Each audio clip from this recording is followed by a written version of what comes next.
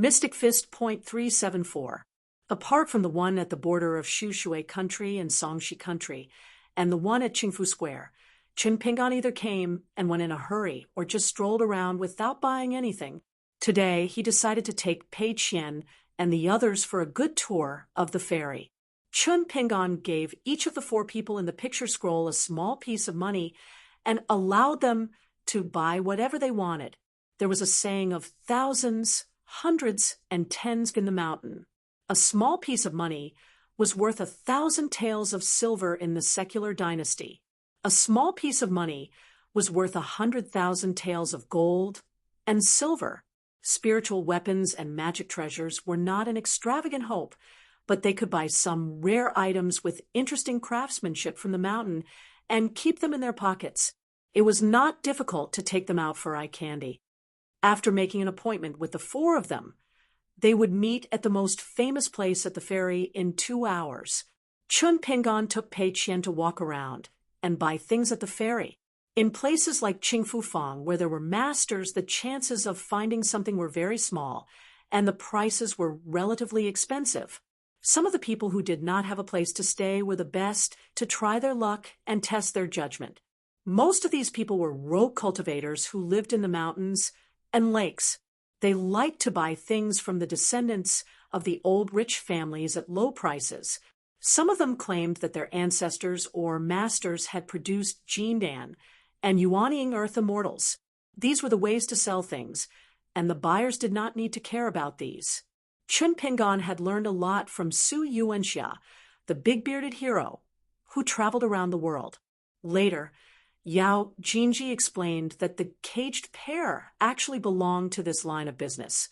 Pei Qian did not have much experience in the world, so he had a feast for the eyes for all kinds of strange, immortal calligraphy and paintings, spiritual artifacts, spirits, and mountain monsters.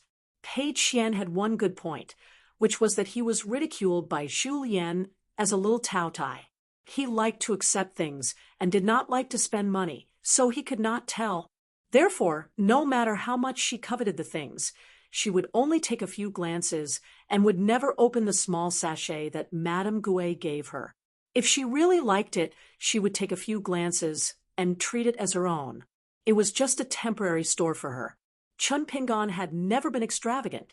Therefore, after walking around with Pei Qian for about an hour and walking down a dozen shops, he did not take out a single copper coin.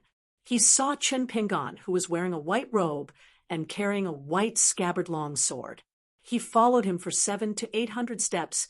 He looked honest, but his speech was not clumsy. He said that his grandfather was a great general of Jing Kingdom. After the fall of Jing Kingdom, His Majesty the Emperor died during his escape. He lost one of the 17 treasures of Jiaotai Palace, the Qi Hu Jade Seal, which was brought to the people by his grandfather. Now, a great immortal master of Qing Yuan Kingdom had already collected all 16 treasures, and only this spirit treasure of condensing luck was left. In this industry, perfection was the most important thing. Therefore, this treasure, which might even contain the dragon Qi of the kingdom, was priceless. The reason why the man followed him 700 or 800 steps away was because the young man beside him looked like a rich young master. He had a good temper and did not chase him away. Instead, he listened carefully. Secondly, the man was really worried that if he did not open his business, he would suffer a lot. Last year, he managed to get through the new year with great difficulty.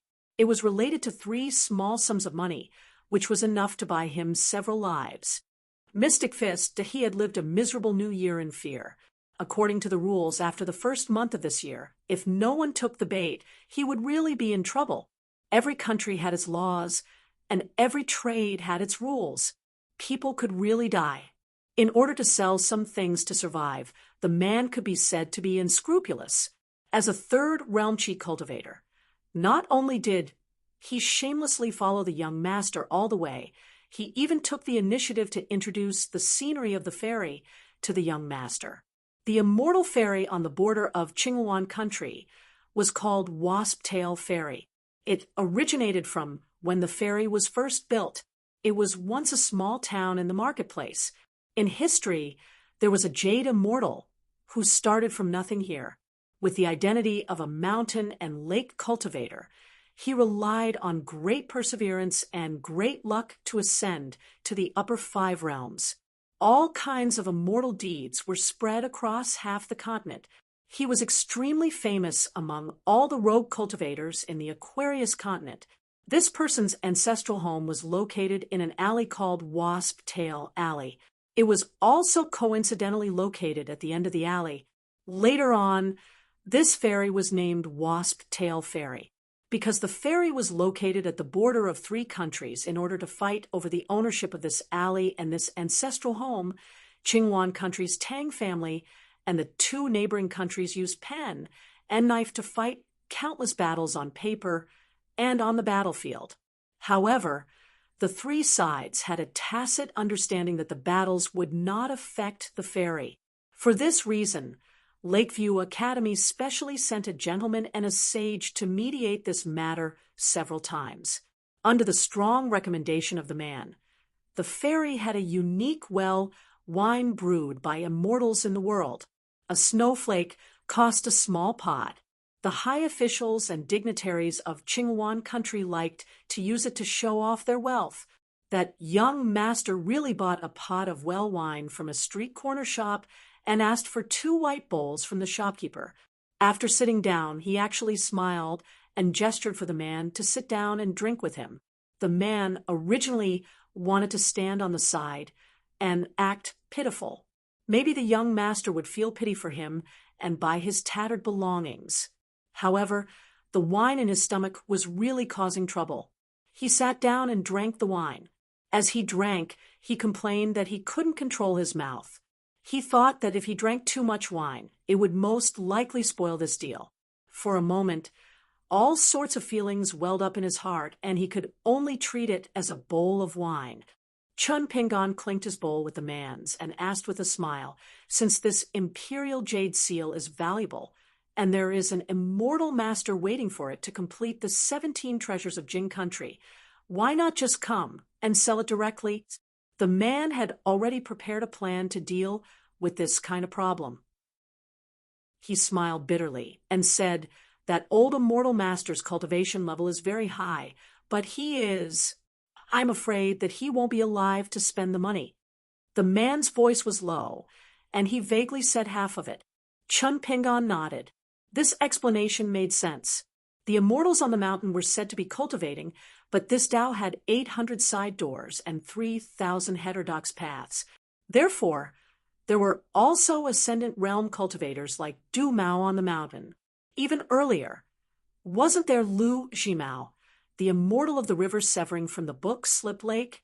As for the group of Qi cultivators who had evil intentions, if not for the fact that their skills were not as good as the others, they would have killed him and Lu Tai if they had surrounded and killed him and Lu Tai. With such wealth, perhaps there would be 1 or 2 more Earth immortals of gold core in the world. The man probably felt that if he didn't use some strong medicine, he would miss out on this rich outsider. He put down the wine bowl and said in a low voice, "Actually, my ancestor was the great general of Jing Kingdom. It was a taboo for the Venerable One to deceive people. My grandfather was actually a servant in the Peaceful Square in the old Jing Kingdom's capital. The Peaceful Square was originally a place where the royal family raised rare and exotic animals. Later on, due to the lack of financial resources, it was abandoned and was used to settle the eunuchs and palace maids who were banished from the palace after making a mistake. The fallen emperor of Jing Kingdom grew up in the Peaceful Square when he was young and was often taken care of by my grandfather when he was young. Later on, he made a meteoric rise, and from an illegitimate child who was hidden outside, he somehow became the emperor. No matter what happened to his country, he was still a sentimental emperor and treated my grandfather with great respect. After the capital was invaded by the army of Yunshao Kingdom, he fled to the Peaceful Square. I was young at that time and didn't remember much. In short, this imperial jade seal was passed down from my grandfather's hands. Before he left, He told me that I must pass this imperial jade seal to the descendants of Jing Kingdom and not treat it as my own. Speaking of this, the man drank a mouthful of wine, and his eyes were dazed. I'm an unfilial descendant.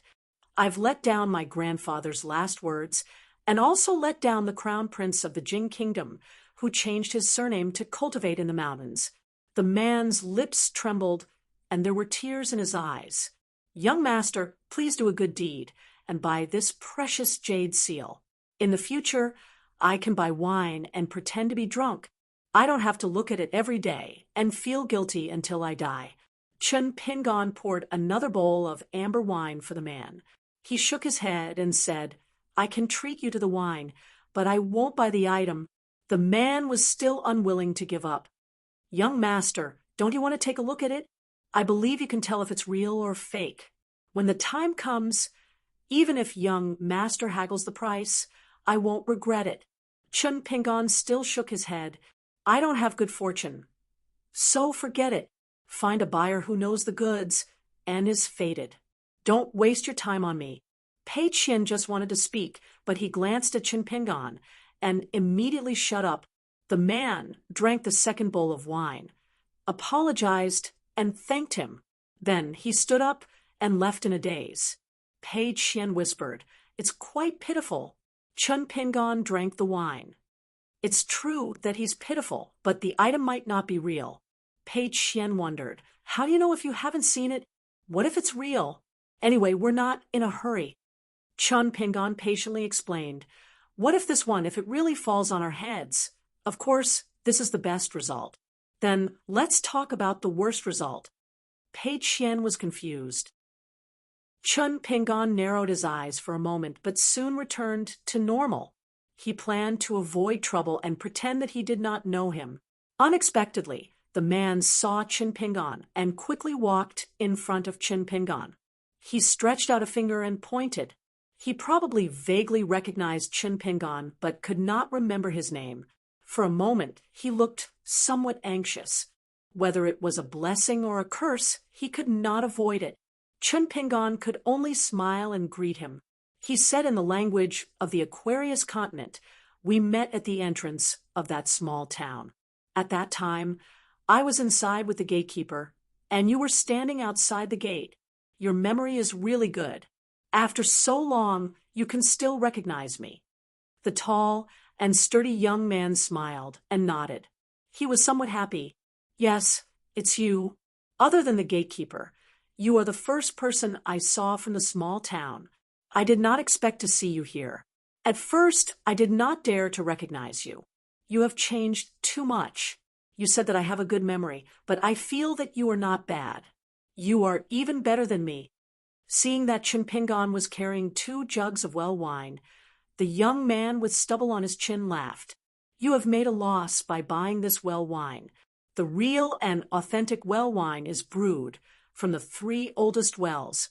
These 2 jugs of well wine were made by the merchants who went against their conscience and secretly built more than 10 new wells. The taste is not right. Let's go. I will bring you to buy the real old well wine. Otherwise, you will have wasted your trip to be Tail Fairy. He took a step and laughed. Forget it. The Jianghu is dangerous. Let's not get close to each other. The tall and sturdy young man told Chun Pingon the addresses of the 2 wine shops. If you want to buy wine, go by yourself. I will not make people think that I am trying to please you for no reason. Otherwise, both of us will be on tenterhooks. He cupped his fists and bade farewell to Chun Pingon and strode away to buy wine. He was a straightforward person. Chun Pingon sighed in his heart. The iron chain used as a belt by the tall and sturdy young man was clearly the thick iron chain in the iron lock well before the Black Pearl Cave was broken and fell. At that time, Chun Pingon heard that this person had taken away this great opportunity. In addition to the 5 elements objects, among the many magic weapons hidden in the Black Pearl Cave at that time, this object, Song Jison's green gourd, mountain prawn pot, and the bright evil suppression mirror were the most precious. This dragon lock iron chain was the most valuable one. It was the demon-binding rope that had successfully bound the last real dragon in the world. It could be imagined how valuable it was. Now it had been refined into a natal item by this person, and he was openly showing it to others. It was estimated that he was either bold with great skill or had a strong backing, or both. That was the first time Qin Pingan really came into contact with the outside world. The mountain-moving ape of Jinyang Mountain, Kai Qinqian of Yunxia Mountain, the Su family of Qingfeng City, and Fu Nanhua of Old Dragon City. It was one life and death situation after another. It was the most difficult period of Qin Pingan's life.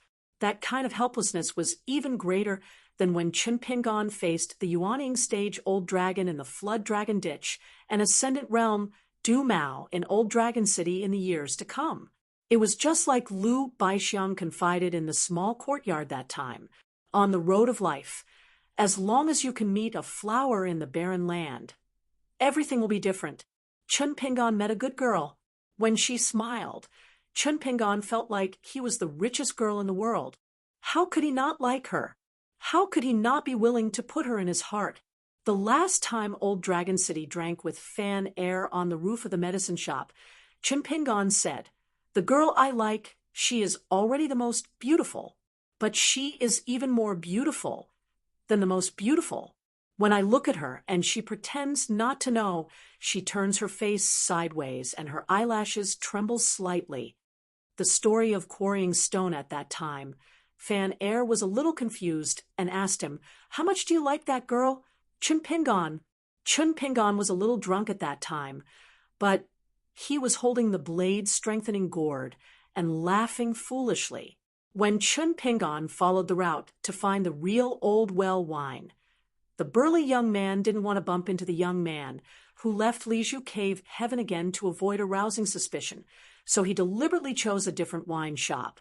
On the way, an old man with restrained spirit quietly appeared, came to the young man's side, and said a small thing. The young man laughed angrily and said, "These guys have water in their heads. They really value money more than their lives. Pass a message to the person in charge and tell them to stop. Don't let them be a feast for others." He wanted to say something else, to take the opportunity to teach Betail Fairy a lesson, but when he thought of the difficult life of an itinerant cultivator, the young man shook his head helplessly. "That's it. There's no need to deliberately knock them down. It's all their own good fortune." However, no one in Betail Fairy is allowed to provoke the group of foreigners I just met. Also, take this opportunity to help old Lu pay off his debt in private.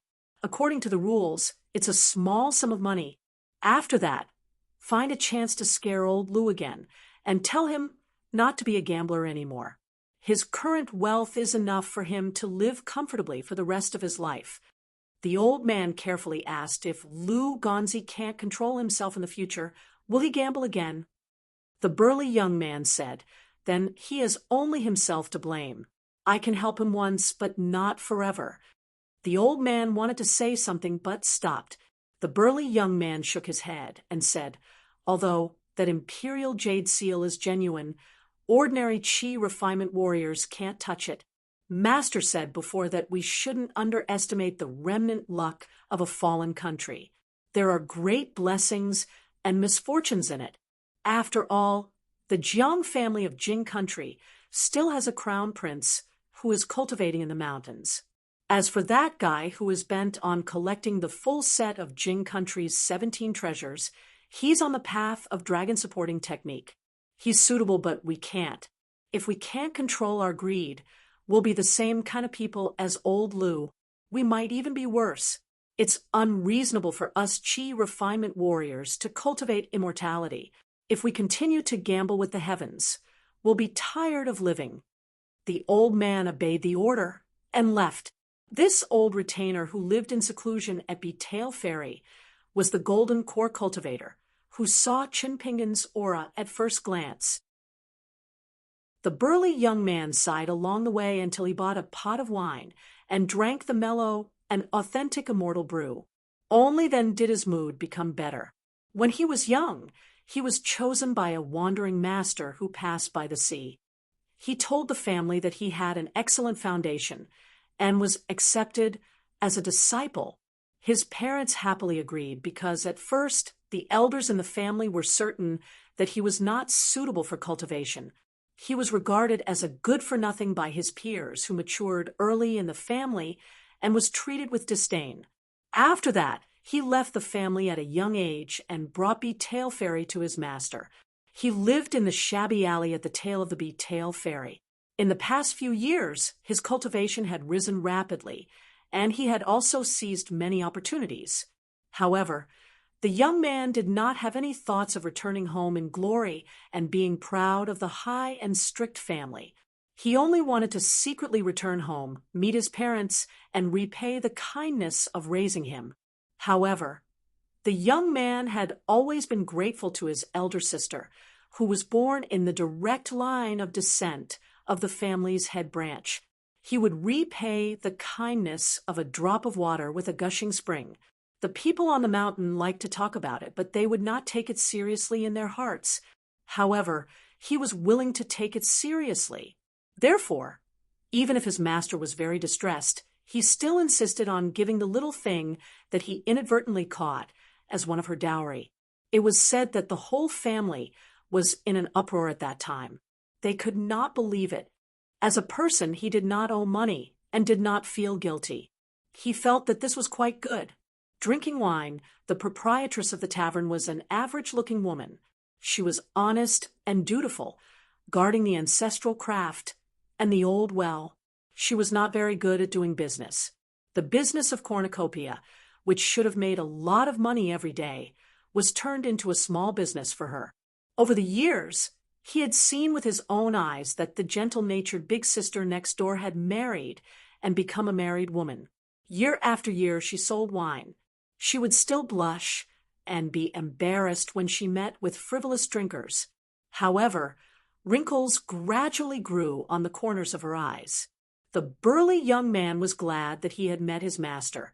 Perhaps one day, the proprietress's grandson would be old, and he would still have his current appearance. Although the Wasp-tail Fairy was a fairy for immortals, there were many common people who could not escape from birth, old age, illness, and death. His master always said that these people at the foot of the mountain who had white hair in 60 years and 70 years old in their 70s were the root of the small group of cultivators on the mountain. Without them, the so-called cultivation was just an attic in the sky. The burly young man did not think too much about this. He was too lazy to think about it. In any case, when it came to cultivation, he had always liked to go with the flow. He did not take the initiative to harm others, and when he was harmed, he would not be soft-hearted. So his master had always advised him to choose one of the 3 emperors of Qing Yuan Kingdom, the Yan family of Yunshao Kingdom, and the He family of Qingshan Kingdom. Then he would conceal his identity and go to court to sharpen his Tao heart. He would find the right medicine early on and resolve his inner demons so that he would not have to rush to Buddha's feet when he reached the nascent soul stage. However, he had always refused to go. What was the point of interacting with emperors all day long? The emperor of the Tang family was extravagant and wanted to save face. He liked to compete with the immortals on the mountain in terms of wealth. The emperor of the He family of Qingshan Kingdom had strange hobbies. He had the shocking 5 beauties in the harem. The entire court was a mess. The emperor of the Yan family was ambitious and worked hard to govern, but he was vicious and merciless. He liked to use the abacus even more than the disciples of the merchant family. It was said that he had personally written a popular Qianben Chao, which said, "Money, sweet taste, great heat, is both poison and medicine." He drank a pot of wine and paid the bill. He filled the pot with a few dozen caddies of immortal wine from the well. He tied it to his waist and swaggered off. He also asked for 2 small pots of fine wine, which he held between his fingers. The woman was not surprised by this. The entire Beatail Fairy knew that this young man's identity was not simple. No one dared to provoke him. He had lived in the depths of the alley on Beatail Ferry since he was very young and had never provoked anyone. It was said that he only looked after half of the alley for someone and was responsible for collecting rent. Those who were able to rent a house on B Path were either itinerant, immortal cultivators with bulging wallets or the officials of the three kingdoms. The rest were the local forces who had bought the house directly. The latter treated the young man who grew up under their noses with great respect. The burly young man walked back into the alley and gradually entered the depths of the alley. 50 steps behind him, in the middle of the alley, there were two big empty houses opposite the door. On the door, there were two painted door gods that had not been changed for hundreds of years. On the left side, there were two painted door gods, and on the right side, there were two painted door gods. When the young man walked past the two houses, he threw a wine pot in each hand. There were a total of 4 painted door gods on the left and right side, and each of them stretched out a golden arm to catch the wine pot and put it back into the door. Then, on the 2 painted door gods, there was an inexplicable extra paper wine pot. After drinking the wine, they passed the wine pot to their nearby colleagues. After drinking the wine, the 4 painted door gods returned to normal. However, the beard of a big bearded door god seemed to be soaked, but it quickly dried up. The burly young man returned to the house that he lived in alone. It was cold and cheerless. It had been like this for so many years. His master liked to wander around. In the past, he would solemnly vow that this time he would definitely find a beautiful master's wife. This time, it was not for the future master's wife, who was sleeping in her mother's womb. It was a serious matter. He said that he was going for the glazed golden body of an upper 5 realms immortal weapon disintegration. There were a few pieces that fell on the territory of the Aquarius continent. If he could snatch one of them, he would be rich and would have a wife. For this, his master even found a close friend. Otherwise, he might not be able to compete with a few old tortoises of similar age. With the help of that friend, the possibility of success would be greater. The burly young man also had some concerns. He was worried that such a precious treasure would make his so-called friend covet it. His master laughed and said that everyone in the Aquarius continent had this possibility, but this old tortoise who called himself jade-faced young gentleman would never do it. Although this person's temper was stubborn and smelly, worse than a stone in a latrine pit, this person was known as without a ghost in his heart on the path of cultivation. In this life, for the sake of his friends and for the sake of the sect's honor, he had fought to the death twice. After reaching the unpolished jade realm twice, he fell back to the nascent soul realm twice. This kind of heroic spirit might not even be found in the ascendant realm. Wind Snow Temple Sword Master Wan Ting was now a military saint. In his early years, he was also famous for his straightforward temper. He once threatened that as long as this person needed a sword, Wan Ting would not only immediately forge a sword, but would also personally deliver it to the mountain. It was the first time the burly young man had seen his master so calm, so he was relieved. For a moment, he was curious about his master's old friend, who was nicknamed Elegant and Unique. After Chin Pingon bought 2 more pots of old, well-immortal wine, the group went to the last sightseeing spot at Betail Ferry. It was a 1,000-year-old ancient apricot tree that covered several acres of land. The bottom of the tree was hollow and filled with copper coins and gold and silver. About this tree, the man who called himself Lu Ganzi told a lot about it. Before the rise of Qingshan Kingdom from the ruins of Jing Kingdom, this old apricot tree had a story. First, the founding emperor of the Tang family of Qinghuan Kingdom made an exception and conferred it as the tree of the emperor. Later, the emperor of Jing Kingdom did not want to fall behind, so he sent a court official to confer the tree. It was probably 1 grade lower, so the place was known as the Prime Minister tree. In the end, the emperor of Yunshao Kingdom also joined in the fun. 300 years ago, when Yunshao Kingdom was at its peak, a meritorious general rode a horse here and erected a monument. Therefore, the people of Yunshao Kingdom were still used to calling it the General Apricot. the tree of the emperor, the prime minister tree, and the general apricot. One tree conferred 3 titles. It was a strange story. Under the tree, Pei Qian took out the small sachet that Aunt Gui gave her. At that time, other than a few emerald osmanthus leaves, there was also a small osmanthus branch about the length of her finger. It was full of osmanthus seeds. Even if it was broken off and separated from the tree, the fragrance did not diminish in the slightest. Moreover, the golden osmanthus seeds did not fall off. The osmanthus leaves and branches were all placed in the treasure box, occupying a space. She only took out the empty sachet to store the snow flower that Qin Pingan gave her as New Year's money, as well as a few copper coins that she earned through hard work. For example, when she begged Sui Yu to buy New Year's goods in Old Dragon City, she bargained for 1 copper coin each time. At that time, she earned 7 or 8 copper coins in a spurt of energy and put them all in the sachet.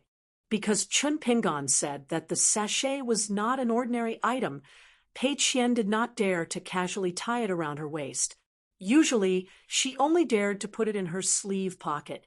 At this moment, she was holding it with both hands, thinking that it would be nice if she could get some more apricot leaves and apricot branches.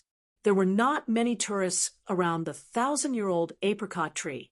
The native people of the ferry would only come here to throw money and pray for blessings during the New Year or other festivals.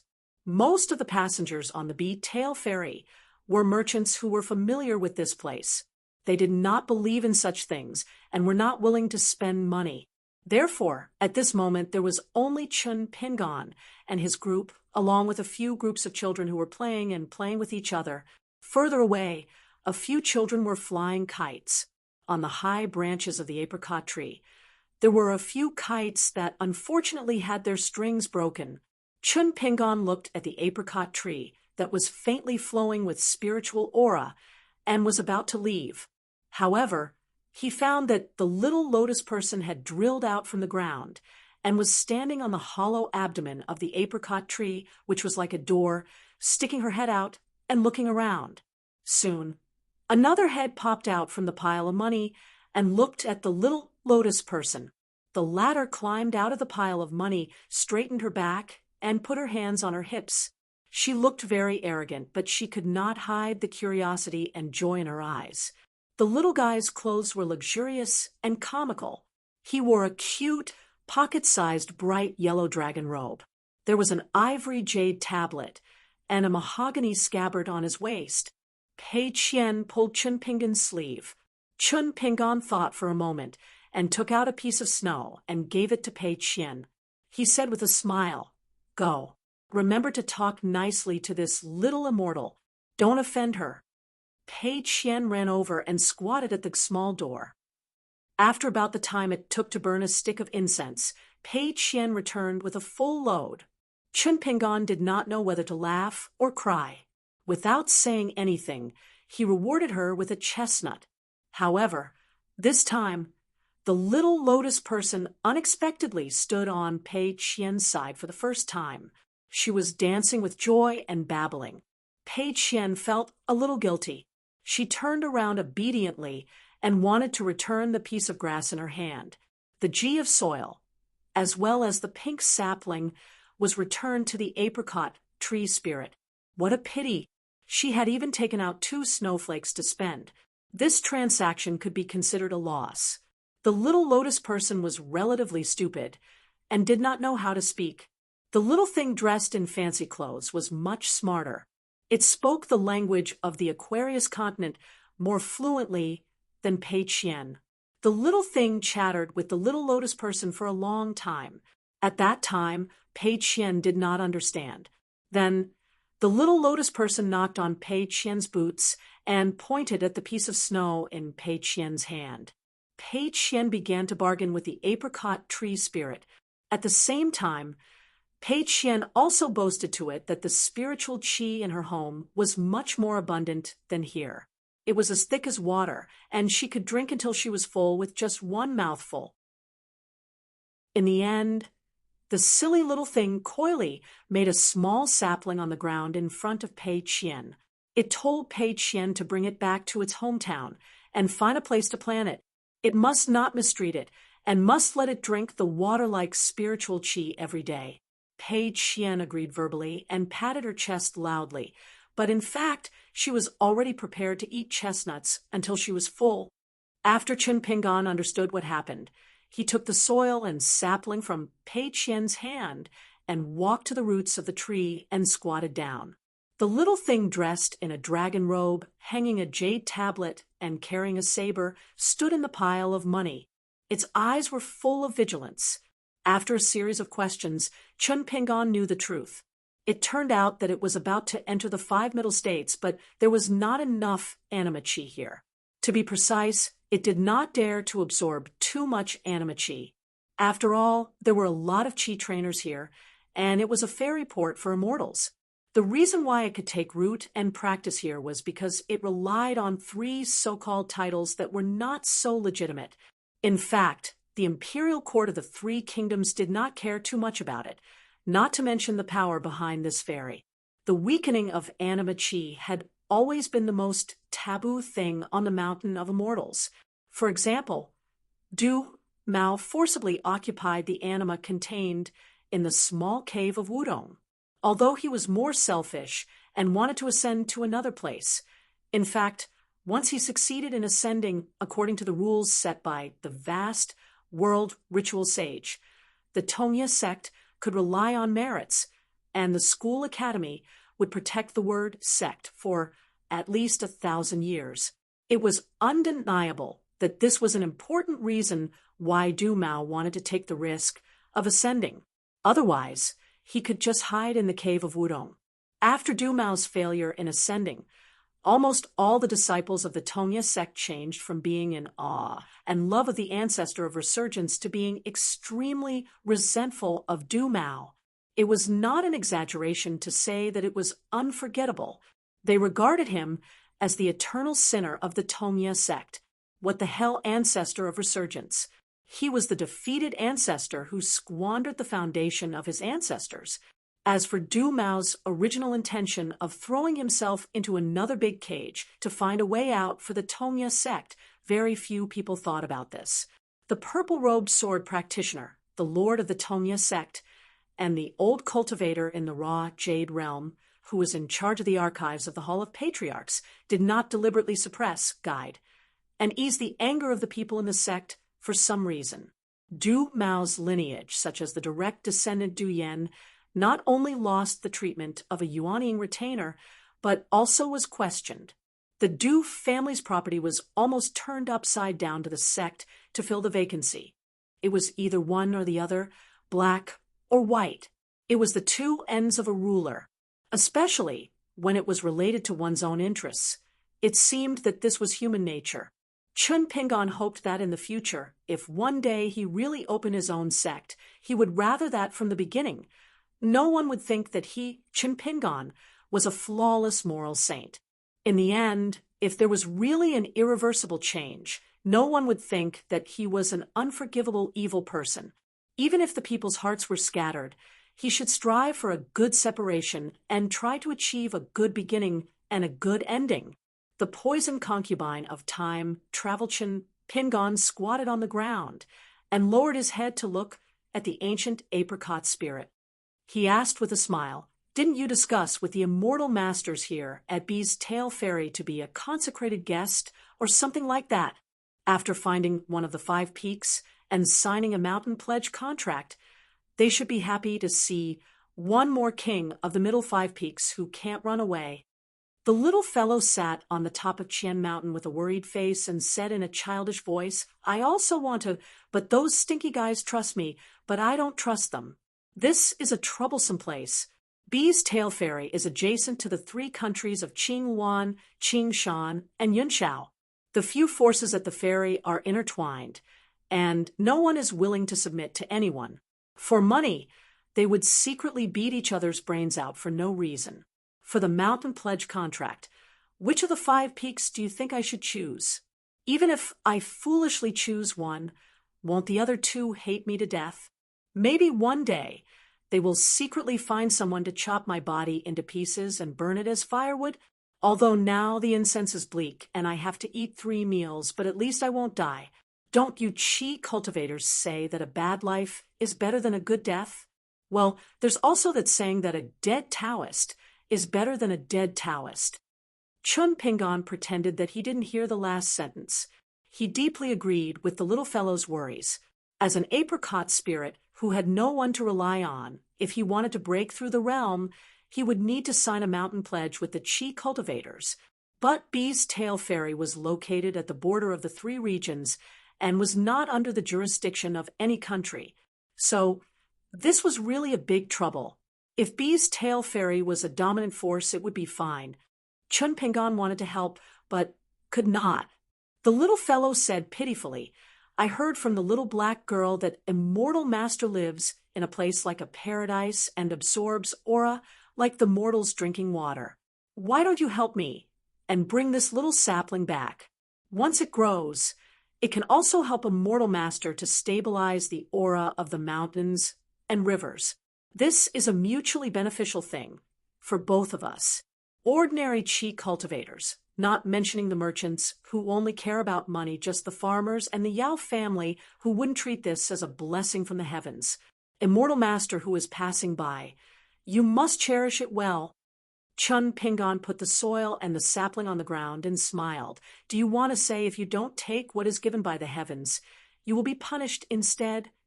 The little fellow was dejected and scratched his cheeks. The 2 little ones are easy to fool. You, the big one, are experienced in the pugilistic world. Sure enough, it is not easy to fool you. Once Chun Pingon planted this little sapling on his mountain, it was true that the sapling could help to stabilize the aura of the mountains and rivers. However, it was extremely limited. More importantly, it was constantly stealing aura for the ancestral tree. Therefore, it was definitely a money-losing business. As for the inside story of these tree spirits, when Chun Pingon was on Osmanthus Island, because there was an old locust tree in his hometown town, he chatted with the old sword cultivator, Ma, she of the Fan family, and knew some inside story. After Chun Pingon returned the soil and the sapling, the apricot flower spirit was still a little discerning. It also gave Pei Qian 2 snowflakes to spend. The little lotus flower spirit was sickly, and Pei Qian was also embarrassed. The 2 little ones felt sorry for Chun Pingon. Chun Pingon put the little lotus flower spirit on his shoulder and held Pei Qian's hand. He smiled softly and said, What are you feeling guilty for? It should be the one feeling guilty. At the bottom of the apricot tree, inside the big door, Qian Shan yawned and said, We can only wait for the next fool to take the bait. It fell asleep in a daze and had a beautiful dream.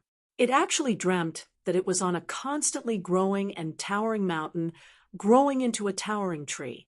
Every apricot leaf was brimming with a golden aura, and every branch was incomparably pure from the golden incense. It had become the only upper 5 realm tree spirit in the Aquarius continent. On its branches, there were 2 blurred figures looking at the sea of clouds. One of them was drinking wine while the other had a sword and blade on his waist. When the little fellow woke up, it was extremely happy. Even if it was just a dream, it would be happy for many years. But for some reason, when it wiped its face, it was actually full of tears. It laid in the pile of money in a daze. It was puzzled and somewhat disappointed. The 4 people in the picture, with the small sum of money that was worth 100 snowflakes, each had their own gains. When Zhu Lian left Old Dragon City, he had an extra bag on his back. This time, when he left Betail Crossing, the bag was even heavier. Now that Zhu Lian considered himself a scholar, of course, he would travel to study. The 4 of them still walked to the capital of Qing, Luan Kingdom. 2 years ago, Qing Luan Kingdom opened a huge water and land Taoist temple, which was personally organized by the emperor of the Tang family. The next year, Yunshao Kingdom and Qingshan Kingdom held a Taoist Luotian grand ritual at almost the same time, as if they were competing on a stage. the emperor of the Tang family decided to hold a debate between Taoism and Buddhism this spring. He wanted to choose between Taoism and Buddhism to become the national religion of Qing Yuan Kingdom, with a higher status than Confucianism. The loser would naturally be at the bottom. So Chen Ping'an believed that Zhang Shanfeng and Su Yuanxia would at least stay in the capital of Qing Yuan this spring, probably because of the proximity to be tail crossing, as well as the many Taoist temples and mountains within the territory. Qing Yuan Kingdom did not belong to the kind of lawless place where spiritual energy was thin to the point of being scarce. Compared to the Shu Shui Kingdom that Chen Ping'an passed by, there was much more spiritual energy.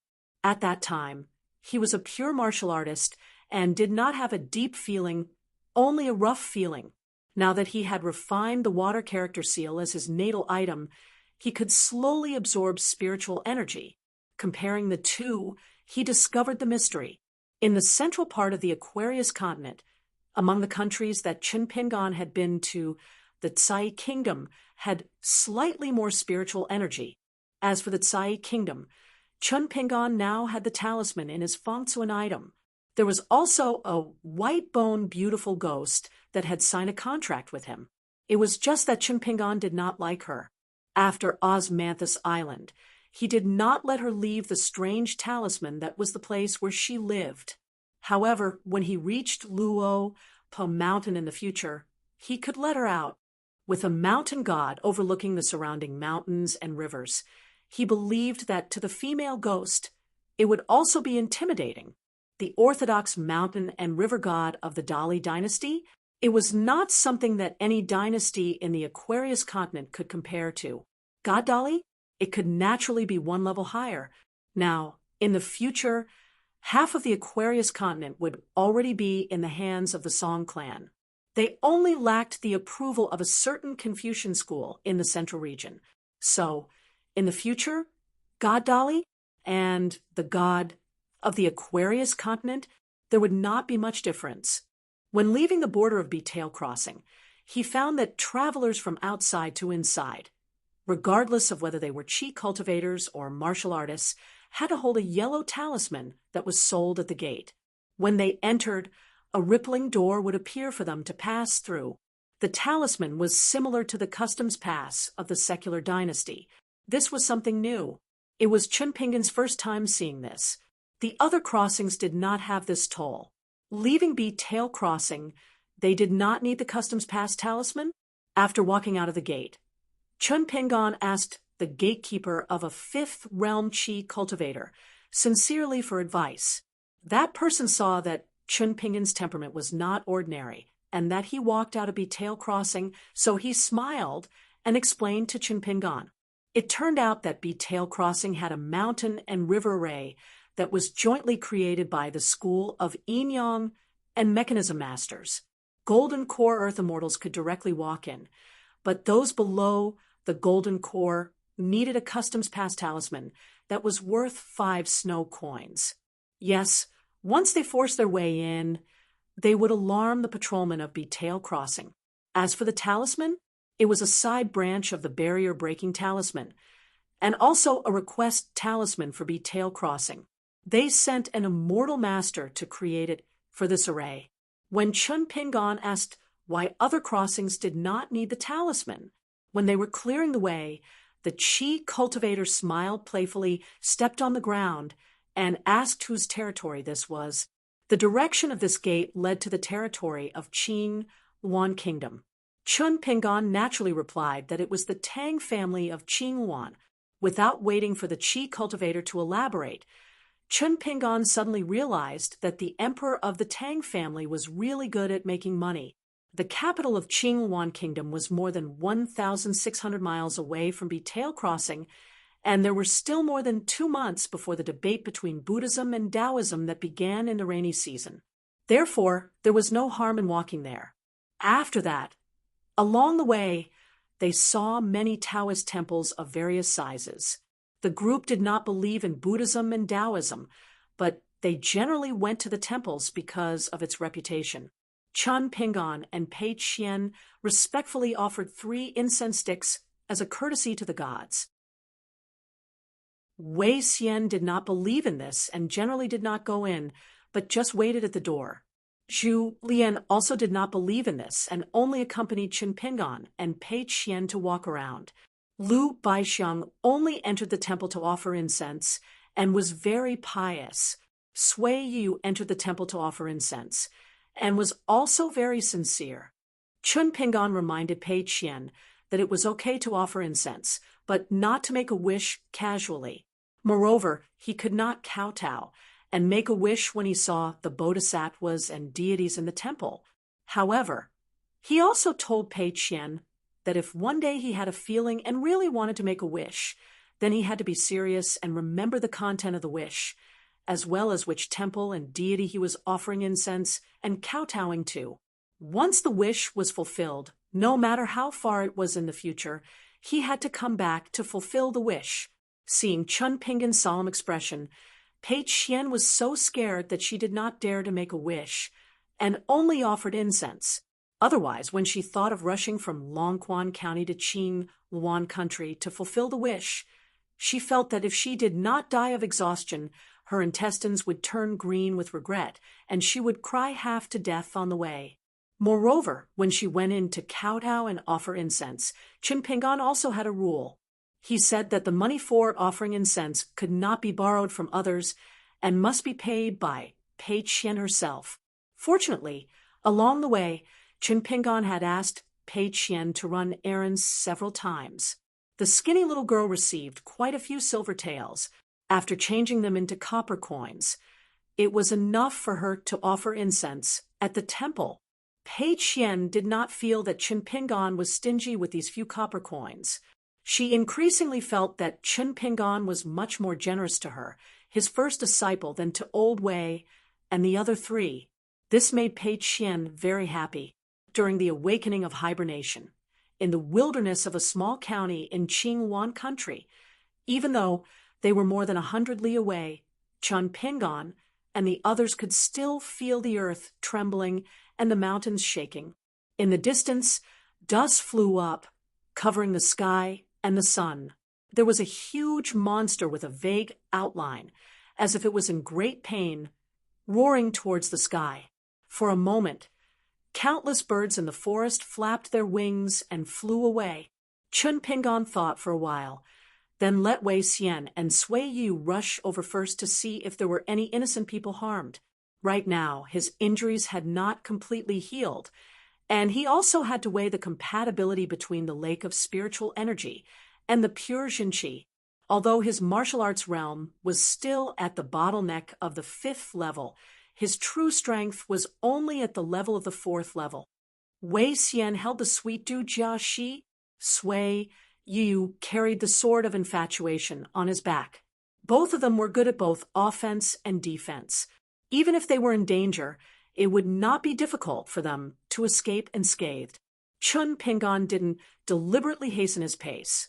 When Sui Yu and Wei Xian returned, they said that there was the so-called Earth Bull over there. A large group of cultivators from the mountains and lakes had somehow found this Earth Bull that had been hibernating here for hundreds of years. They wanted to kill it and obtain the heavenly materials and earthly treasures from its body. However, they were stopped by 2 meddlesome people. One was a young Taoist priest with a peachwood sword, and the other was a bearded man with a saber.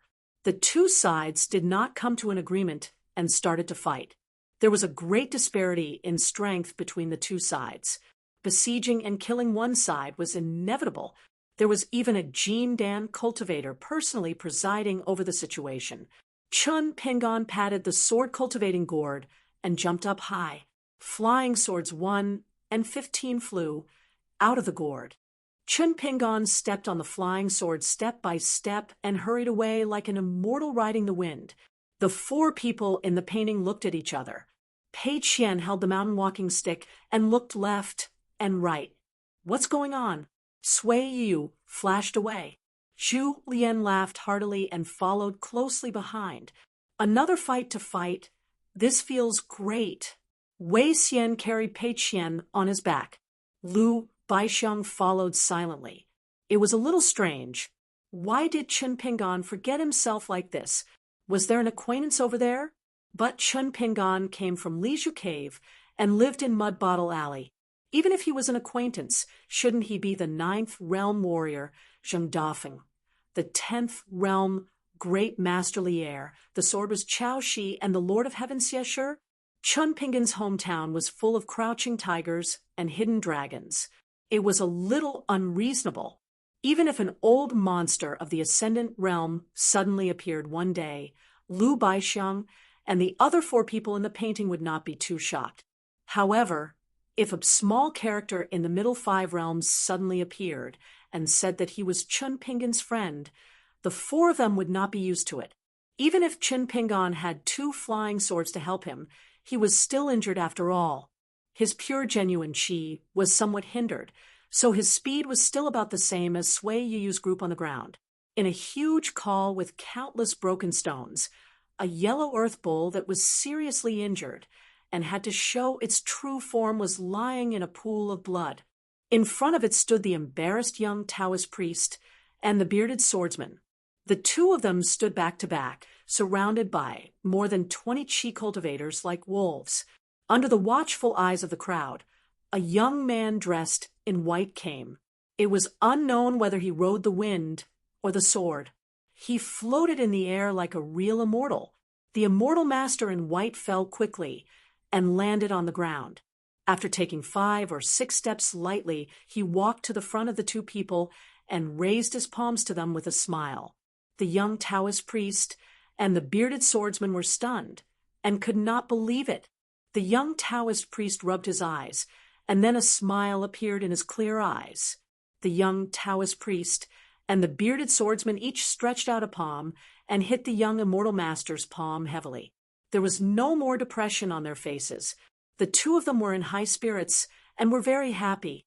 Chun Pingan looked at the 2 people. At this moment, his eyes were brighter than Pei Qian's eyes. He held the hands of the 2 friends and laughed. I knew it. In the world, only my 2 friends, Zhang Shanfeng and Su Yuanxia, are willing to do such a thankless thing. 2. 375. A chi refinement warrior in his early 30s was standing on a huge rock. His face was covered in dust, and he spat out a mouthful of blood. The battle had been full of accidents. After the battle, he had to discuss with the others and ask for more money from the earth deity of the golden core stage. The heavenly materials and earthly treasures of an earth bull were all taken away by him, such as the golden core, the horns, the bones, and so on. The rest of them only took some of the internal organs and flesh.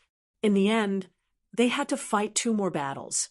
If they were not willing to pay more money, then don't blame them for cursing behind their backs. The chi refinement warrior's name was Elvi Yangzhen.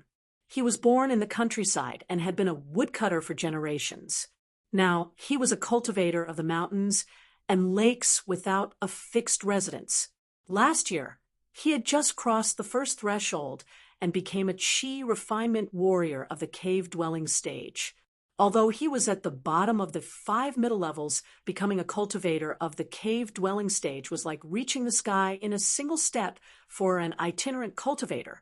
After this step, he could work in a residence of an immortal with an orthodox inheritance, be a consecrator for an emperor in the secular imperial court, and be a guest in the residence of a noble. In other words, a cultivator of the cave-dwelling stage was finally worth something. Elvi Yangzhen's dream was to be luckier than the cultivator's bones and relics he encountered in the cliff cave. He wanted to obtain a Taoist book that could lead him to the earth deity stage. Even if he could not become a high and mighty earth deity of the golden core stage, he would be satisfied if he could stand outside the door and touch the threshold of the earth deity stage. Elvi Yangzhen's greatest wish, or rather, his extravagant hope, was that he who was almost 60 years old would be lucky enough to become a sword cultivator who had nurtured a natal flying sword. Therefore, when Elvi Yangzhen saw 2 rays of light flashing back to the crimson wine pot on his waist after the young immortal master in white landed on the ground, his eyes immediately turned red. A flying sword. It was definitely a natal flying sword. Didn't they say that a sword cultivator of 100 years was still young after being in a cave dwelling for 60 years? Could it be that the person in front of him was a great cultivator who could retain his looks? If he was a sword cultivator of the Dragon Gate realm, it would be a huge problem. If he was a sword cultivator of the Golden Core stage who had been in seclusion, there would be heavy casualties in this meticulous plan. LV Yangjin quickly calmed down after a short period of emotional turmoil. A young sword cultivator who had cultivated a natal flying sword, who could withstand the astral wind of the world, and who was tempered by baleful qi, was not only terrifying, such as his shocking killing power, but what made these rogue cultivators even more fearful was that almost all sword cultivators in the Aquarius continent were the treasures of the immortal sex on the mountain. Whoever dared to hurt them would definitely alert the ancestral halls of their respective sections. LV Yangjin glanced around from the corner of his eyes. Apart from the Golden Core Earth Immortal, who had used a camouflage technique to conceal his true appearance, no one could see any changes in his expression.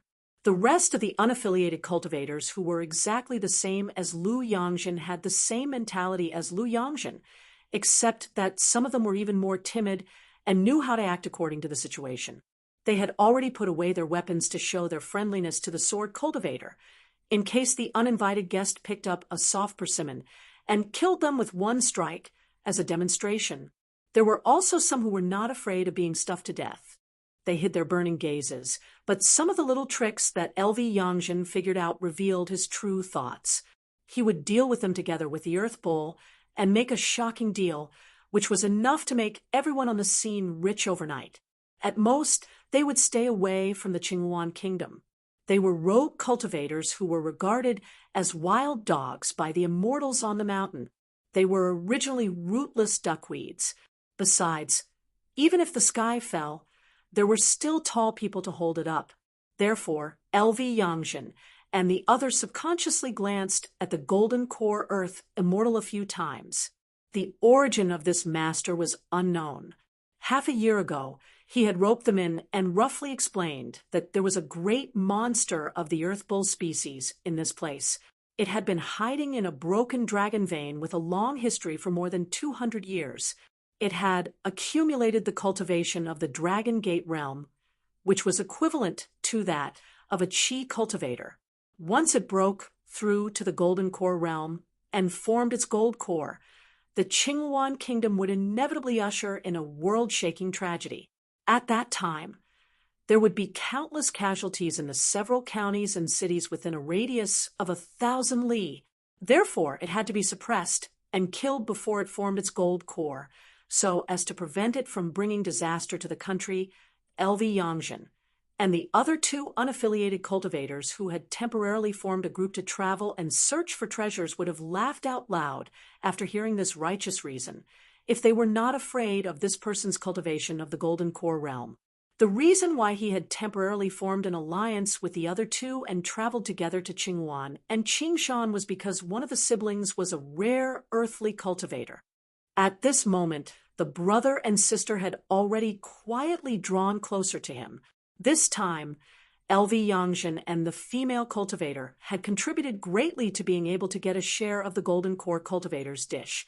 LV Yangjin was skilled in formations and was able to suppress the commotion caused by the Earth Bull's backflip so as to avoid attracting the attention of the orthodox immortals. In the end, they had been busy for half a day, fighting to the death with a beast, but in the end, they had to work for someone else. The female cultivator's proficiency in techniques was an important prerequisite for the Golden Core Earth Immortal to be willing to recruit the three of them. This immortal had only roughly circled the hiding place of the Earth Bull. As for the specific location, he was still unable to find it. Therefore, this female cultivator, who did not know how to fight, came in handy. The woman was dressed in bright clothes and looked like a married woman. She was a 5th realm Qi cultivator. Her talent could not be considered good, but among the unaffiliated cultivators, she was not bad. She had a good impression of LV Yangjin. This time, she had participated in the scheme of a golden core Earth immortal. At the very least, the two siblings and LV Yangjin could be considered honest with each other. Using the ripples in her heart, she quietly asked, "He has come with ill intentions. He's clearly a friend of those two. What should we do?" LV Yangjin wiped his face. "Let's wait and see." The woman nodded. In this encirclement, she could be considered the most detached. After the curtains to the battle had been raised, she was even more leisurely than her brother and LV Yangjin. It could even be said that she had nothing to do. This was because she was an earthly scholar from a side branch of the school of Yin-Yang. The woman's brother was a muscular man of 8 feet. He held a broad axe in his hand and wore a set of green armor engraved with many talisman characters. His face was covered in blood, but fortunately, they were all external injuries that left his skin open. By chance, he had taken the path of a military cultivator, but it was only in appearance.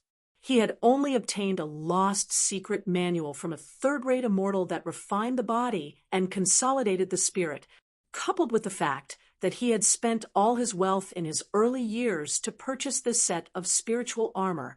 He was like a tiger that had grown wings. He was rather famous around the borders of the kingdom of Qingshan. However, the one who was truly making money was not this muscular man in armor with impressive battle prowess, but his earthly scholar sister. The Qi practitioners in the mountains, especially those who did not have a teacher or sect, had a great deal of knowledge when it came to finding treasures. Other than the so-called chance of the great path that they had stumbled upon, they could also find clues from the local county records. In addition, there were maps hidden in the yamen. They needed to examine them on the spot and ask the local woodcutters, fishermen, and other common people who often traveled mountains and rivers.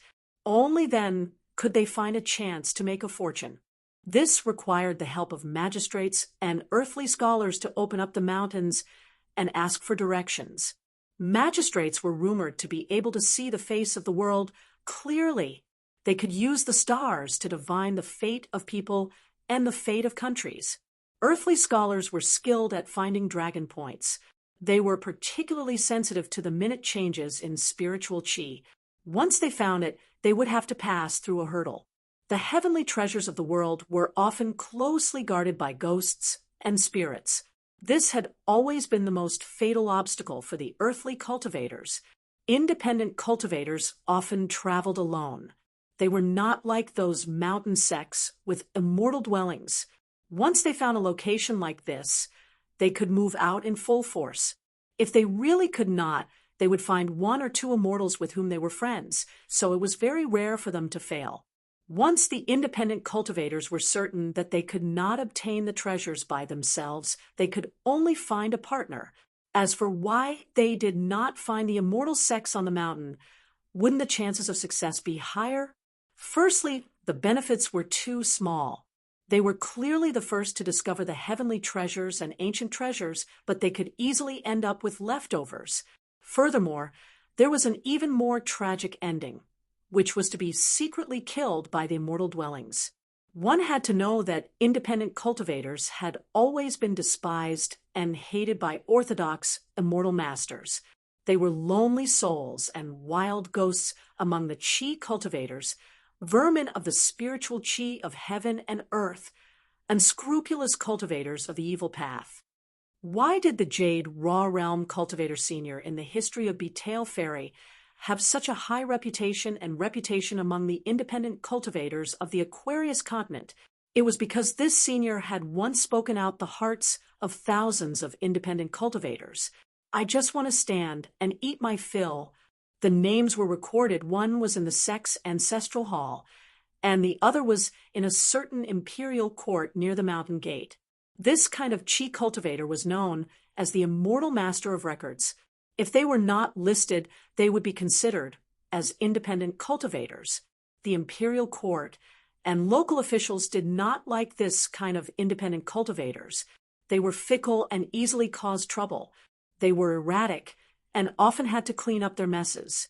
In particular, The independent cultivators who had reached the middle 5 states were almost all decisive in killing. They were ruthless people who had forcefully opened a path in countless bloody storms. They were temperamental and did not care about worldly affairs. When they walked in the human world, they did things without scruples.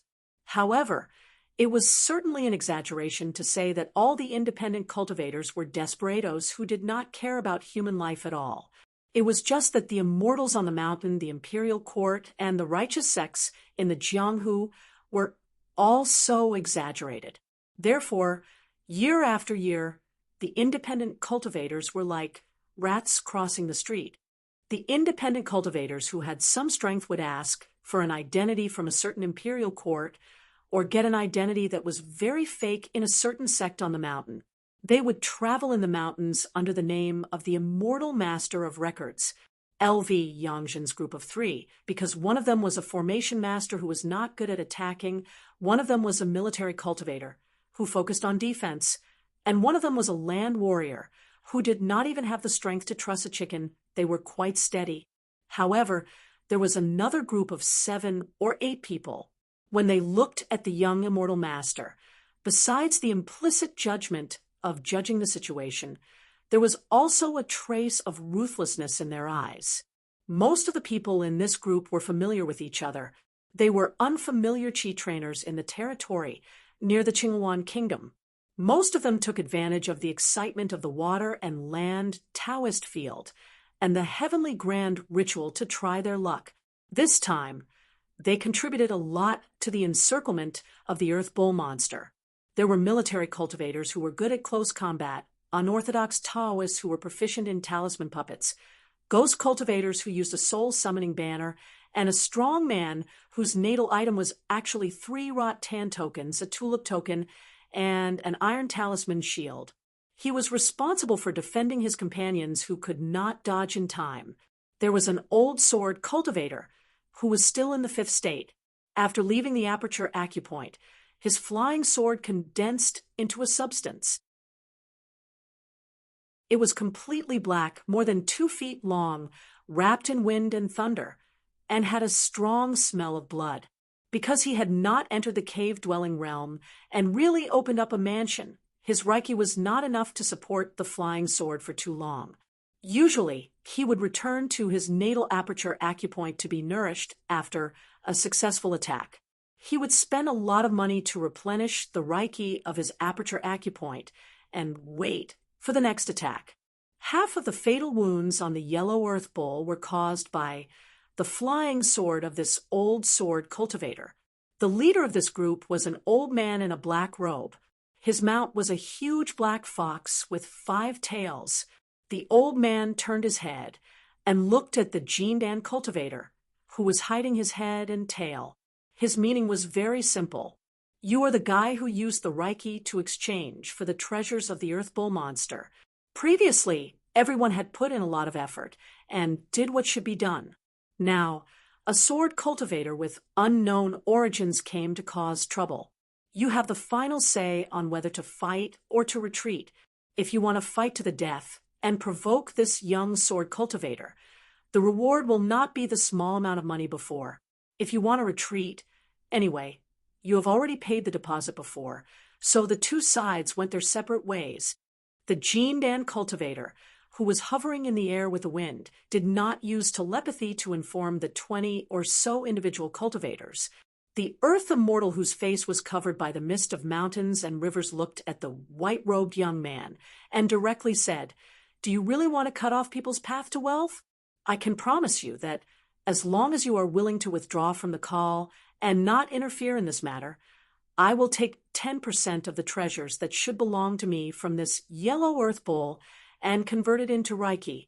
After the matter, I will personally hand it over with both hands." After Zhang Shanfeng and Su Yuanxia's explanation, Chen Pingan already knew the general reason of the matter. The yellow earth bull in the pool of blood behind him was a monster of the earth bull species in the world. It was born with a gentle temperament. The so-called earth bull turning over in the marketplace had nothing to do with it. It had been hiding here for more than 200 years because it wanted to repair the broken ancient dragon's vein and use it as a place to open a mansion in the future. For so many years, it had been lying in its true form. Its body was like a mountain range, piled up with mountain rocks, and the mountain had long been covered with lush trees. The real earth bull turning over was the turtlefish, mole cricket, earthworms, and giant frogs hibernating underground. These mountain spirits and water monsters liked to be quiet and did not like to move. With their innate talent, they liked to connect their huge bodies with the roots of the mountain and slowly absorb the spiritual energy of the earth. They were afraid of spring thunder. Once they reached the cave-dwelling realm of the middle 5 realms, or when they formed the golden core, they needed to swallow the spiritual energy of the world. Because they had been hiding underground all year long and nibbling away at the luck of the mountain roots, once they broke through, it involved the opportunity of the great Tao. Their nature would often burst forth, and their ferocious nature would be revealed. Therefore, there was the saying of the earth bull turning over and the turtle fish turning over, which led to many tragedies of earthquakes. Zhang Shanfeng and Su Yuanxia were previously the targets of recruitment. However, although Zhang Shanfeng's cultivation was not high, he was proficient in the origins of many mountain spirits and ghosts. He was also very familiar with the roots and nature of the yellow earth bull, so he rejected the other party's invitation. The real tricky part was that Zhang Shanfeng knew that once the yellow earth bull was really in the Dragon Gate realm, it was only one step away from the core formation realm. If it was besieged and attacked, even a clay bodhisattva would be angry. Even an honest person would burst forth with blood and qi, let alone a monster. Therefore, Zhang Shanfeng was afraid that when the earth bull was on the verge of death, it would affect the earth veins. If that happened, it would really be a huge earth bull turning over. Within a radius of 1,000 miles, it would be affected by the earthquake. The 2 counties closest to this place might have tens of thousands of innocent people killed or injured. Su Yuanxia had traveled extensively and was relatively experienced. Therefore, she did not speak out for the rogue cultivators and wild cultivators to directly give up on besieging the earth bull. Instead, she told them in detail about the possibility and danger of the earth bull turning over. She hoped that one of the cave realm cultivators who recruited the 2 of them at that time could pass a message to the person behind the scenes to spend a little money to hire and win over a few array masters to minimize the impact of the earth bull turning over. At the very least, it would not cause tens of thousands of people to lose their homes and become homeless. At that time, the cave realm chi cultivator patted his chest and promised that he would pass on the message. At that time, Su Yuanxia pretended to be naive and honest and exchanged some polite greetings with the cultivator. After that, she and Zhang Shanfeng secretly followed and investigated. When they discovered that there was only one array master in the camp of the earth immortal of Jindan realm, they knew that this was destined to be a disaster caused by greed. Zhang Shanfeng and Su Yuanxia discussed, and the 2 of them split up. Su Yuanxia went to the nearest sect on the mountain and told them about this matter. She did not expect those array masters to stop them from becoming enemies with the earth immortal of Jindan realm. Instead, it was to exert pressure on the other party or to make preparations in advance to help suppress the dangerous situation of thousands of miles of tremors. Because Zhang Shanfeng had a proper identity, he could be considered a Taoist from a side branch of the Dragon Tiger Mountain of the Central Plains in the Julu continent. Therefore, he went to the government office and found a governor, hoping that the imperial court of the Qing Luan Kingdom would pay attention to this matter. It would be best if the emperor of the Tang family could send a royal consecrator to this place to supervise. Even if it was to reinforce the earth immortal of Jindan realm, it would be fine as a means to win him over. However, it was necessary to set up a few great formations of mountains and rivers around the hiding place of the yellow earth bull. The governor who held real power in his hands was easy to talk to. He promised to immediately report this matter to the imperial court and ask for help from the immortal of Jindan realm on the mountain within his jurisdiction. He would strive to send a message to the capital via flying sword. However, this powerful minister of Qingyuan Kingdom was quite pragmatic and shrewd. He asked Zhang Shanfeng to hand over 2 valuable items. Otherwise, it would be a false alarm, or he, a foreign Taoist, would make irresponsible remarks. How could he explain it to the immortal of Jindan realm and his majesty? Both Zhang Shanfeng and Su Yuanxia felt that it was reasonable, so they each handed over the Jinwu magic sword, a short knife obtained in the Battle of Cai Kingdom. The final result was the current situation. It didn't make sense. It seemed to be the most natural principle for individual cultivators to seek profit, just like the 4 words that the Jindan realm cultivator said directly. Cutting off people's way of making money was a behavior that angered both men and gods among the cultivators in the mountains and lakes. As for this group of Qi trainers who got up early to seek profit, of course, they also had their own justifiable arguments. In this remote and secluded place, they besieged a monster. They didn't kill people in the market, nor did they use immortal spells and immortals' weapons to harm people. Even the immortal of Jindan realm, who searched for treasures, was just like this. What else could they do if they wanted to make money in such a clean way? You are a young Taoist without hair on your mouth, plus a Jianghu warrior who has a lot of beard. You said that this yellow earth bowl would affect the ley lines and cause earthquakes thousands of miles away. Who do you think you are? After that, they sneaked all the way here. They saw with their own eyes that the yellow earth bowl, which was as big as a mountain, shook off countless stones and trees on its back. The yellow earth bowl, which was as big as a mountain, confronted more than 20 Qi trainers. At first, the yellow earth bull wanted to escape. It fought and retreated, but it was still miserably chased. Only then did it start to fight back. Both sides fought fiercely. Zhang Shanfeng and Su Yuanxia could only protect in front of the yellow earth bull. When it was seriously injured, it had no choice but to reveal its true life form, which was the size of a buffalo. If it fought with its life, it would really be irreversible. However, for some reason, the monster lying in a pool of blood saw that the 2 of them did not attack it, but instead risked their lives to save it. The monster struggled in its mind for a while. Although it was clear what the 2 of them were thinking, they were probably afraid that it would trigger an earthquake, causing the mountains to collapse and the earth to crack for thousands of miles. However, it did not do that in the end, and allowed its life to flow away. Chen Ping'an looked at Zhang Shanfeng and Su Yuanxia. The group of Qi trainers should be confident that they would win. They didn't kill the 2 of them. The young Taoist suffered some external injuries. However, his shoulder was pierced by the sword cultivator's flying sword. He was bleeding nonstop. After applying medicine, the effect was not good. He should have hurt his muscles and bones. After all, it was a life-flying sword. It was definitely not as simple as the word sharp. The bearded warrior's beard was stained with blood. Many parts of his beard were knotted together. It looked a little funny. At that moment, the golden core cultivator took a step back. Zhang Shanfeng was worried that Qin Ping'an would agree immediately. He grabbed the latter's arm and said anxiously, "We can't do that." The golden core cultivator smiled and said, "Now that the demon has already resigned itself to death and shows no signs of struggling for its life, you 2 righteous men and this immortal master who has just arrived, why do you have to make unnecessary moves and kill each other?" Su Yuanxia could no longer support herself. She sat on the ground with a black face.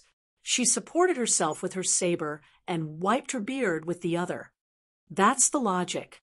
It's just that I feel a little aggrieved." The bearded man turned and glanced at the yellow earth bull.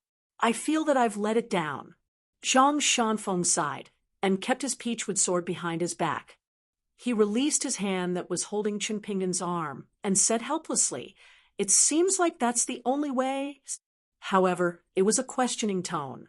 In fact, everyone, including the golden core cultivator, had long noticed the 4 retainers of the young sword cultivator. They were all pure martial artists with shocking auras. They believed that this was the real reason why they had been biding their time and talking nicely. Chun Pingon patted Zhang Shanfeng's shoulder. "I'll take care of it." Zhang Shanfeng was stunned for a moment. He grinned and said, "No matter what you do, the 2 of us have no objections. We won't make things difficult for you." "Really?" Chun Pingon nodded. He turned and looked at the golden core earth immortal, who was riding the wind in the air. He asked with a smile, "I wonder which mountain immortal house you came from, or that Qingwan country's governor's office." Su Yuanxia, who was sitting cross-legged, smiled knowingly. "Oh, Chun Pingon, this brat's mind has become much more active now." He immediately pointed out the direction of her conjecture. "It's a pity that his martial arts realm doesn't seem to have advanced a single step, still the same 3 realms." "That's normal. It's only been 2 years since the last time they parted. How old is Chun Pingon now? 17 years old? Now that he has such a good foundation in the 3 realms, it can be considered pretty good. He doesn't need to feel guilty about obtaining the title of martial arts genius in the Jianghu." Outside of the 3 people, there was a circle of tigers, leopards, jackals, and wolves. The 4 people on the picture scroll to the right of Wei Xian and Sui did not walk into the circle to Qin Pingon's side. Instead, they stood further away from the circle. Could it be that these 4 people, who are purely martial artists, want to surround the 20 or so chi cultivators? That golden core cultivator smiled, who, "I am has nothing to do with your decision." "Little immortal teacher," Chun Pingon asked, "this yellow earth bowl, in your opinion, how much snow is it worth?" The golden core cultivator thought for a moment and answered seriously, "The market price is about 20 to 30 small snow coins. However, earth bowls are extremely hard to find. There's a price, but no market. Therefore, it's fair to double the real price. According to this calculation, it's roughly 5,000 snow coins." "Why, little immortal teacher, do you want to calculate how many snow coins are you going to spend on your 10%? Or do you feel that 10% is too little and is not worthy of your strength? Do you want 20% or even more?" Although this golden core earth immortal's words had a hint of laughter in them, the sinister intent within could be heard by all the cultivators present. This was the prelude to a falling out. A golden core earth immortal imperceptibly exuded a majestic aura. Even the black-robed old man riding the black fox great demon felt somewhat suffocated. As long as one became a golden core expert, one could borrow strength from the heaven and earth. Although you guys are unreasonable, it's actually my 2 friends who created the current situation. However, no matter what the reason is, it's fortunate that the situation didn't reach the worst step and the earth bowl didn't flip over and cause the earth to shake for 1,000 miles. Therefore, we can discuss it properly now. Chun Pingon smiled. "All right, this yellow earth bowl that you guys are determined to get, we'll calculate it according to your price of 50 small snow coins. After deducting my 10%, here's 45 small snow coins. Take it." Everyone watched as the white-robed immortal cultivator threw a large handful of small snow coins towards the golden core earth immortal, who was quite far away. The earth immortal frowned and waved his sleeve. More than 40 small snow coins flowed like a stream and circled around him, preventing them from actually getting close to him. Then he looked at them one by one with rapt attention. There was no tampering with the divine coins, and they were genuine snow coins. LV Yangzhen and all the other independent cultivators were jealous and suspicious. How could there be such a business in the world? The golden core earth immortal cultivator didn't immediately put away the small snow coins. It was equivalent to 4,500,000 taels of silver in the secular dynasty.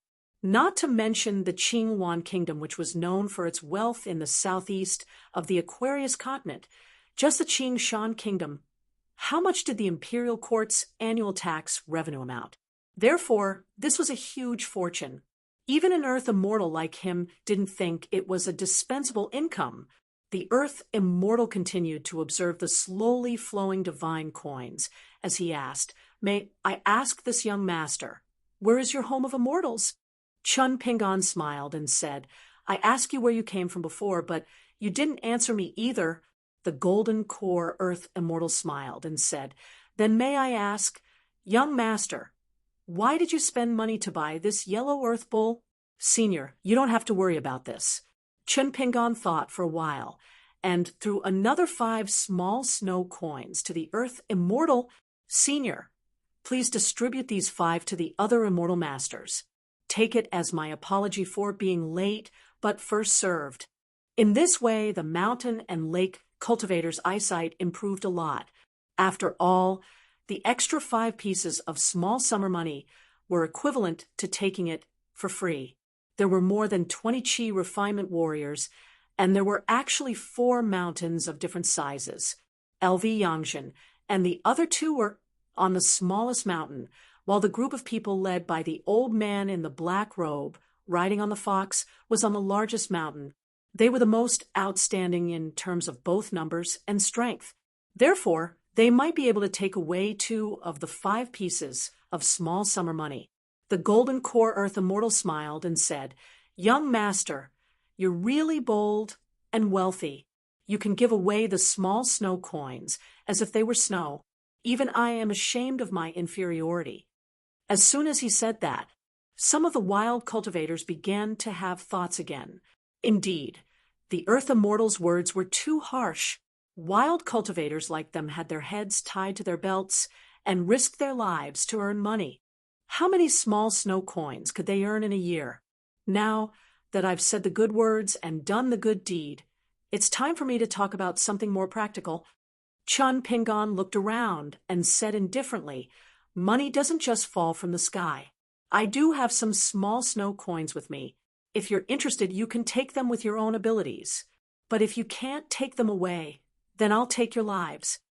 The golden core Earth Immortal suddenly put away the 50 small snow coins and asked with a smile, "Aren't you worried that I'll just walk away?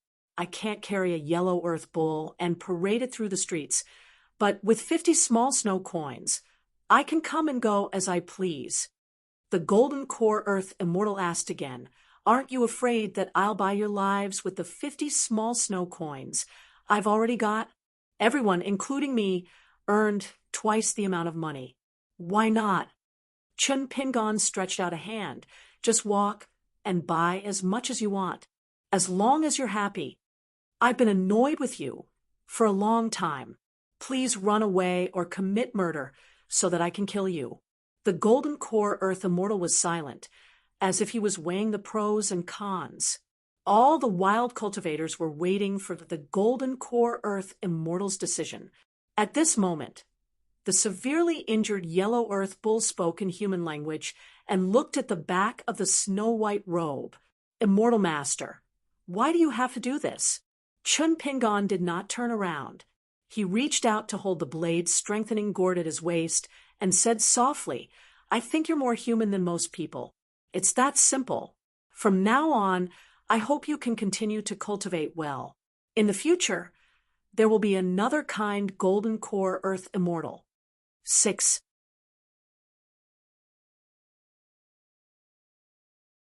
376. The Jindan cultivator suddenly laughed. "So you're from the legalism school. No wonder." Chun Pingon did not know why he misunderstood.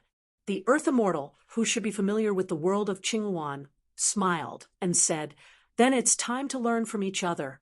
The atmosphere in the valley suddenly became tense. The wild cultivators were used to the scene of falling out with each other.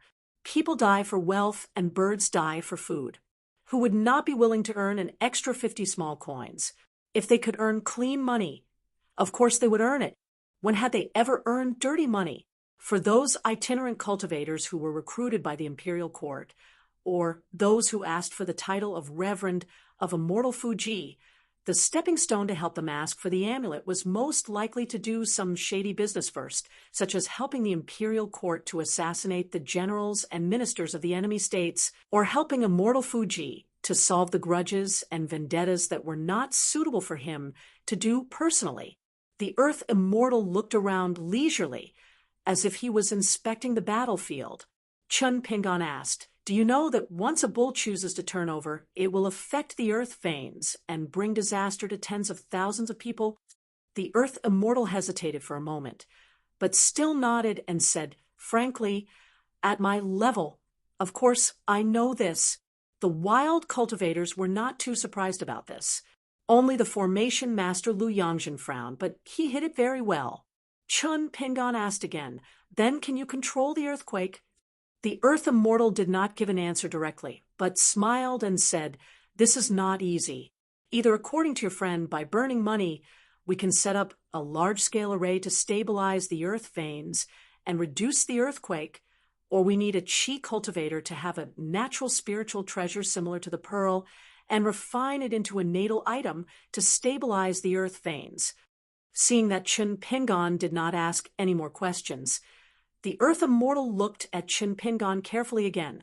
"See you later." The Jindan cultivator seemed to have given up on the idea of learning from each other. He looked at the backbone of the few rogue cultivators, such as the black-robed old man who rode the five-tailed black fox and the formation master Lu Yongjin. They told each other the location of the loot distribution through telepathy, paid the rest of the payment, and then flew away. All the individual cultivators left with the Earth Immortal, but the direction was slightly different. Presumably, the Jindan cultivator would pay the immortal coins to the four groups at different times and places, so as to avoid the unequal distribution of the immortal coins. Zhang Shanfeng lightly punched Chun Pingon and joked, "Not bad. You're treating the summer money like snow." Su Yuanxia has already stood up, sheathed her saber, and combed her blood-stained beard with her fingers. "We're safe for now. I'm just afraid that this Jindan Earth Immortal is a local snake with bad intentions. If we can't handle it, we shouldn't wait for the debate between Buddhism and Taoism in the capital of Qinghuan Kingdom.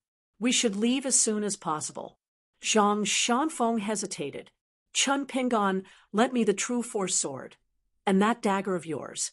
Don't tell me you're going to leave them in the governor's estate?" Chun Pingon corrected, "I'm not lending them." Although Su Yuanxia's heart ached, she still looked determined. "Such a big governor's estate doesn't have legs. We'll have a chance to get it back in the future. If the governor's estate is the mastermind of this siege, we'll be walking into a trap. The emperor of Qinghuan Kingdom has always been arrogant and unruly, and the governor is the emperor's confidant. We'll easily become the target of public criticism. Moreover, we won't be able to defend ourselves. Zhang Shanfeng used to be a stubborn person.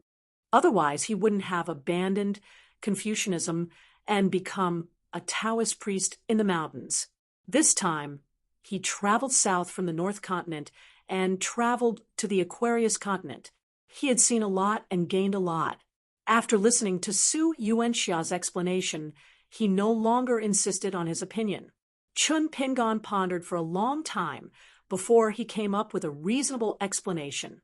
It could not only prevent Zhang Shanfeng and Su Yuanxia from being involved in his treacherous affairs, but also allow them to go to the governor's estate without worry. "I had a chance encounter in an academy in the Tongya continent and obtained a jade pendant.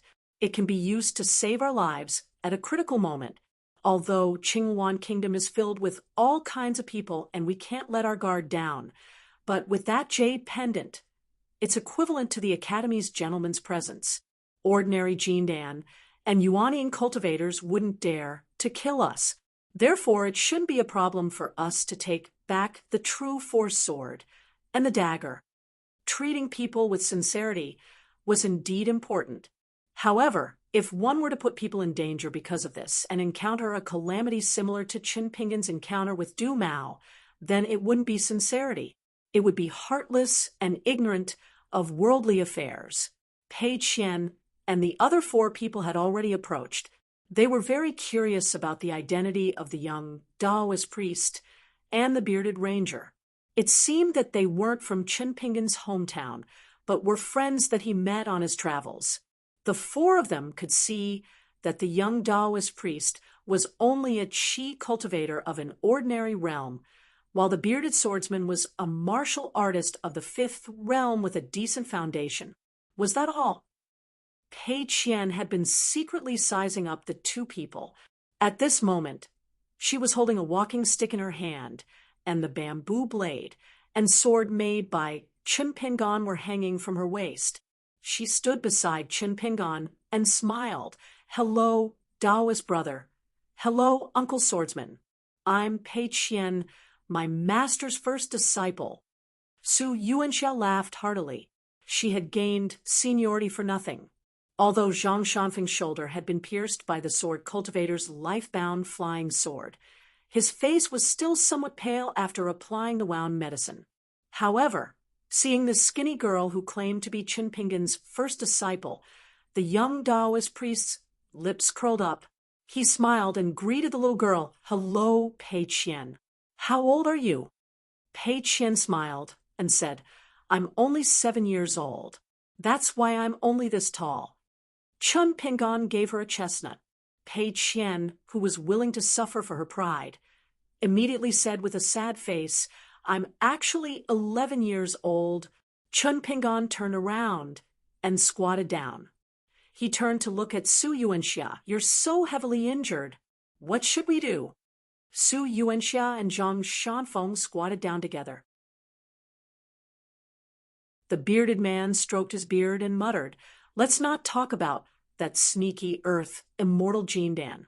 Let's just talk about that group of wild cultivators riding the black fox. They have bad temperaments.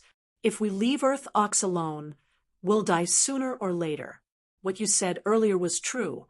No one's money falls from the sky or is blown by the wind. Let's send Buddha to the west and let it follow us in its true form for the time being. When its injuries are better, we'll find a place where it can hide, and it won't be too late to separate. However, in this way, Chen Pingan, the burden on your shoulders will be heavier." Chen Pingan smiled and said, "How long has it been since we last met? You're already treating me as an outsider?" Su Yuanxia laughed and said, "It's not like you're spending my money to be polite." Pei Qian was like a chick pecking at rice. She deeply agreed. It really didn't cost her money to be polite and flattering. This bearded uncle could be considered as her kindred spirit compared to Pei Qian. The four people in the picture scrolls saw more and thought further. The four people on Wei Xian's right and Sui Xiong's right had never seen Chen Pingan ask for other people's opinions. Moreover, he naturally listened to them. It should be known that along the way, the four of them had fought and killed many times. Sui Xiong's right had died many times. Chen Pingan's various performances had unknowingly displayed an extremely tough, tenacious, and opinionated side. However, at the same time, he had given sufficient respect to the four people.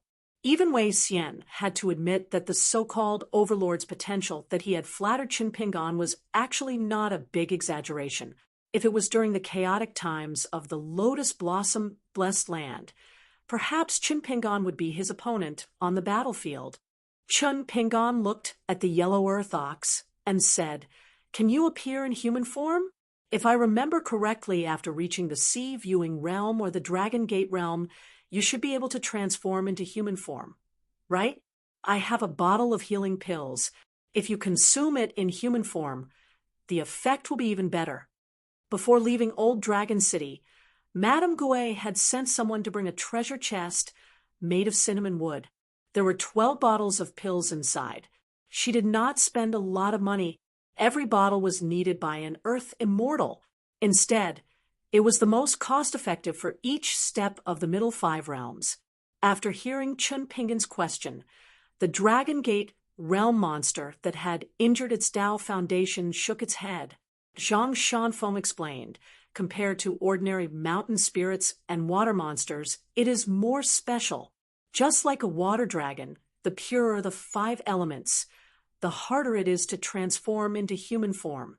For example, it needs to reach the golden elixir realm. Chen Pingon suddenly understood and nodded. It's okay.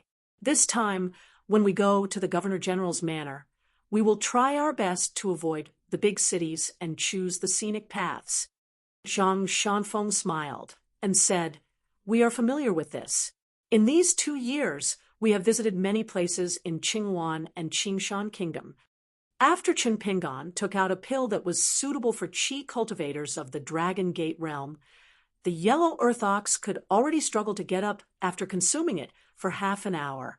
Although it was still covered in wounds, it could walk without hindrance. After all, the earth monster in the world was known for its tough physique and amazing endurance. Furthermore, the Dragon Gate monster had confessed that it had refined a green glazed landscape vase as one of its natal items. It could store the spiritual qi of the world. Chen Pingon knew what it meant, so he directly gave all the pills in the vase to the yellow bull. He allowed it to store them in its natal green glazed vase and slowly absorbed the medicinal qi to heal its injuries.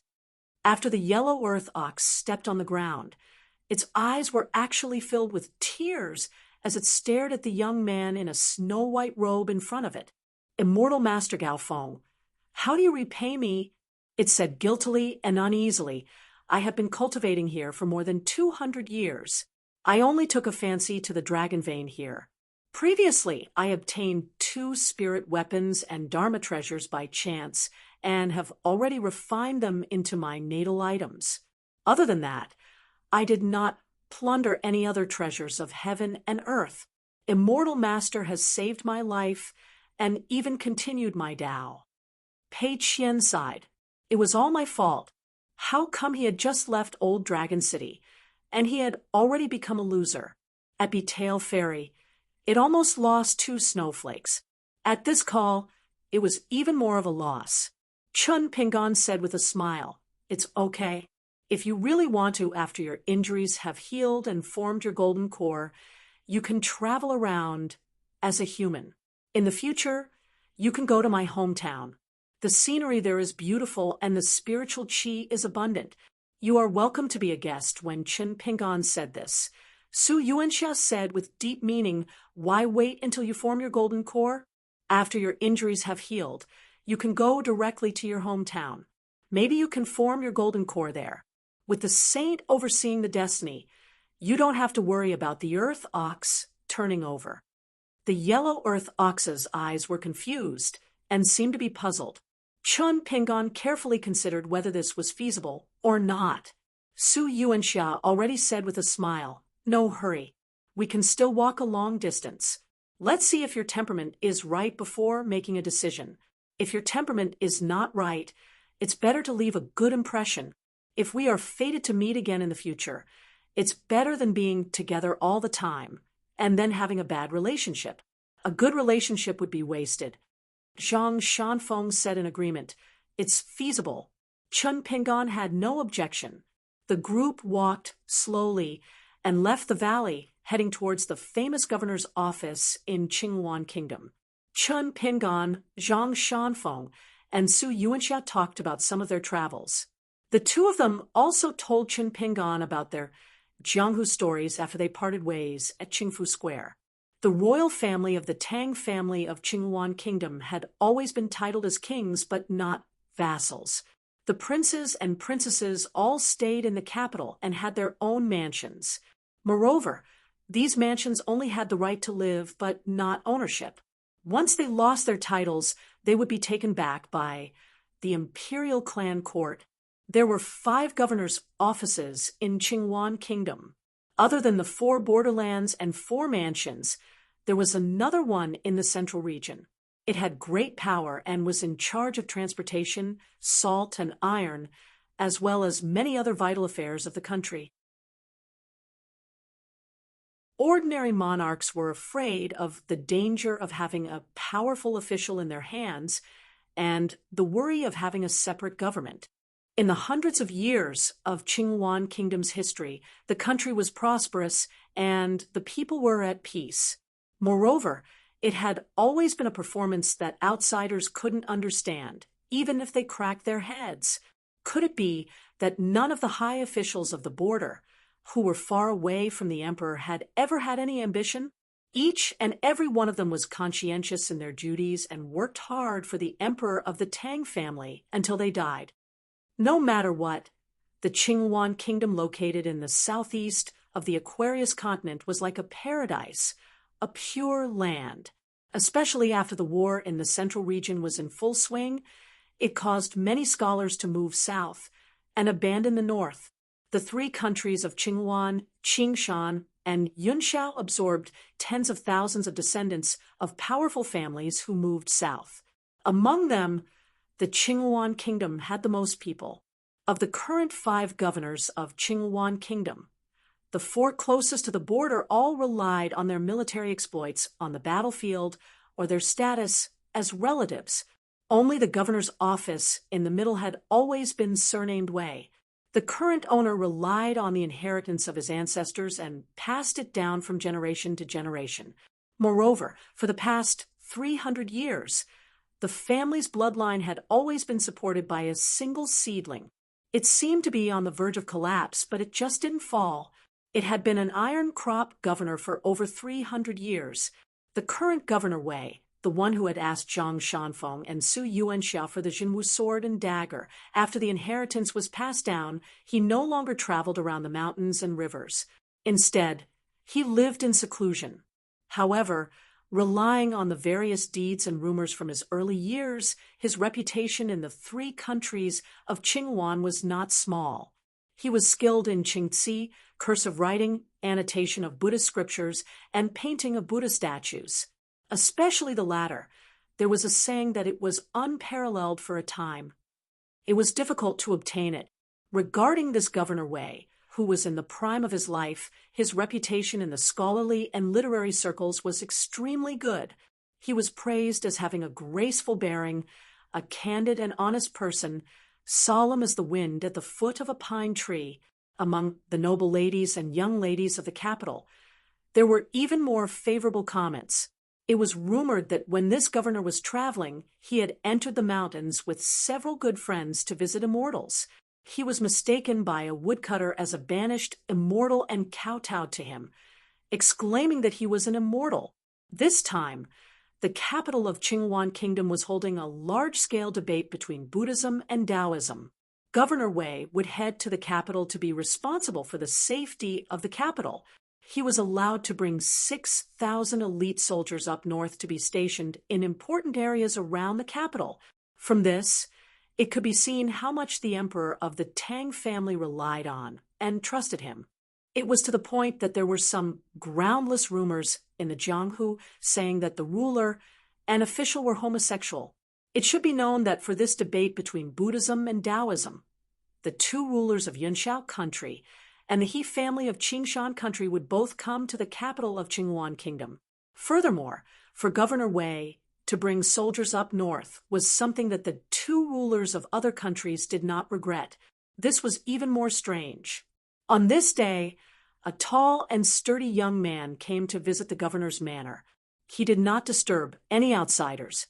Governor Wei Liang was receiving guests in his study.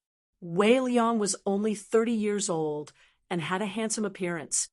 Wei Liang was in a high position, but he was very casual with this young man.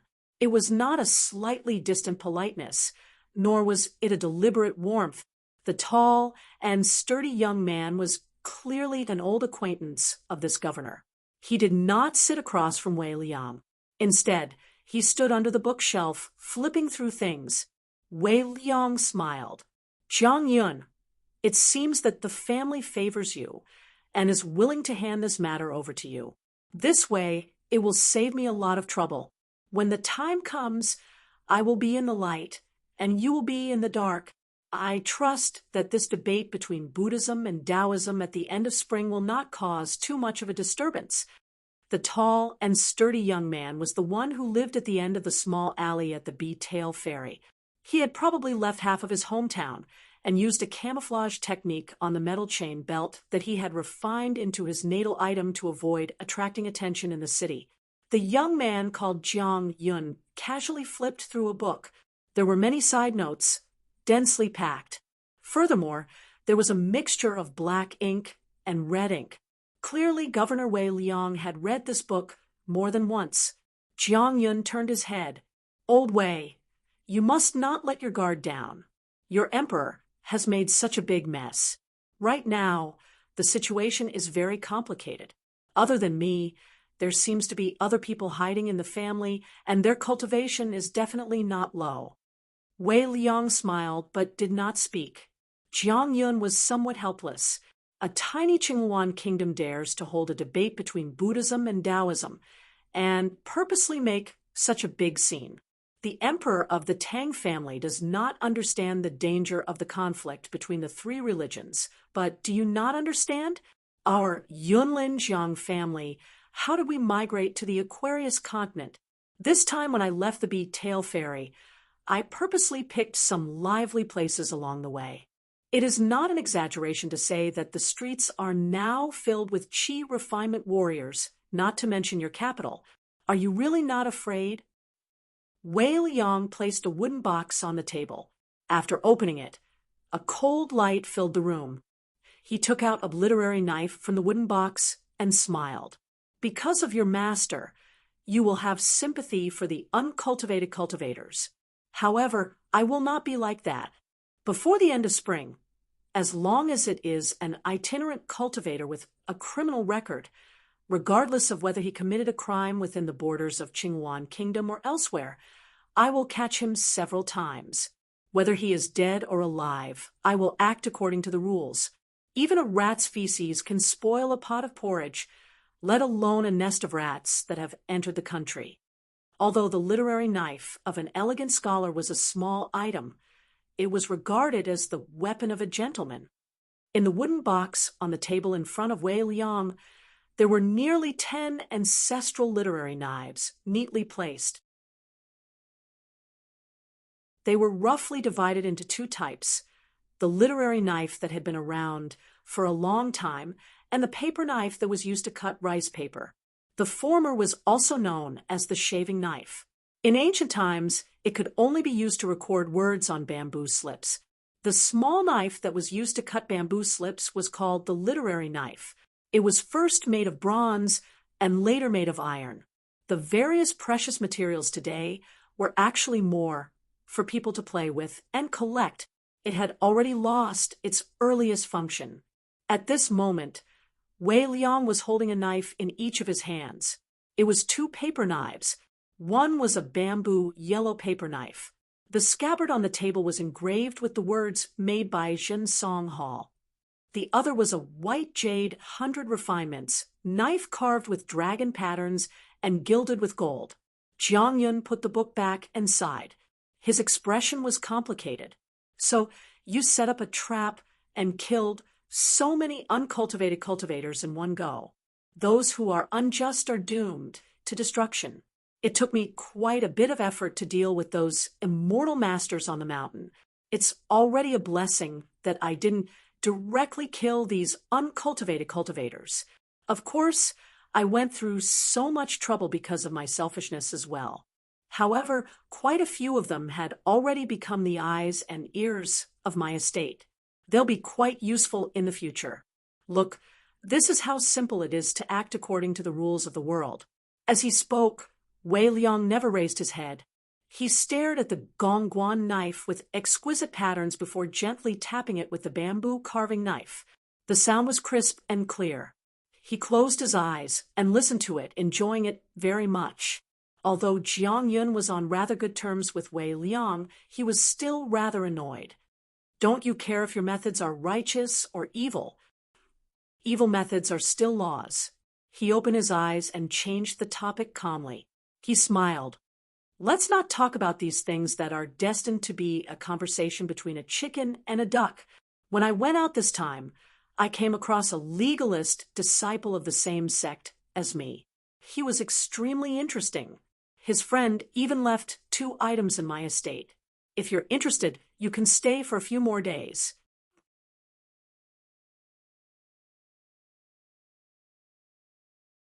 (377) They actually found a bamboo hut that had been abandoned for many years by a lake in the mountains. The original appearance of the hut was still vaguely recognizable. Presumably, when it was first built, it was very exquisite. It was most likely built by a rich hermit who liked to fish. The group settled down here, each with their own tasks. Chun Pingan went to cut 2 slender old bamboo poles, one long and one short. When he returned, Zhu Lian had already lit a bonfire. Chun Pingan squatted beside the bonfire and slowly smoked the bamboo poles to increase the toughness of the fishing rods. Otherwise, if something big in the water came into contact with light, the bamboo poles would break with a slight tug. Chun Pingan handed the short bamboo pole to Pei Qian, asking her to learn from him. Inside the bamboo hut, Zhu Lian was exchanging knowledge with the bearded man. The two of them sat a little far away from the others. Zhu Lian seemed to be showing off the immortal book that the old man surnamed Sun gave him. The man and woman fought, sweating profusely. The young Taoist and Lu Baixiang sat on the ground, playing chess. Wei Xian squatted at the side, still waiting for the outcome to be revealed. The yellow earth ox was keeping watch in the forest near the bamboo hut. Facing the beautiful landscape, Sui Yu left the bamboo hut while there was no one around. He took off his boots and sat on the edge of the bamboo raft-like foundation. He put his snow-white feet into the water and placed the infatuation sword across his knees. His hands pressed on the 2 ends of the scabbard as he looked into the distance. The fresh air of the mountains refreshed his mind. Chun Pingan swung the 2 fishing rods a few times to test the size of the arc. Pei Qian stood beside him and imitated him. The 2 of them, one old and one young, came outside the bamboo hut. Chun Pingan began to tie the fishing line and hook. Pei Qian followed suit, but if she missed some details, Chun Pingan would help her retie the line and tighten the hook. Then he took Pei Qian to the lake in the distance and lifted the rocks, looking for a kind of aquatic insect that looked like a mole cricket. In the end, Chun Pingan did not fish, but let Pei Qian fish alone. He put the long fishing rod into the jade pendant that Chun Dafeng gave him. Inside the jade pendant, there were not only old but not discarded straw sandals, fishing hooks, fishing lines, and other inconspicuous common goods, but also the slightly more valuable wine that the immortal in the well had brewed. There was also the yellowed parasol leaf, which was said to contain 2 sets of protective formations that originated from Taiping Mountain and Fuyao sect, as well as a large pile of money that the Tongya sect had repaid for the Guyu. Pei Qian was not a patient person by nature, but with Chun Pingan by his side, plus the fact that he had been copying books and practicing calligraphy for such a long time, he had more or less become impatient. He just stared at the water quietly, wishing that he could drag a big black fish that weighed more than 100 pounds ashore in the next moment. Chun Pingan was thinking about the 4th style of the Mountain Shaking Fist Manual, which was named Heaven and Earth Stance. It was a boxing stance with a big tone. In addition to the detailed introduction of the operation of genuine qi, the posture of this boxing stance, which combined movement and stillness, was really strange. The 3 realms required the later generations who studied the Mountain Shaking Fist to practice it upside down, using their palms, fists, and a finger as supporting points, and then walking. As for the Heaven and Earth Stance, the book said, "A man of indomitable spirit who learns my boxing skills must turn the world upside down with my fists." No wonder the barefoot old man, after reading the Mountain Shaking Fist Manual, said that this boxing stance was mediocre and that it was useless except for its big tone. Chun Pingan gently patted the ground, flipped his body gracefully, and used one palm to support the bamboo raft on the ground. When Pei Qian turned her head and saw this scene, she wanted to laugh. Chun Pingan, who was standing upside down, pointed at the water with his free hand, indicating for Pei Qian to focus on fishing.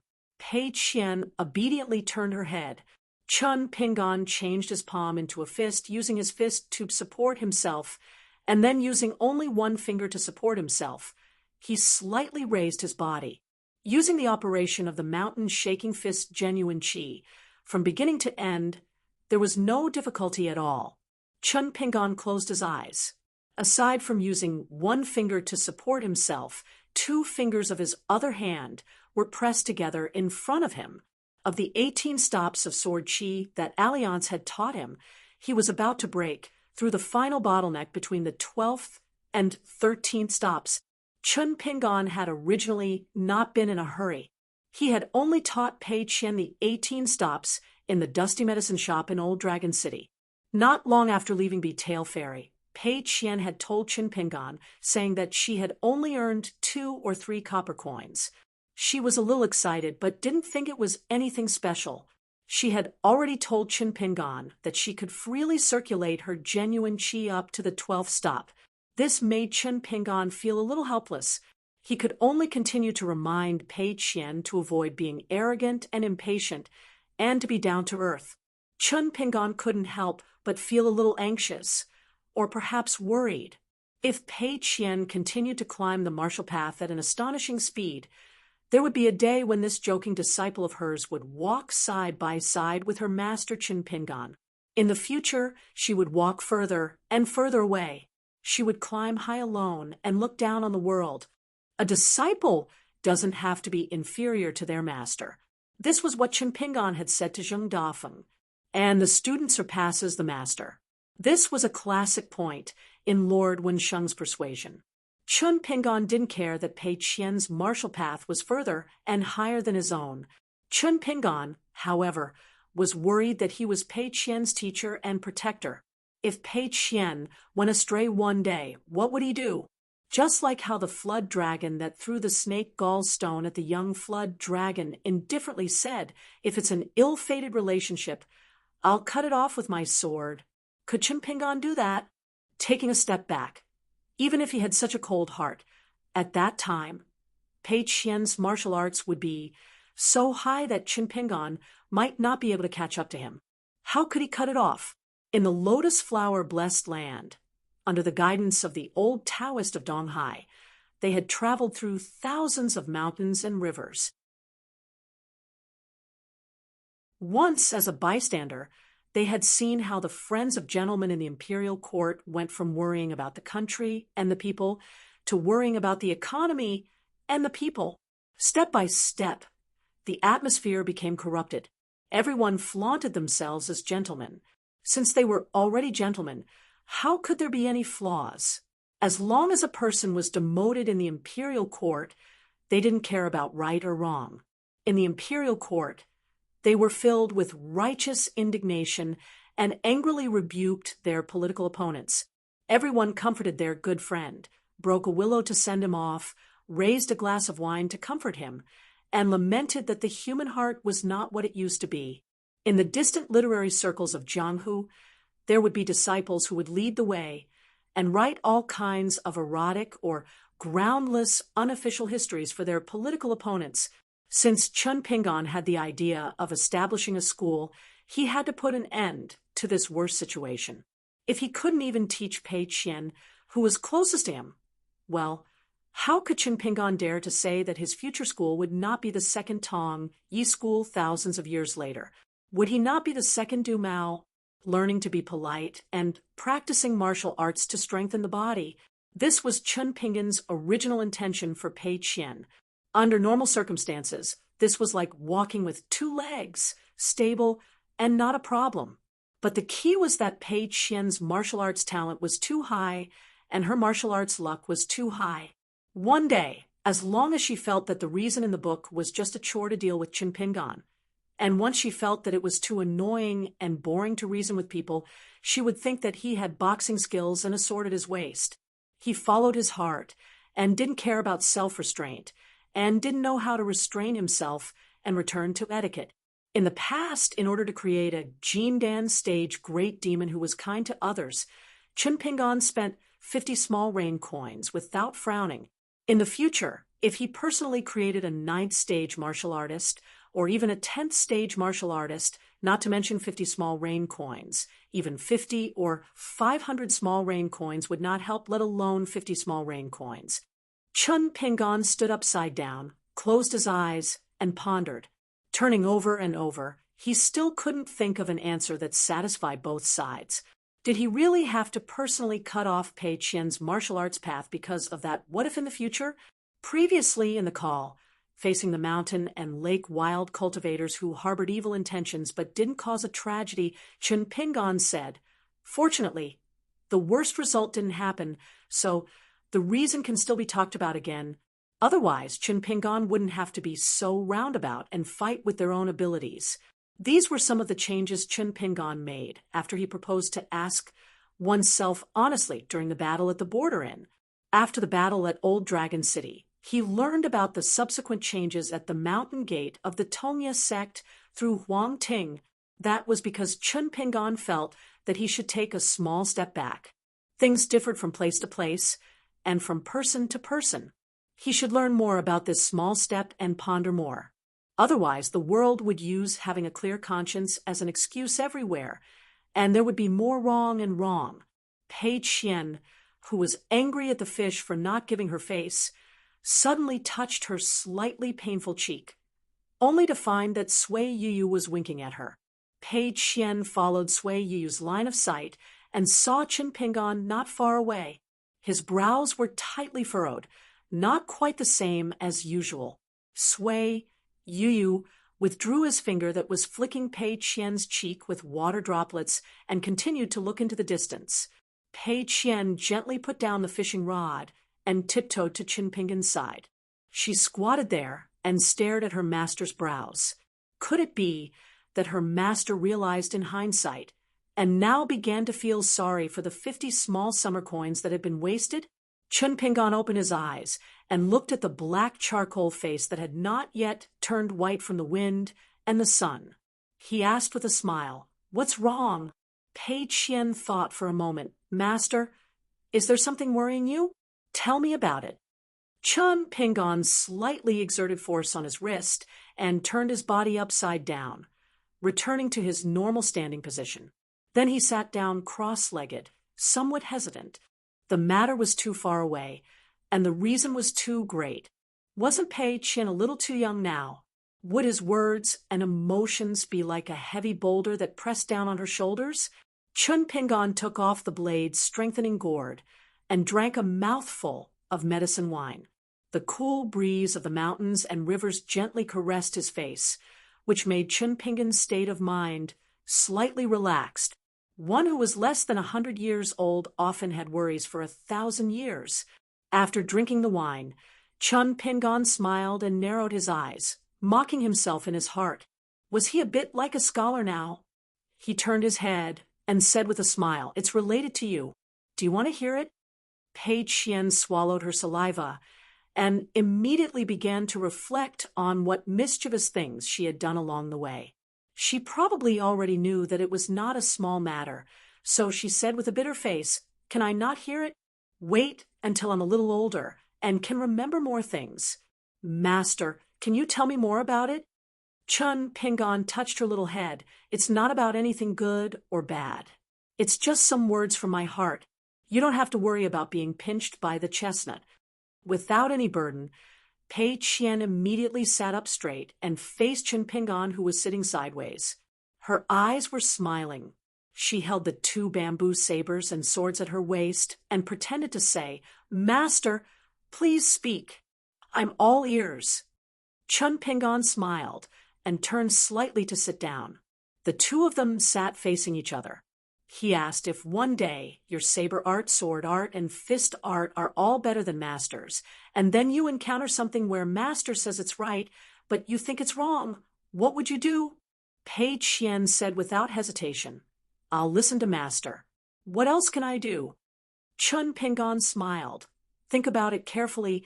Pei Qian began to scratch her head and said with a bitter face, "But I just think that what Master says is right, and what Master says is wrong." Chen Pingan was silent. Pei Qian had to continue to think about it blindly. Anyway, Master didn't seem to be in a hurry. Pei Qian suddenly asked with a smile, "If one day I'm more powerful than Master, how powerful will I be?" Chen Pingan said, For example, the old thief do mentioned by Huang Ting and Du Mao of Tong Yi sect. Both of them are in the ascendant realm. Chun Pingon added with a smile. For the time being, we will only talk about cultivation, not good or evil.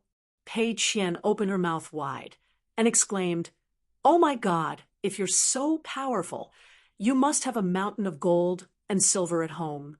Can you count the money? It's too tiring to count money, but if you don't count it clearly, you will be afraid that someone will steal a few. Alas, when can I have the troubles of the rich?" Chun Pingon looked at the tanned little girl who was getting more and more worried. He couldn't help laughing, leaned forward, and patted Pei Qian's head gently. "In my hometown, there is a military sage, Master Wan, who is good at forging iron and swords. In retrospect, there is one thing he did very well. When it comes to accepting disciples, Master Wan will not only look at the aptitude, but also look at whether the person is of the same mind and can walk the same path. He will not find some disciples who are very talented but have different temperaments, or some disciples who will only stand up and fight when their master has a conflict with others." Pei Qian wanted to say something but stopped. In the end, she didn't say anything.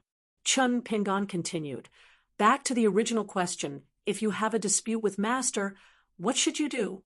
Don't always think that Master is right. Master is not a saint and will make mistakes. We should do what we did today. You and I should sit opposite each other and talk about what is right and wrong. We should listen to the one who is right and wrong. I, Chun Pingon, will not use my identity as your master to suppress your reason. If you are very powerful at that time, you can kill me with a punch, but you can't rely on your high cultivation to do whatever you want, regardless of the reason I, Chun Pingon, told you." Pei Qian's tears were glistening. In fact, she didn't quite understand, but she always felt that it was a very sad thing, especially when Pei Qian heard Chun Pingon say, "Kill me with a punch." Pei Qian was almost sad to death. Pei Qian felt so wrong that he turned around and sat down. He secretly shed tears and didn't look at Chun Pingon, who was talking nonsense. Chun Pingon sat back in his original position, facing the lake. The spring breeze rippled the water surface. He stretched out his palm and raised it again and again. Reason is actually divided into high and low, just like the circle of flowers on the mountain peak. Master once met a little fox demon in a place called Colorful Clothes Country in a rundown temple. She liked to read novels about scholars and beauties and caused trouble to people. She never really harmed people, but instead helped to shelter them from the wind and rain. This time, we met that yellow earth cow who would rather die than turn over. Then, does this mean that when the demon race attacks the Great Wall of Sword Chi, we can skip the heroic sacrifice of the sword cultivators who have been at the tip of the sword for thousands of years to the south, pity them, and question why the sword cultivators are so cruel? Are there no good people in the demon race? Ooh. Pei Qian's back was still facing Chun Pingon.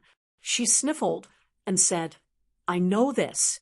These people don't distinguish between right and wrong and don't distinguish between reason and size." Chun Pingon drew the biggest circle with one hand and raised the other hand above his head. But Master Wensheng and Master Bai, who is rumored to have helped the human race forge the cauldron and draw the mountain map, I think they are the ones who are qualified to talk about the righteous reason. We are far from it. But why would they be imprisoned in the forest of merits and virtues and imprisoned in the Xiongzhen Tower?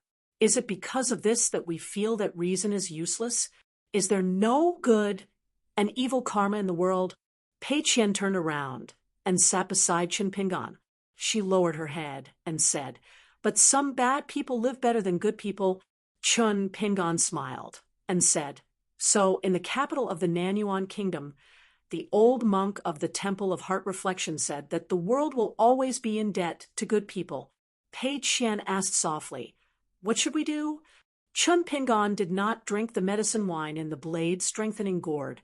Instead, he took out a bottle of osmanthus wine, opened it, and took a sip. He smiled and said, "It's probably in the book waiting for us to find it." In the distant forest, The yellow earth ox was prostrating on the ground, deep in thought. Although Sui Yuyu's expression was indifferent, he had been listening attentively. Pei Qian wiped her tears and said with a smile, "Master, not long after we left Betail Ferry, when we were cooking, how did you hum that folk song in your hometown? How come there are no lyrics? Hum again, I really want to learn." Chun Pingon smiled and said, "That was taught to me by my best friend. You can make up whatever content you want. In my hometown, you can use it to ridicule and scold people. You can use it to relax while working. You can also use it to accompany wine." Chun Pingon drank a mouthful of osmanthus wine and began to hum in a low voice. He pointed at Pei Qian with a smile. "Waiter, I've read some books and learned a lot of words. I've accumulated a lot of knowledge, but I can't sell it for much." "Io." He was talking about her, Pei Qian. Pei Qian was overjoyed and could not help but blurt out, "Stinky tofu is delicious, but I can't afford it." Chun Pingon smiled knowingly. There are demons and monsters in the mountains and water ghosts in the lakes and rivers. I was so scared that I turned around and found that I had been away from home for many years. Pei Qian echoed, "Eat stinky tofu." Chun Pingon drank again and pointed elsewhere. Unfortunately, it happened to be Sui Yuyu's side. It did not matter which family's little girl has the fragrance of orchids on her body. Why is her face covered in tears? Don't you think it's pitiful? Pei Qian nodded vigorously. "It's so pitiful that you can't eat stinky tofu." Chun Pingon squinted his eyes and smiled. He pointed up and hummed softly, "Teacher, what should we do?" "There's a little paper kite basking in the sun on a tree branch." Pei Qian held her stomach and laughed. "Eat stinky tofu. Stinky tofu smells good." Over at the bamboo house, Zhang Shanfeng and Su Yuanxia looked at each other and smiled. Zhu Lian closed his eyes and smiled, shaking his head. Lu Baixiang patted his knees lightly. For the first time, Sui Yuyu was not angry. Instead, he covered his mouth and smiled, his eyes narrowed. Wei Xian rested his chin on his hand and tilted his head. He was already squatting at the entrance of the bamboo house, looking at the back of the little girl, Charcoal. Master and disciple singing the same tune amidst the green mountains and clear waters.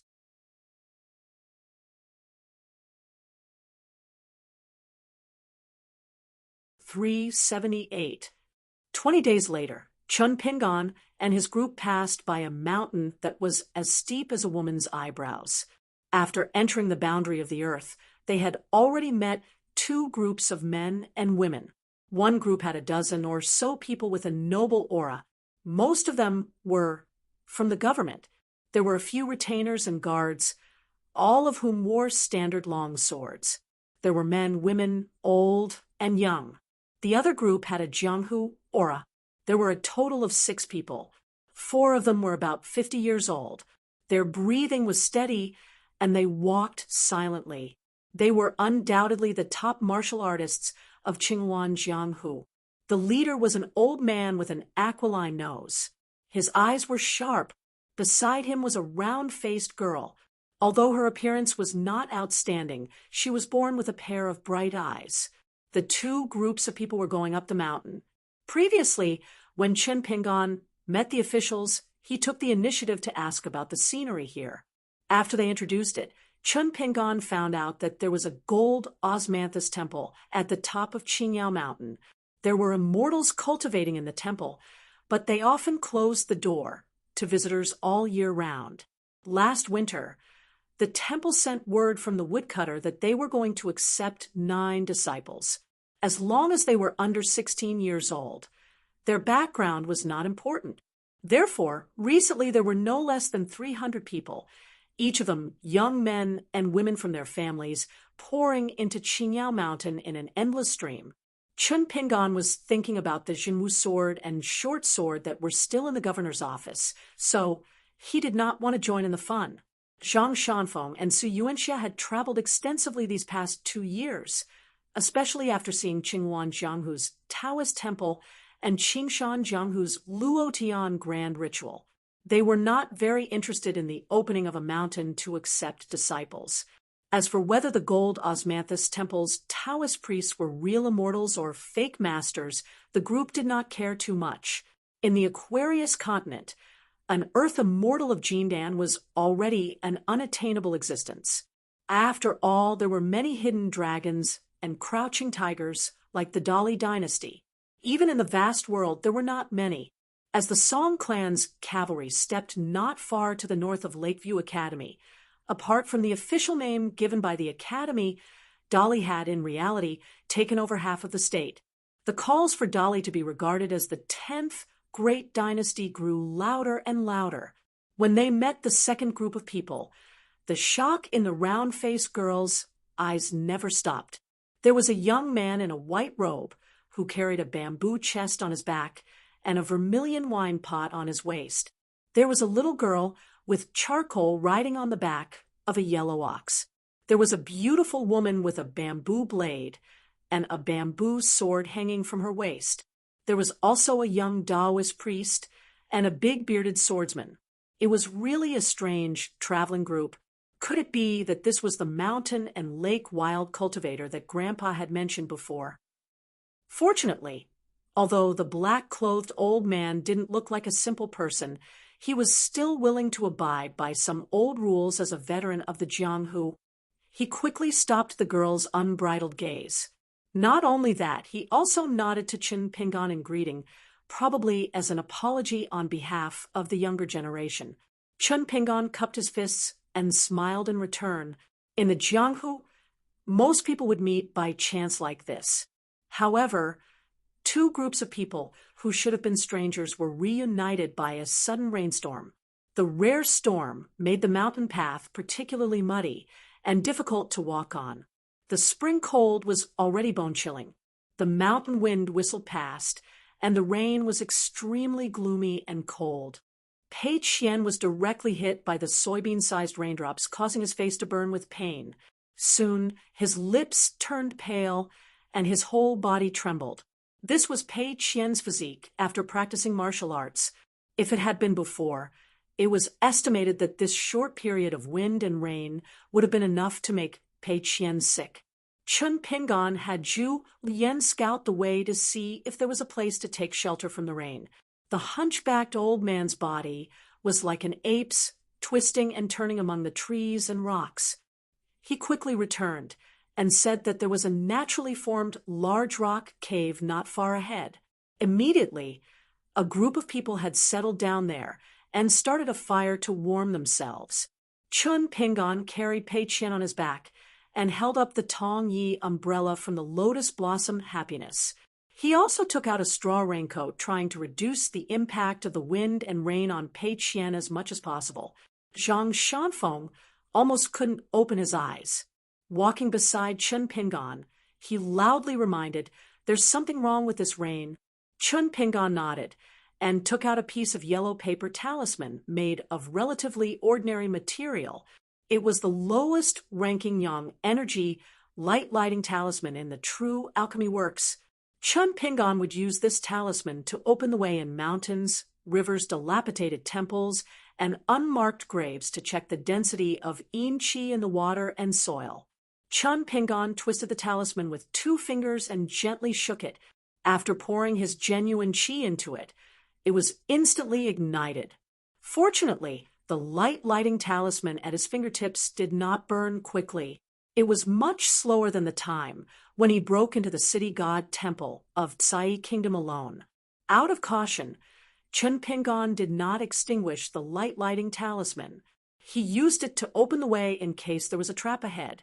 During the battle at the call, not only did he form a grudge with an earth immortal of Jindan realm, but he might also attract the covetous eyes of those rogue cultivators. He had to be careful. Not only that, Chen Pingan also asked the yellow earth ox whether it knew that there was a big demon that was the king of the mountains in this area.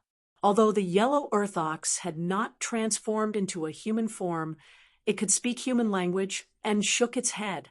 In the 500 years since I've been enlightened, not to mention the recent 200 years of hibernation underground.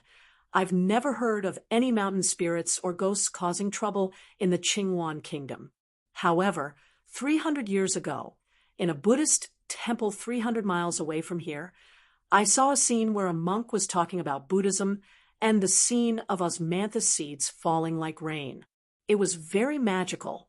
At that time, it was said that the golden osmanthus seeds that fell all over the temple came from the osmanthus trees on this Qingyao mountain. Su Yuanxia stretched out her hand to support her bamboo hat and laughed loudly. Zhang Shanfeng and I have been to that Buddhist temple long ago. It's too famous and we had to go. However, other than the inscriptions on the wall, we didn't see anything else. The ruins of a few famous Buddhist cases had long been cordoned off, and no pilgrims were allowed to enter. The two of us wandered around for half a day and saw a scene that I wrote down in my travel notes. In the twilight, there were two young Buddhist monks who were responsible for carrying the mariches. They probably felt that there were few pilgrims around, and there were no outsiders. So the two young Buddhist monks stood on their tiptoes and reached out their hands to randomly grab money. After half a day, the young Buddhist monk who took out a silver coin laughed loudly. The two of them carried the merit chests on their shoulders, and the young Buddhist monk who took out the silver coin walked in front. When Zhang Shanfeng and I saw this, we were very amused. It turned out that the merit chests had to be carried to the back, and there was a long flight of stairs to climb. Naturally, the one in front would have the advantage while the one carrying the burden at the back would suffer. Chun Pingon didn't know much about Buddhism. Buddhism wasn't very popular in the Aquarius continent. It could even be said that it was the continent with the least number of pilgrims. So much so that when Chun Pingon was in the lotus blossom blessed land, he often visited the temple of Xianxiang adjacent to the Xingyuan Alley. Only then did he come into contact with some Buddhist teachings. He was puzzled. Didn't they say that monks don't touch money? Zhang Shanfeng laughed. There's no such rule in the world that cannot be broken even by thunder. Su Yuanxia joked, you didn't waste your time visiting those temples. These words are very meaningful. Yellow Ox rarely spoke. It would only speak when someone asked it a question. At this moment, it fell silent, but it clearly remembered that the ancient Buddhist temple was built at the foot of a mountain. At that time, it was already at the level of sea viewing. When it looked at the temple, because it didn't dare to get too close to the incense of the mortal world, it was afraid of disturbing the mortals and even more afraid of provoking the disgust of the immortals. It could only see a young monk in a snow-white kasaya in the distance, under the eaves of a hanging iron horse. He stretched out his hand, and golden osmanthus seeds fell like raindrops onto his palm. Chun Pingon, Zhang Shanfeng, and Su Yuanxia chatted and laughed. Their footsteps were swift as they put away the remaining half of the light-raising talisman into their sleeves. They had already arrived at the cave that Zhu Lian had found. It was quite large, like the ancestral hall of a rural village. It was large enough to accommodate 30 to 40 people. Along the way, the yang light-raising talisman burned slowly, and the further they went from the mountain path, the slower it burned. This true rain was most likely caused by the qi cultivators who were targeting the golden osmanthus temple's recruitment. The first group to arrive at the grotto were all women. There were 7 or 8 of them. The oldest was a white-haired old woman, and the youngest was a budding girl. Because of the heavy rain, the hedge used to cover their faces seemed cumbersome. They were placed beside their feet together with their bamboo hats, umbrellas, and straw raincoats. At this moment, they were warming themselves by the fire. When they saw Chun Pingon and the others, their eyes were cold. Some of them moved closer to the fire. Obviously, they didn't want to have too much interaction with Chun Pingon and the others. Chun Pingon couldn't help but turn and glance at Zhu Lian. The latter's smile was simple and honest. These women, who were from the same sect, must have entered the grotto when it rained and collected the dry, branches early. Now, the wind outside the grotto was strong enough to flip the roof. Chun Pingon and the others could only watch helplessly. As a qi cultivator, although Zhang Shanfeng's realm was not high, it was not difficult for him to use some entry-level techniques to start a fire. However, it was a taboo for cultivators to casually use supernatural powers outside. Chun Pingon helped Pei Qian set up the cowhide tent. Then he took out her clean clothes from the bamboo box and asked Sui Yu to help Pei Qian change into them. When Pei Qian walked out of the tent energetically, the group of Jianghu people they met earlier also returned to the grotto to take shelter from the rain. This rain was really so heavy that even the heroes of Jianghu had to bow their heads. When Chun Pingon saw the old man with an aquiline nose, he nodded his head to greet him. The latter also nodded his head as a form of greeting. Since Chun Pingon was so courteous, Julien and the others changed their seats and quietly cleared out an empty space. The round-faced girl, who looked like a drowned rat, was already surrounded by the retainers to block the view of outsiders. After all, her clothes were soaked in the rain, and the girl's curves were exposed. After the group of Jianghu people sat down, the round-faced girl began to size up the women again. Her eyes lit up, and she asked, "Don't tell me you are the Annies from Rouge Building in Yunxiao country?" Previously, the girl had only sized up Chun Pingon a few times, and the black-clothed old man had already dissuaded her. But this time, the girl's words were so disrespectful and almost provocative that the old man still closed his eyes and rested, turning a deaf ear. On the other side, a young woman with sharp eyebrows turned her head and said angrily, "Impudent." The round-faced girl was not afraid at all and asked back with a smile, "May I ask, how am I impudent?" These women were from Rouge Building, one of the top Jianghu families in Yunxiao country. The youngest of them was a budding girl with a chin as sharp as a goose's egg and a beautiful face. She opened her eyes wide and curiously sized up this boastful girl of the same age. There were only a few people who dared to provoke Rouge Building in the Jianghu and Yunxiao country. Then it should be some big sect in Qinghuan country or Qingshan country. The sharp-chinned girl subconsciously stretched out her thumb and rubbed the inscription on an exquisite dagger at her waist. It was a yellow bamboo scabbard with a round and pleasant color. The words Sui-er were engraved on the bamboo. Her senior sister from the same sect, the young woman, had a pair of mandarin duck knives at her waist. At this moment, she held the hilt of the knives, and her face was as cold as ice.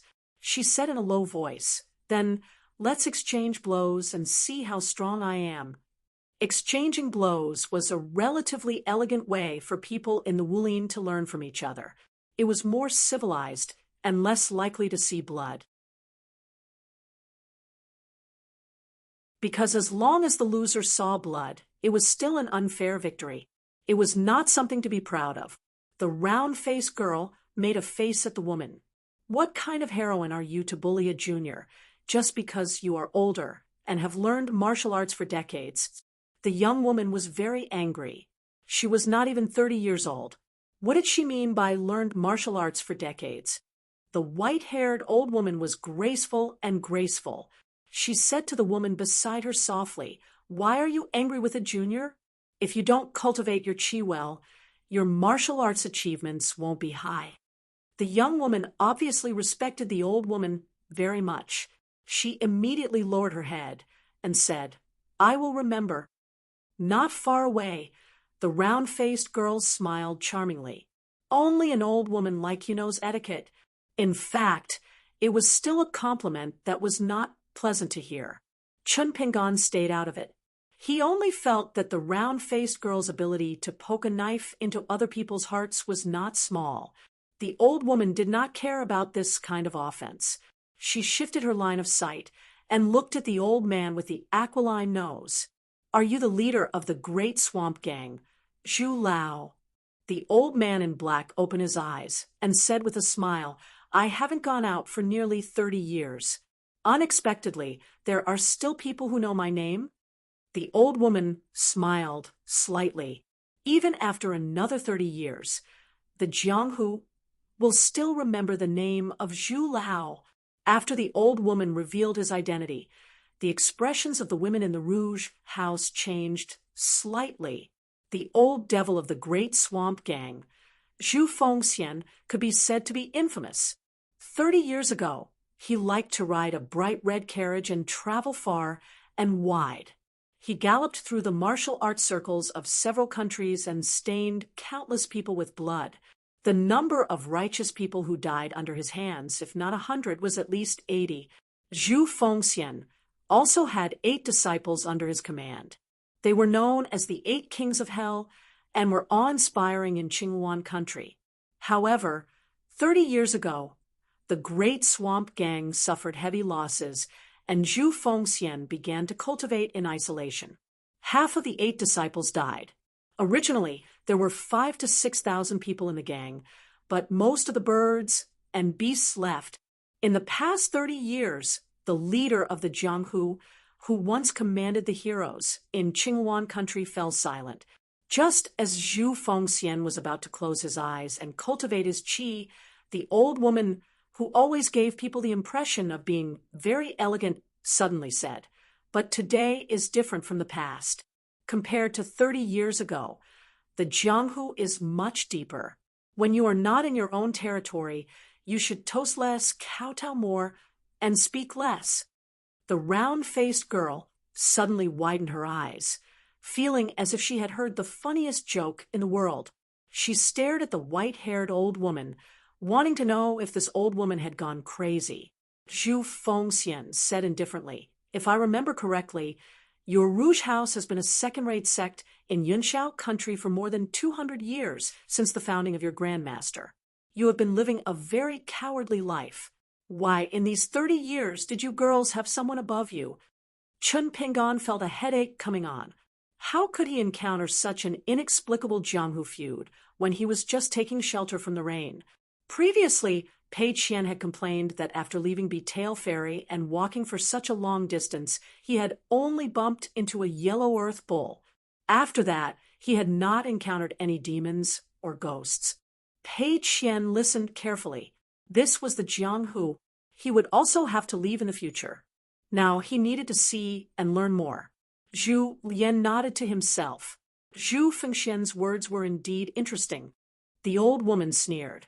"If I'm not mistaken, sect leader Zhu wants to send this little girl to Gold Osmanthus Temple to cultivate immortal spells. Then, sect leader Zhu, do you know that the temple master of Gold Osmanthus Temple is an old acquaintance of our Rouge House?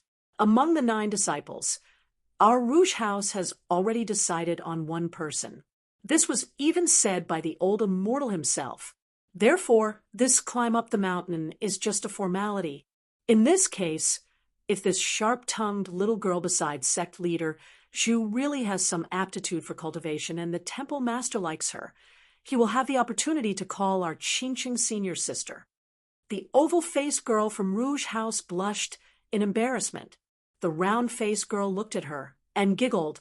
"You're called morning, I'm called night." Zhu Fengxian smiled. The temple master of Gold Osmanthus Temple is a rare, true immortal. This time, he opened his door to accept disciples. That's why I'm willing to return to the Jianghu. However, Gold Osmanthus Temple is not the only immortal residence in Qingyuan country. I can kill all of you first, and then take my granddaughter to another place to visit immortals. Or I can just leave this place and let my Great Swamp Sect's disciples secretly protect the girl you sent up the mountain so that she can cultivate in peace. The old woman's expression turned ugly. She sneered. "Go to another place to visit immortals? Easy for you to say. Why does the old immortal of Gold Osmanthus Temple set an age limit?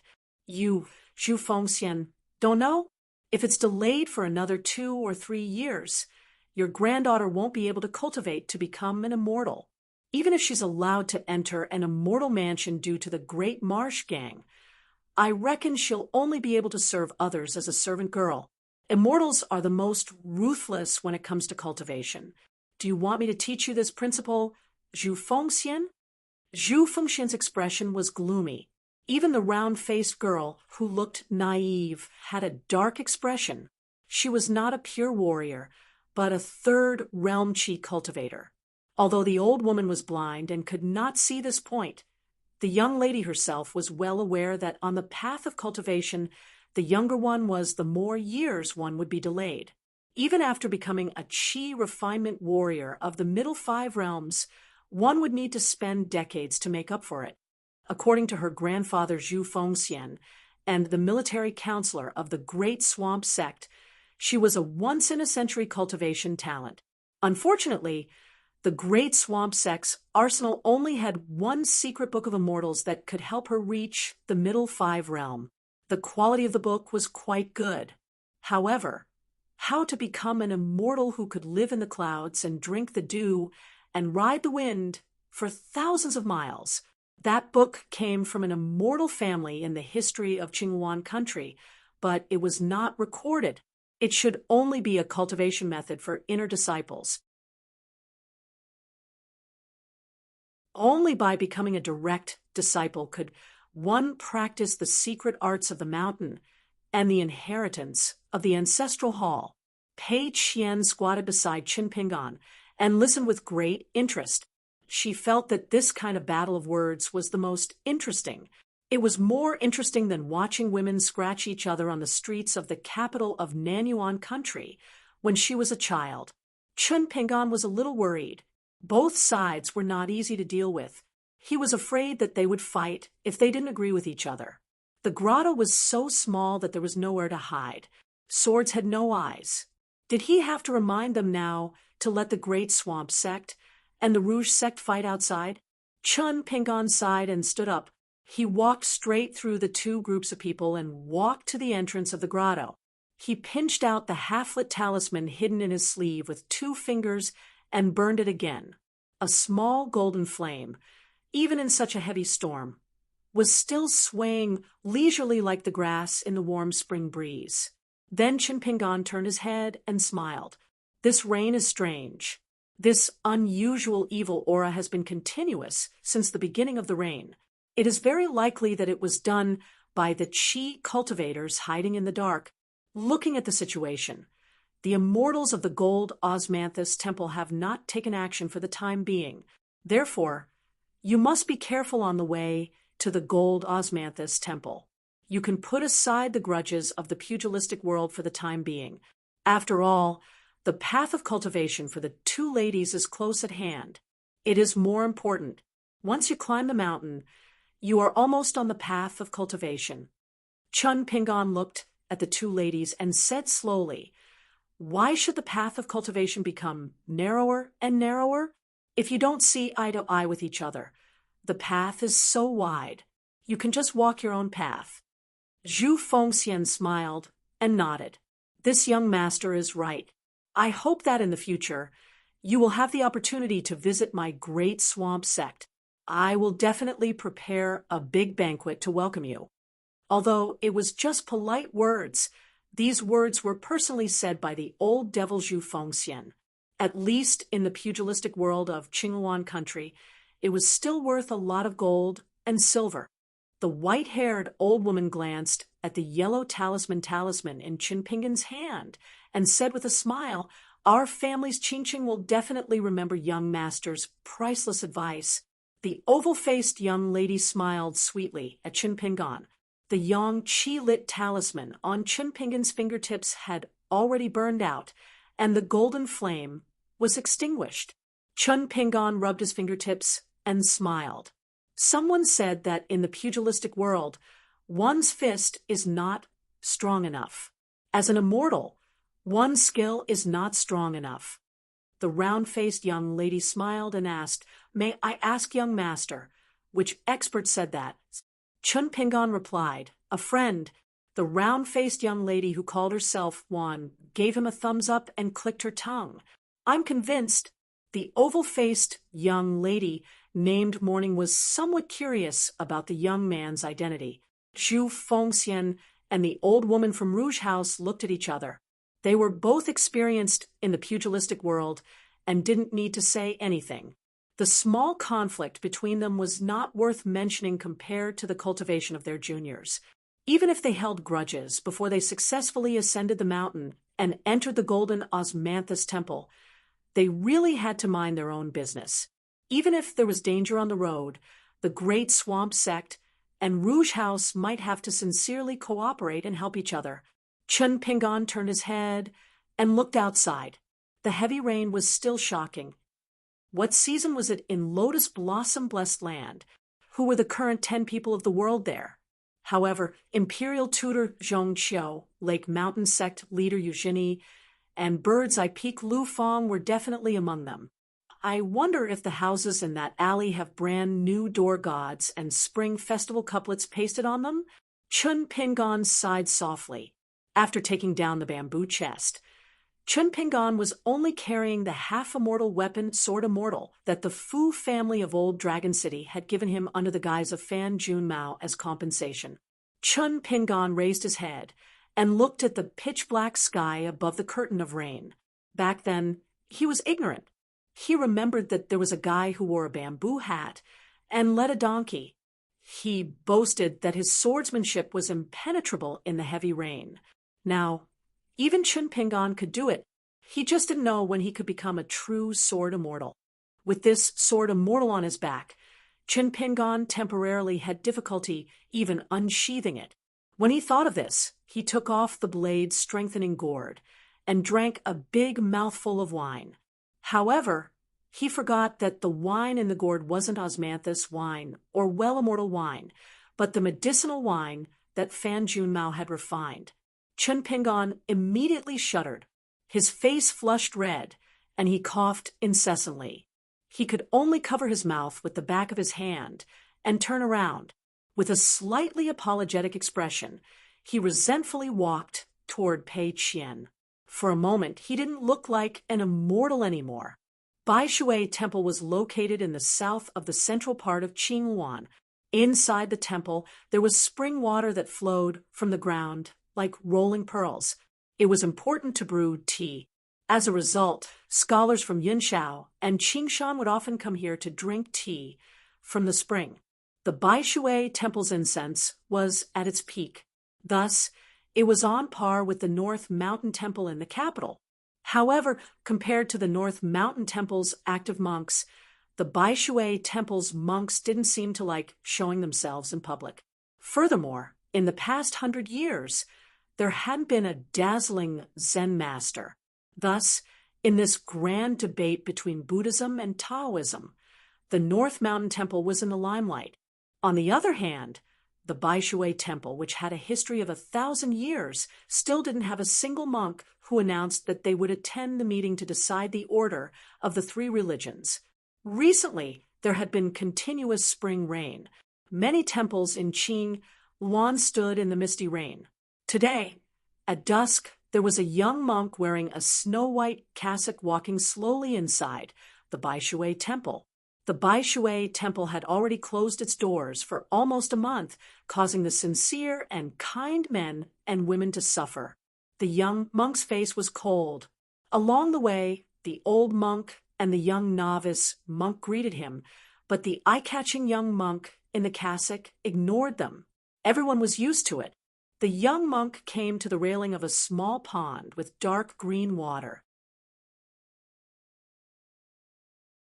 This unremarkable pond had the reputation of being a dragon's pond. It was rumored that in the small but bottomless pond, there lived an old turtle. It was released by the monks when the Bai Shui Temple was first built. Every time the monks of the Bai Shui Temple gave a wonderful lecture, the old turtle would come out of the water and appear in the world.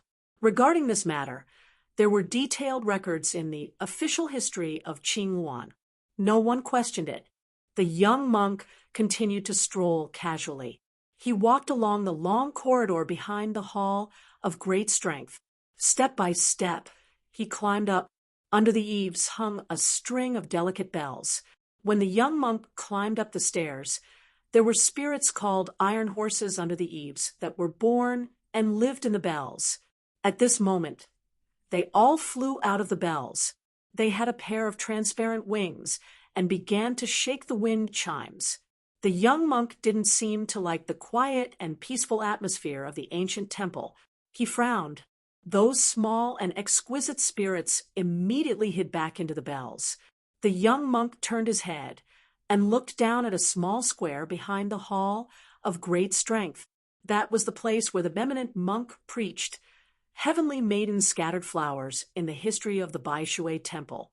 He remembered that there were many golden osmanthus seeds that fell that day. The monk who preached and the monk who listened to the teachings both sat in the pile of osmanthus seeds.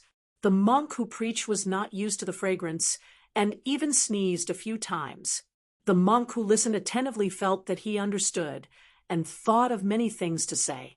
Then he wrote them down one by one on the stone tablet of the Baishui temple. After walking up the stairs and reaching the top, he went around the hidden scriptures tower and walked to the side of the abbot's room. There was a yellow mud wall that was half the height of a person, enclosing a small space. There was a well, and beside the well there was a stone table and stone benches. The young monk pushed open the small door made of bamboo and walked to the side of the well.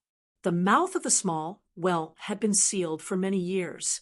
In the early years, there was a famous Buddhist case that happened here.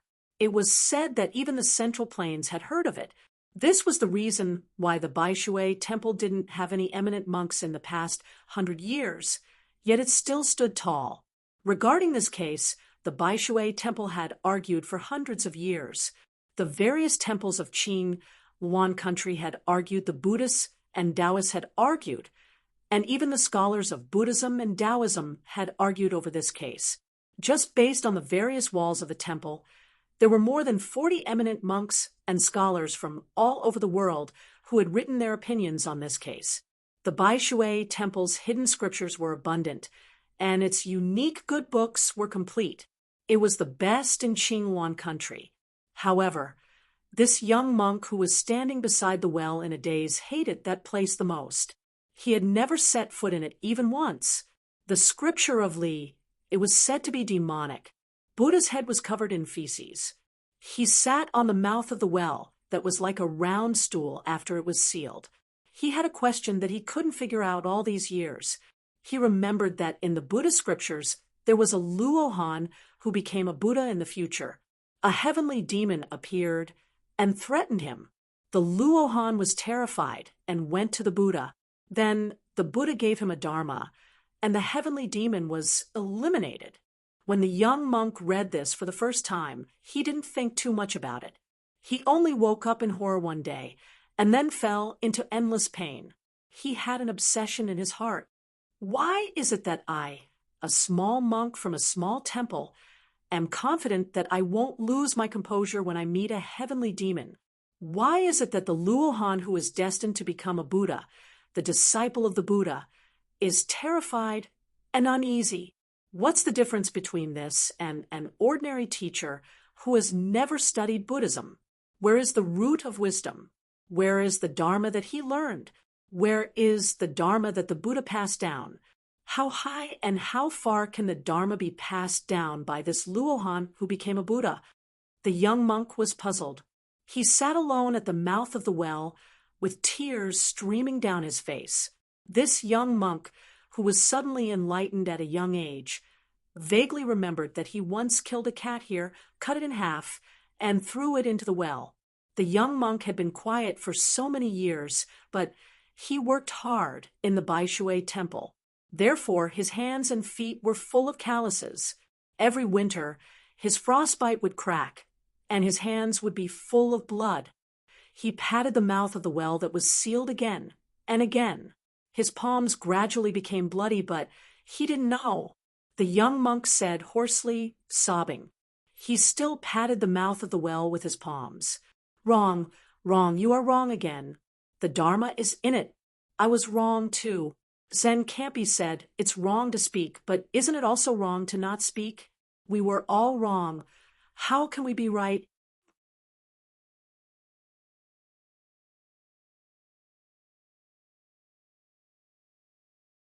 $3.79. The rain contained an unusual, gloomy, murderous aura. Once Chun Pingan pointed it out, the key to making the two groups of martial artists in the grottos give up was not the earnest advice about not walking on a narrow path, and it was not even the lantern-raising talisman Chun Pingan had shown. It was only because of one sentence: the old immortals of Jin Gue Guan have not made a move yet. This meant that Jin Gue Guan could either plan and act weak to lure the snake out of its hole, or he could not defeat the enemy and could only hide in the temple to avoid the sharp edge. No matter what the reason was, the Rouge House woman from Yunshao country was unwilling to put her family's life in a fight between immortals on the mountain. As for the old devil Zhu Fengxian, who had once set off a bloody storm in the Jianghu of several countries, he was even more mature and prudent. This time, he climbed the mountain to build a ladder for his granddaughter to cultivate and ascend to heaven. Jin Guiguan could conveniently take in a disciple that he was proud of. Both sides were just taking what they needed. The great swamp gang was not inferior to others. Zhu Fengxian was unwilling to be a pawn for the Taoist of Jinding Temple. Chun Pingan returned to his original place. Pei Qian took out a small stone slab from somewhere and used it as a stool for Chun Pingan. She squatted on the ground and wiped the mud with her hands. She looked up and comforted him. "Master, you are still very elegant. There are some flaws in the ending stage, but they can be ignored." Pei Qian had often watched Liu Baixiang play chess with other people and had been influenced by what he saw and heard. Pei Qian had learned quite a few things from the four people in the painting, such as Old Wei's art of war. When fighting on the battlefield, there's no need for the long snake formation or the dragon's gate formation. It's just a matter of fixed ranks and vertical and horizontal. In the end, it all depends on one's own ability. She learned some rules of zither and chess from Little White and learned some cooking methods with wine and dishes from Zhu Yen. Zhu Yen saw that she often helped and could endure hardships, so he gave Pei Qian a Jianghu Ranger book. Pei Qian was so absorbed in reading that he forgot to eat and sleep. He also asked Sui Yu about a lot of Jianghu slang, such as "if you want to pass, leave money to buy your life. If you are bold enough to cut the path, take my spear," and so on. Zhang Shanfeng looked at the rain outside and was more worried. He whispered, "Such a heavy rain, and it has been falling for so long. Even a sea-viewing realm cultivator may not be able to withstand it, unless he has already set up a rain-attracting formation. But if it is really a rain-attracting formation, it is like throwing snow from the sky to the ground. So it is more likely that he is a Dragon Gate cultivator. I don't know what Realm Chi cultivator the Gold Osmanthus Temple Taoist is, and whether he can cope with this rain that affects the fate of mountains and rivers." Zhang Shanfeng's voice was not loud, but Zhu Fengxian and the old woman of Rouge House were Wu Dao masters in Jianghu. They could hear it clearly if they paid a little attention. Zhu Fengxian did not mind that he was eavesdropping. He smiled at the old woman and said, "Since Rouge House and Gold Osmanthus Temple have a good relationship, you must know the level of the Temple Master's celestial spells, right?" The old woman hesitated for a moment and nodded. "It is said that Temple Master Zhanggua is 200 years old. He is the Dragon Gate cultivator, who is like a dragon in the clouds and can summon wind and rain." Zhu Fengxian frowned and said, "The rumor in Jianghu recently is that Zhanggua has been in isolated cultivation for decades. Now that he has successfully come out, he has become a legendary earth immortal." The old woman smiled bitterly and said, "An earth immortal who has formed the golden core is beyond the world. Why would he accept disciples? He just needs to focus on cultivation and go straight to the Great Way." If it were Zhu Fengxian, would he be willing to pick up money in the mud? Even if there is gold and silver in the mud, we Jianghu people want it. We still have to bend down and touch the mud. Would the immortals on the mountain care about it? However, it is true that Temple Master Zhanggua has the talent of an earth immortal. Zhu Fengxian need not doubt it. It is only a matter of time. Your granddaughter has Zhanggua as her master, and cultivates in gold osmanthus temple. Her future will not be bad. Zhu Fengxian nodded, and his expression turned slightly better. Zhu Fengxian, as a martial artist of the seventh realm, would be wary of a Dragon Gate cultivator, but he would not be afraid. The number of cave realm and sea viewing realm cultivators who died in his hands could be counted on one hand. However, Zhu Fengxian was willing to pay enough respect to a Dragon Gate Taoist who had the potential to become an Earth Immortal of the Golden Core realm. He was qualified to be his granddaughter's teacher. Every year, the Great Swamp Gang would take out a sum of silver and send it secretly to Gold Osmanthus Temple on Mount Qingyao. Zhang Shanfeng sighed in his heart. It was not that the people on the mountain did not know about the matters on the mountain. The immortals in the eyes of Zhu Fengxian and the old woman from Rouge House were too high up in the void and did not touch the mud. So what if they were Earth Immortals of the Golden Core realm? They also needed to be cautious and conscientious in accumulating their wealth. Cultivation was the biggest bottomless hole in the world. However, most of the Earth Immortals, except for the mountain cultivators who were used to living in seclusion, had no need to take care of their own affairs. They would have connections with people in their sect. They only needed to concentrate on cultivation. In this way, the old woman from Rouge House was half right. At this moment, in the distant mountains in the rain, there was a sudden flash of lightning and thunder. The earth trembled and the wind and rain tilted. There was also a loud sound like a lion's roar, one after another. After a while, the strange phenomenon stopped. There was only this storm left in the world. After about half an hour, Zhu Lian and Zhu Fengxian, who were on the right of Sui Xiong in the grotto, raised their heads and looked out of the grotto at almost the same time. Zhu Fengxian's expression was normal, but his heart tightened. Among the retainers of that young immortal master, there were two people who had keen intuition no weaker than his. One must know that he was one of the four great grandmasters of Qinghuan, Qingshan, and Yunshao. Although the battle with the immortal 30 years ago had damaged some of his martial arts foundation, and after 30 years of healing, he still had not recovered to the peak of martial arts and was reduced to the bottom of the four great grandmasters. But he, Zhu Fengxian, was far from being in dire straits. He had only fallen from the second to the fourth position, but he was still worthy of the title of Great Grandmaster. This grand event of Buddhism for 3 years had attracted many hidden cultivators, but the number of top masters in Jianghu could be counted with one's fingers. Some of the so-called Master Grandmasters were just seventh realm martial artists who did not live up to their reputation. If they were to fight to the death, they would not be able to withstand a few punches from the four of them. How could there be so many of them in this chance encounter in the mountains?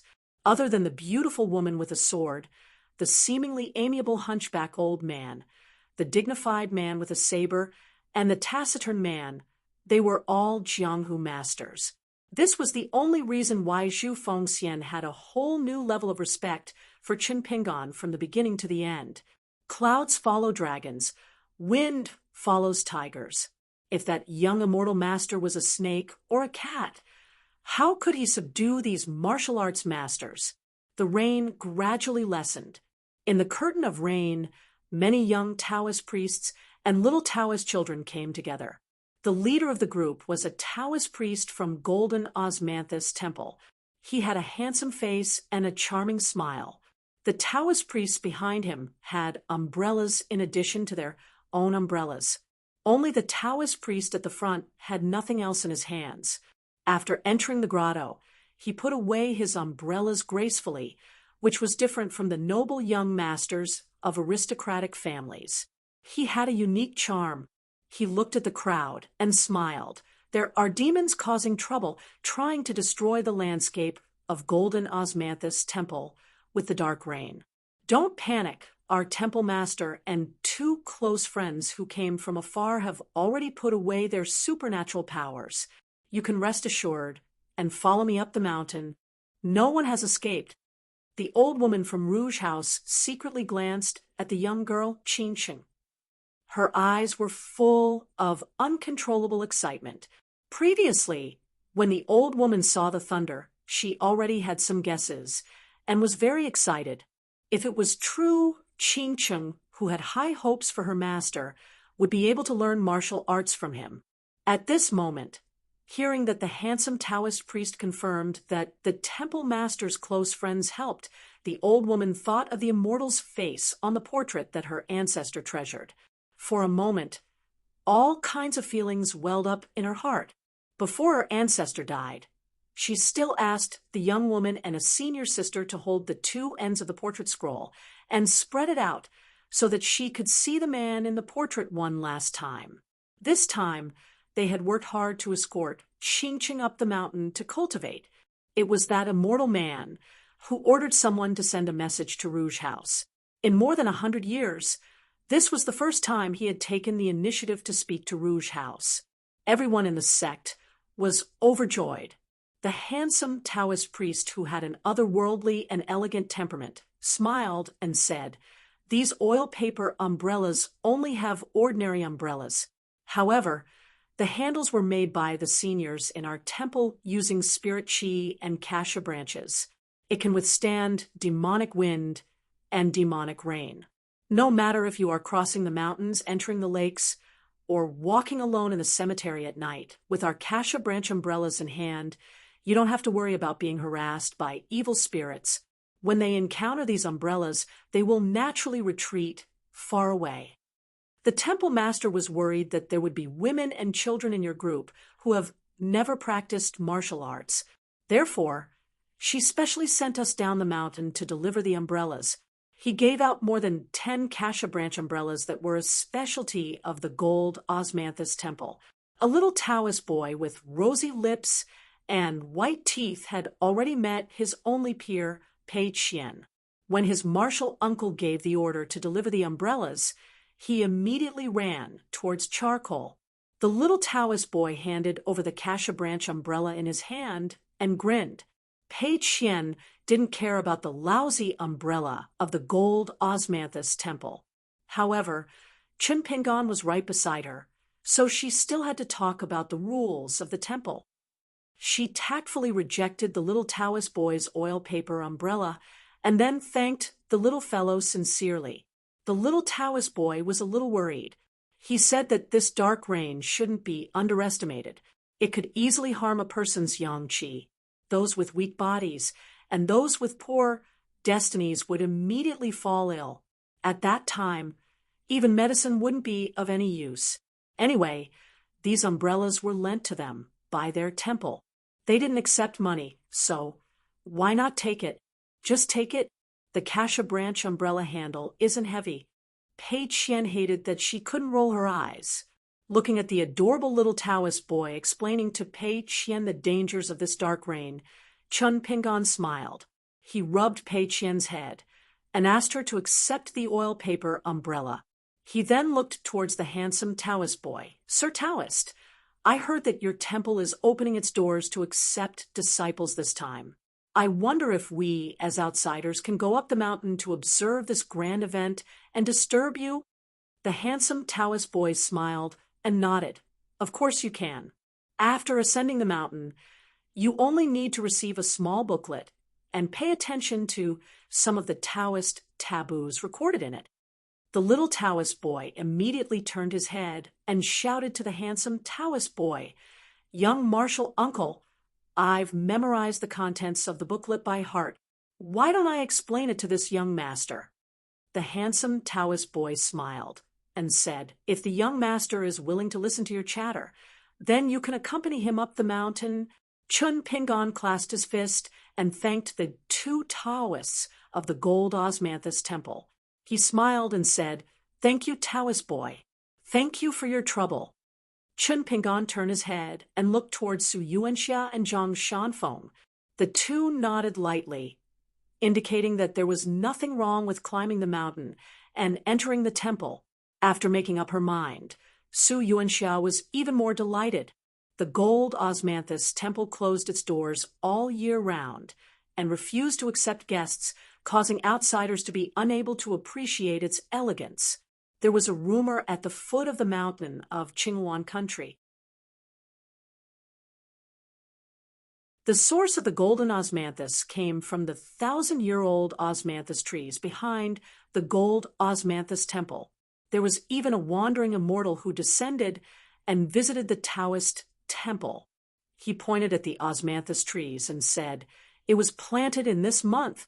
Yellow earth ox didn't even enter the grotto before. After all, it was a monster. This time, it encountered an unforeseen event. The Taoist temple's cultivators might be suspicious." Once the gold osmanthus temple suspicions were aroused, Chunpingan would have to explain a lot. Fortunately, Yellow Earth Ox was also well-versed in the disputes on the mountain. It told Chunpingan through telepathy that it had been waiting at the foot of the mountain recently. Unless an Earth Immortal was patrolling, it wouldn't be easy to discover its whereabouts. Chunpingan then told it to be careful. The Taoist temple was at the peak of Qingyao Mountain. The path was muddy and it wasn't easy to climb the mountain. From the foot of the mountain to the gate of the Taoist temple, the path was only wide enough for 3 people to walk side by side. There was no need to expect a carriage to pass through. It could be seen that the gold osmanthus temple was indeed unwilling to deal with people at the foot of the mountain. When Chunpingan and the others went to the Green Tiger Palace in Qingjing Mountain, they built a total of 3,000 steps of pill stairs. It was even more magnificent than the walls of the Imperial Palace. The gold osmanthus temple wasn't big. It could only accommodate 40 to 50 Taoists to cultivate.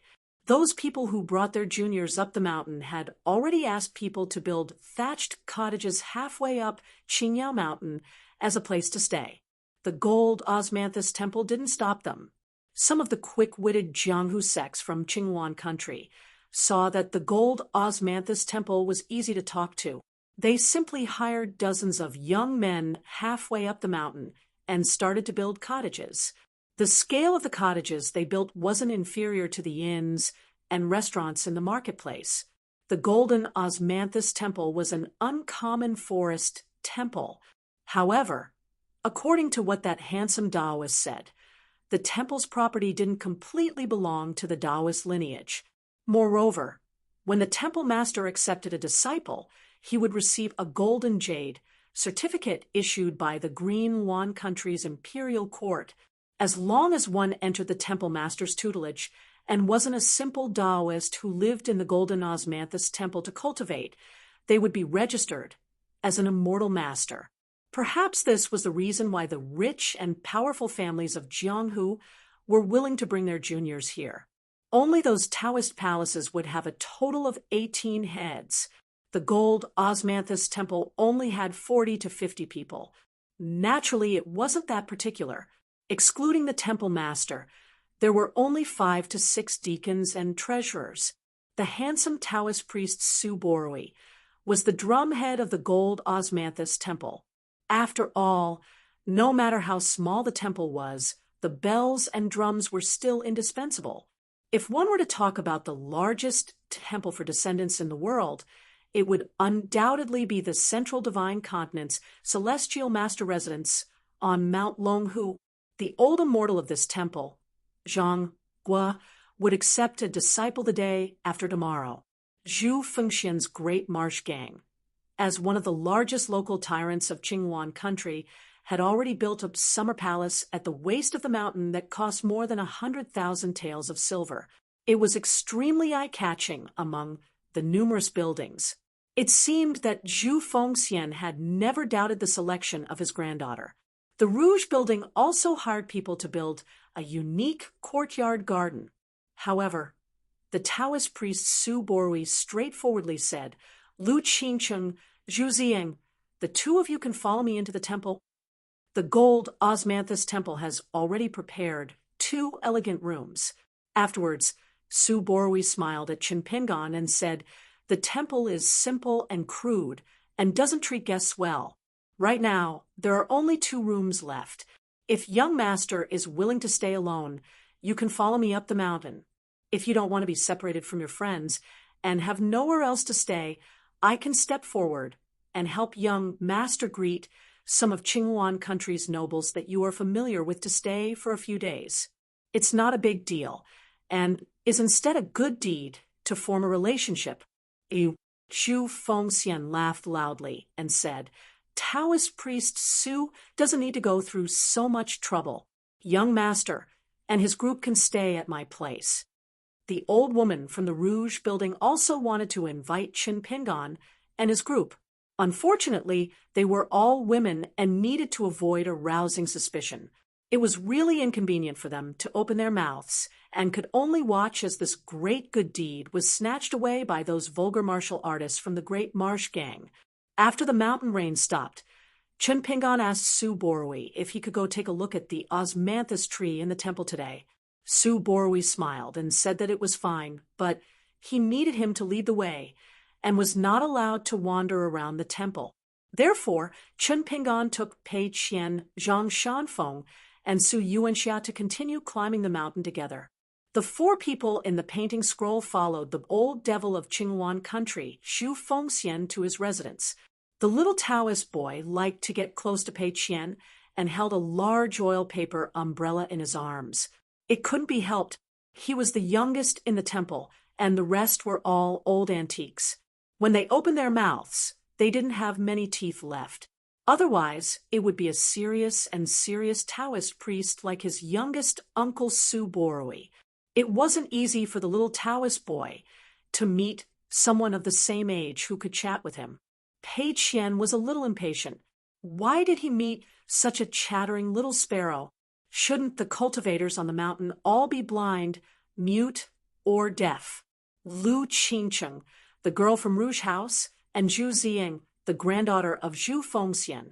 After leaving the protection of the sect and the elders, the former was a little timid, while the latter was fearless.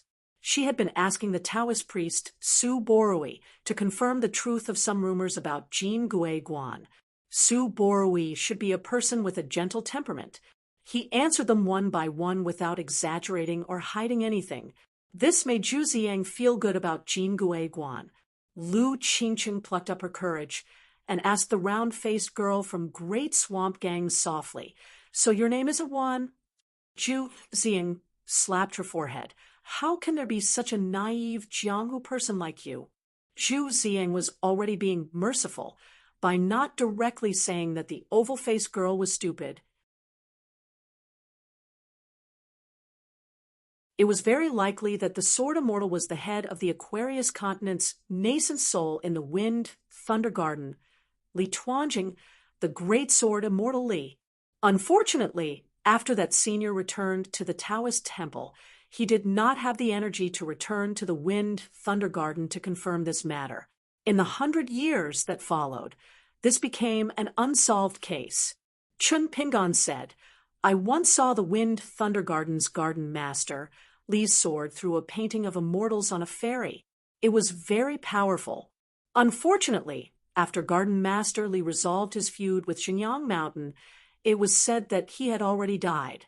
I wonder if the Wind Thunder Garden can find the reincarnation of this Sword Immortal, so that he can return to the sect to cultivate and continue his Taoist fate."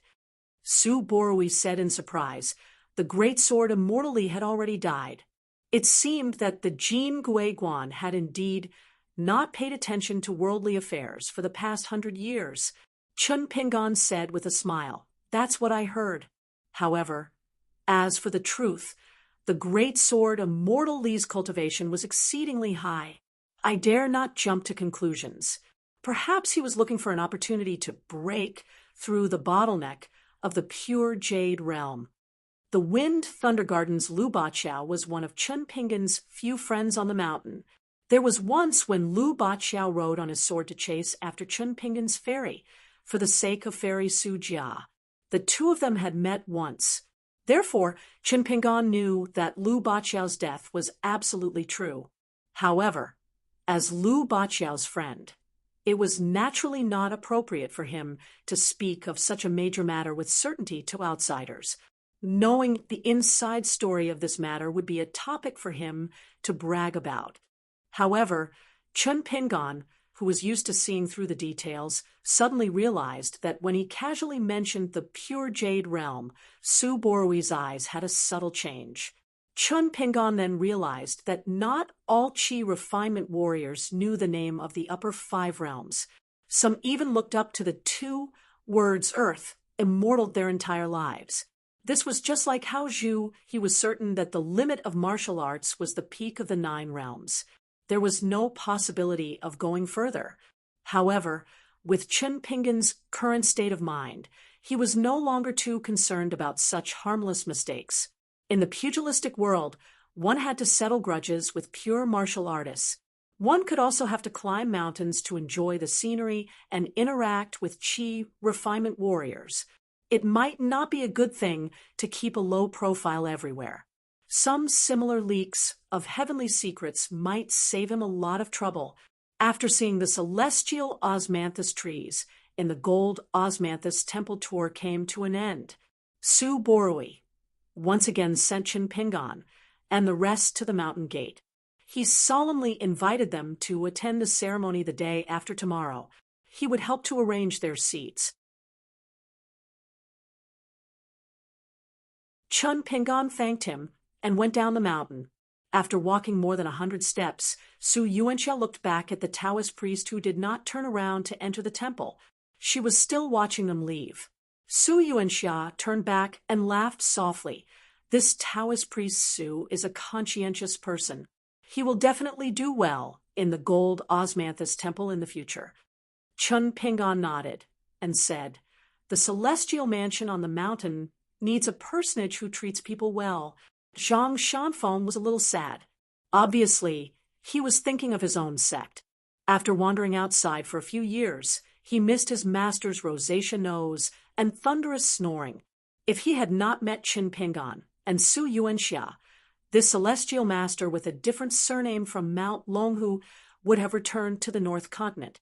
When they arrived at the mansion built by the Great Swamp Sect, there was already a capable steward who had been waiting at the gate for a long time. He slightly bent his body and led Chun Pingon and the rest to their residence. After Chun Pingon and the rest settled down, behind the gold osmanthus temple, in a quiet and elegant house deeper than the osmanthus trees, Su Borui stood respectfully in the courtyard. The corridor under the eaves was extremely wide and clean. There were 3 pairs of wooden clogs at the bottom of the stairs. An old Taoist priest with a celestial aura was the temple master, Zhang Gua, a dragon gate cultivator. There were also 2 distinguished guests who helped out and suppressed the unruly people. In fact, they had interacted with Chun Pingon before. The burly youth Jiang Yun and the governor of Qingwan country Wei Liang. At this moment, the 3 of them were sitting around a table and eating a bowl of vegetarian noodles, spring bamboo shoots, mushrooms, a few kinds of wild vegetables that grew in the forest in spring, oily gluten, and noodle soup that was simmered slowly. The fragrance filled the air. After Su Borui talked about his general impression of Chun Pingon and the rest, the temple master smiled and let this disciple leave to rest. The old Taoist priest asked, "Is it a coincidence, or did they follow the clues and find us?" Wei Liang thought for a moment. "It's a coincidence. If it wasn't for Su Borui's reputation, this group of people would have blocked my door." Wei Liang turned to look at Jiang Yun. "Seeing the change in your expression, do you know this person?" Jiang Yun nodded. "He's a local of Lizhu Grotto Heaven.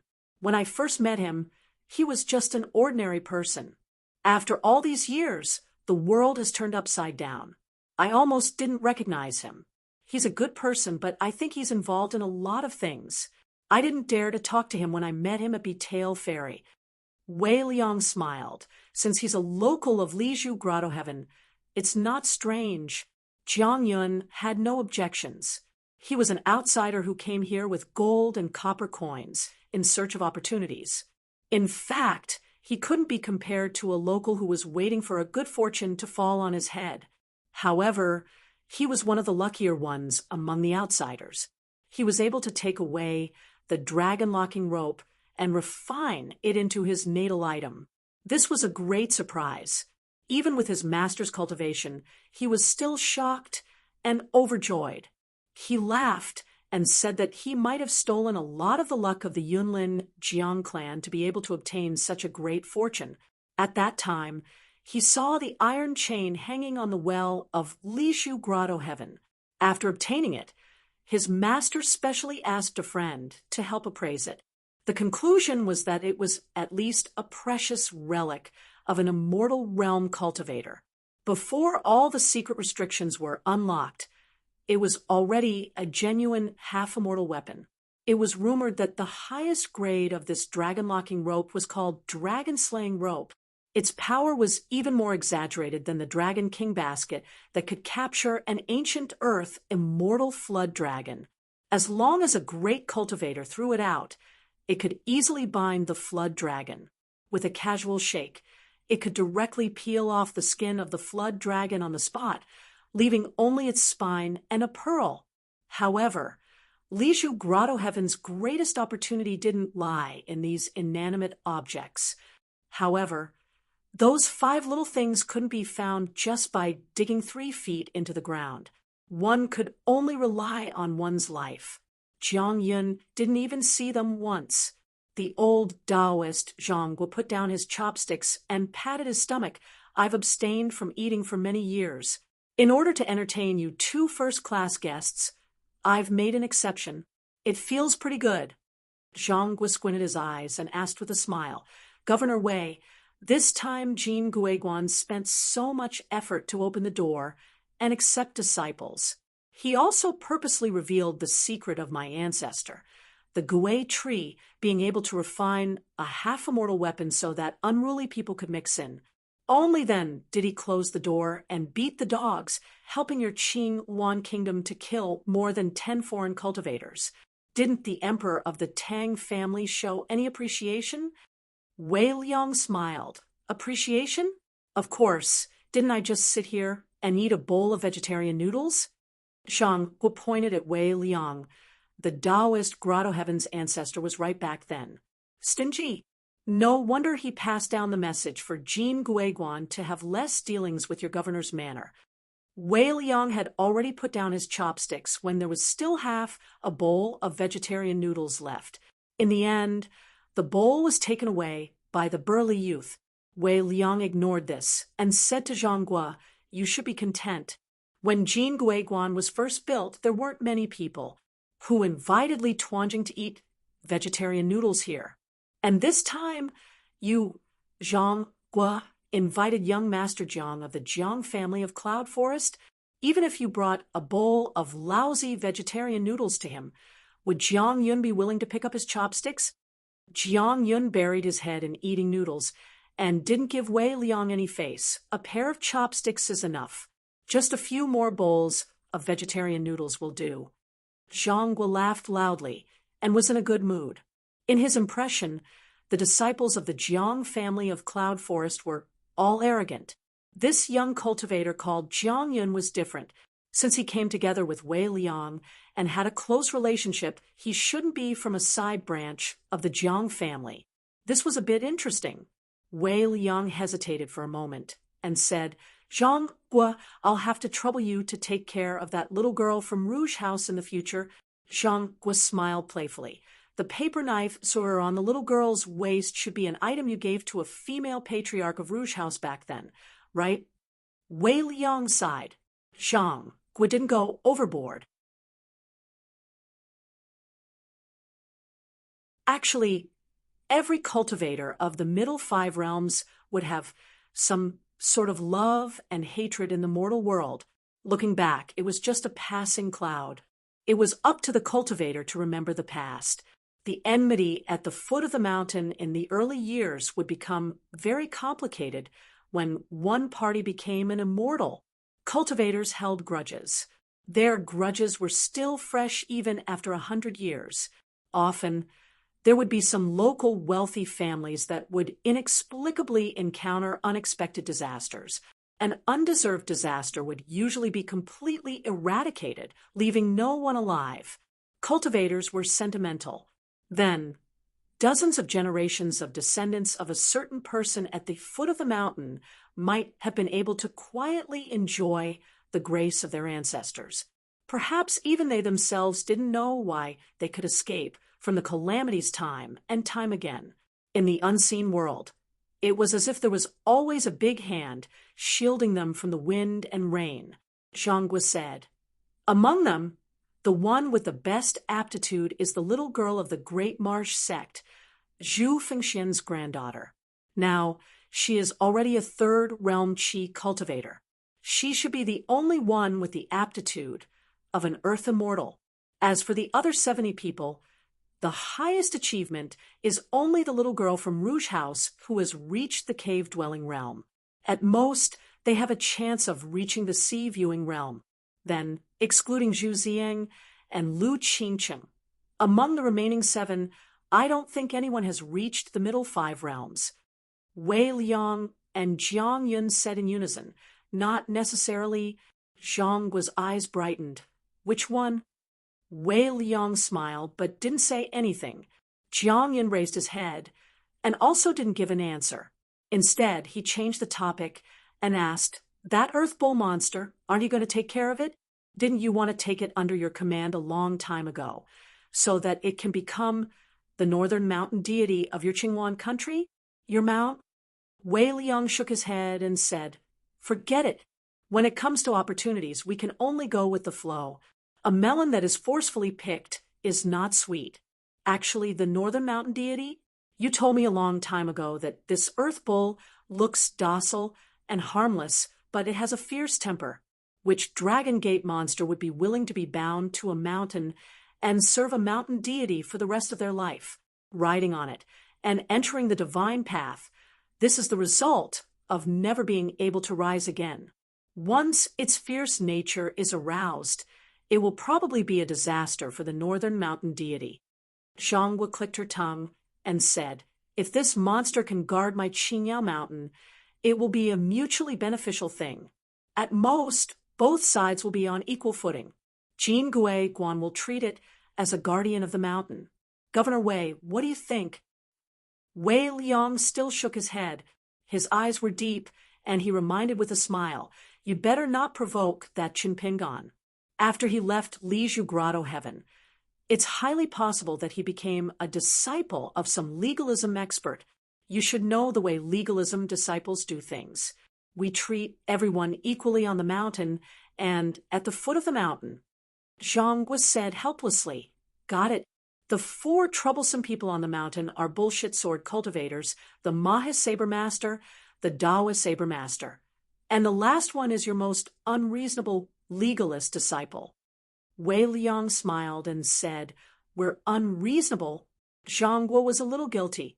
She suddenly smiled and said, then why don't you reason with that Earth Bull monster? Wei Liang said indifferently, the laws of the world are based on people. In Chun Pingan's room, Page Xian was copying books. Zhang Shanfeng was diligently cultivating in his room next door. This young Taoist from the North Continent claimed that his aptitude was average. Back then, his master only took pity on him because he had nowhere else to go. Hence, he reluctantly accepted him as his last disciple. Moreover, his path of cultivation afterwards proved that his master's judgment was not bad. Zhang Shanfeng's progress was indeed slow. He had yet to successfully ascend to the middle 5 realms. However, Zhang Shanfeng was resilient and had never been discouraged. His occasional disappointment was only due to his lack of ability to subdue demons. In this matter, his attitude was exactly the same as Chunpingan's. It was nothing more than walking one's own path. As long as one did not compare with others, one's aptitude would not matter. On the contrary, one could walk a firm and steady path. The so-called aptitude of a qi cultivator was extremely particular. The mystery lay in the word innate. The size of the cave abode they opened determined the amount of spiritual qi that could be accommodated. Apart from that, there were also differences in the speed of absorption. On top of that, There was also a difference in the purity of the spiritual qi extracted, whether it was a pitiful gurgling stream or a breathtaking roaring river. After that, one would be qualified to pay attention to the quality of the elixir chamber and the appearance of the future nascent soul. Chun Pingan now often practiced the awkward posture of the heaven and earth stance. He used his fingers to support the ground. However, after practicing for so long, Chun Pingan had also figured out some tricks. For example, if he practiced the 3 stances of the mountain quaking fist at the same time, he would use the heaven and earth stance to perform the 6-step stance. Then he would use the sword furnace formula with one hand.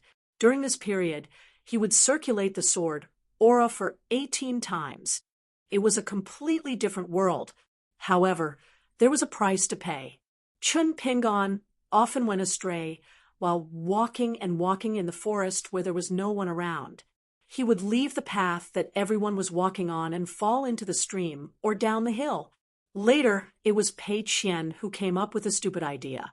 She tied the rope at the top of the mountain walking staff to the blade-strengthening gourd at Chun Pingan's waist. Pei Qian walked in front, leading Chun Pingan. Of course, she also needed to practice the 6-step stance now. One big and one small, walking in front of each other, they were truly kindred spirits. At this time, Chun Pingan was roughly drawing circles around the table and doing the stance while standing upside down. After Pei Qian finished copying books, she looked at Chun Pingan's heaven and earth stance countless times. Pei Qian still found it interesting no matter how she looked at it. Chun Pingan turned upside down and took a deep breath. From Old Dragon City to be Tail Fairy, then to Qinghuan Country's Jingui Guan. After being stabbed in the stomach by Du Mao's sword-swallowing boat, he slowly recovered from the 3rd realm to the 4th realm. He still needed to rely on the stance walking and small amounts of medicinal wine to recover from the peak of the 5th realm. However, in this way, there were advantages and disadvantages. The disadvantage was that it greatly delayed the speed at which he reached the 6th realm. The advantage was that his foundation of the 5th realm would be more solid. Zhu Lian once said half-jokingly that even if he didn't rely on external items, Chun Pingan could still use his peak of the 5th realm to defeat the 4 of them who were at the peak of the 6th realm. Sui Yu scoffed at this, but Lu Baixiang agreed. As for the taciturn Wei Xian, he was busy talking nonsense with Pei Qian. Chun Pingan sat back at the table and checked the content that Pei Qian had copied. After confirming that she didn't make any mistakes, he indicated that she could go play.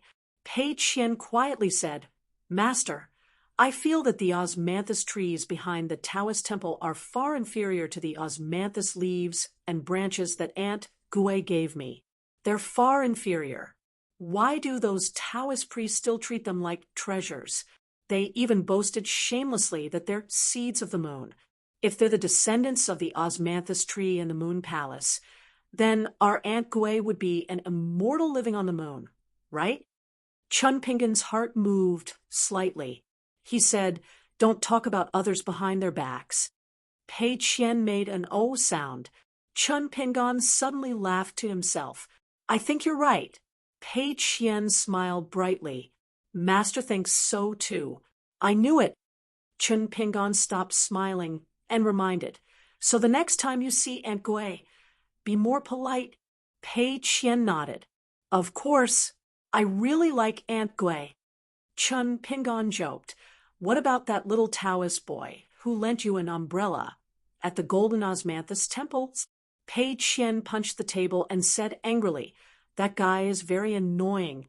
If I meet him on a narrow path with no outsiders present, I'll beat him up until his parents and master can't recognize him."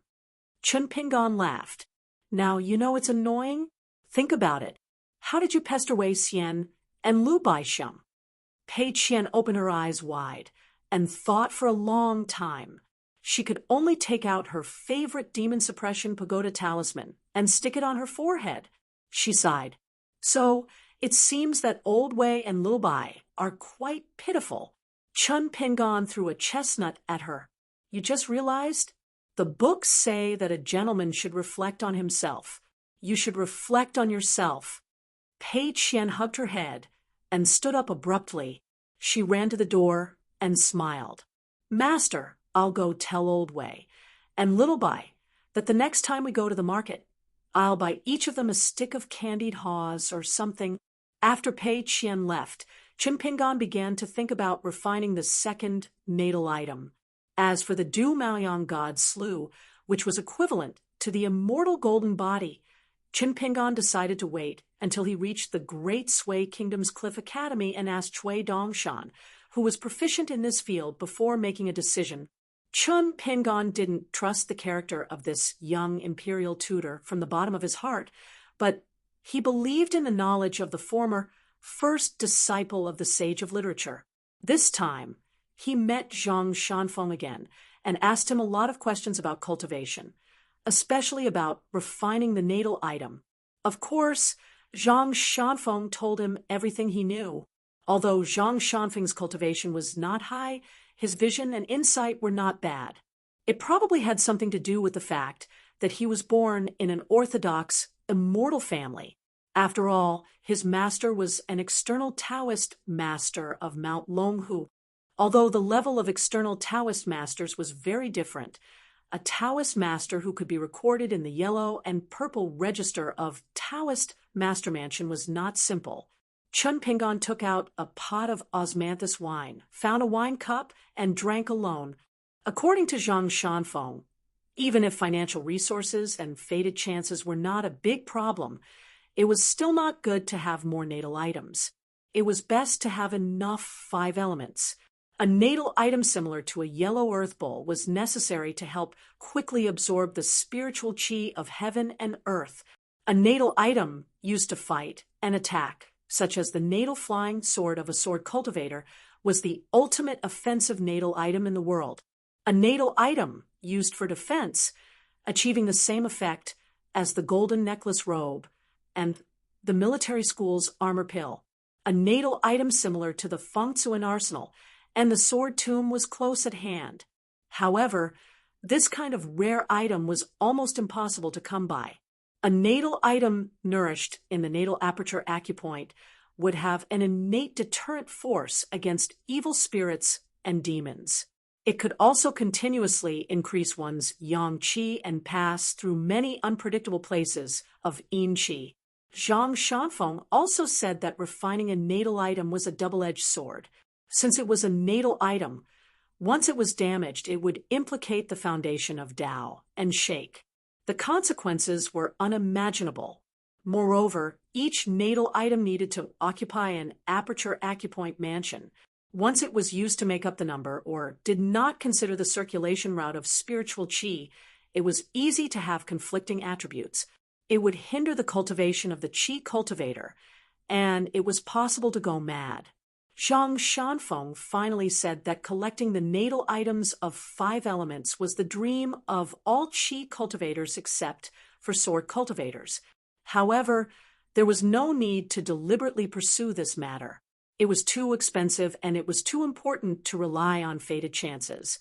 Generally speaking, it was enough to have 3 natal items of slightly better quality, 1 for offense, 1 for defense, and 1 for qi cultivators to absorb and store spiritual qi. Most of the 5 states' qi cultivators in the world were like this, except for those earth immortals who would pursue more. Chun Pingon was a little hesitant about whether or not he should refine the golden script gall given to him by the city god of Yanji County of Sai Country. However, it was said that in the green wooden box was the seal of Sai Country's city god of Tuaji County of Sai Country that was personally engraved by a certain generation's celestial master of Mount Longhu. Chun Pingon decided to use it as a parting gift to Zhang Shanfeng, the future celestial master of Mount Longhu. The city god of Yanji County, Xinwen, attached great importance to this seal. Chun Pingon guessed that it was very likely to be a half-immortal weapon. Shen Wen said personally that as long as the seal was combined with the five thunder technique of Mount Longhu's direct lineage, its power would be shocking. Back then, when the seal was sealed in the city god's pavilion, it was able to block the invasion of the baleful aura of the huge mass grave outside Yanji County. It was enough to show that its quality was high, and it was not something that could be achieved by a Dharma treasure. From the time Qin Pingan received the seal until today, he had not even opened the green wooden box once. The reason why he was hesitant about refining the golden script gall was that Qin Pingan had obtained a white bowl with the true shape of the 5 mountains of the ancient Yu country when he was in Sai country. Under Su Yuanxia's suggestion, he did not sell it at Qingfu Square in the end.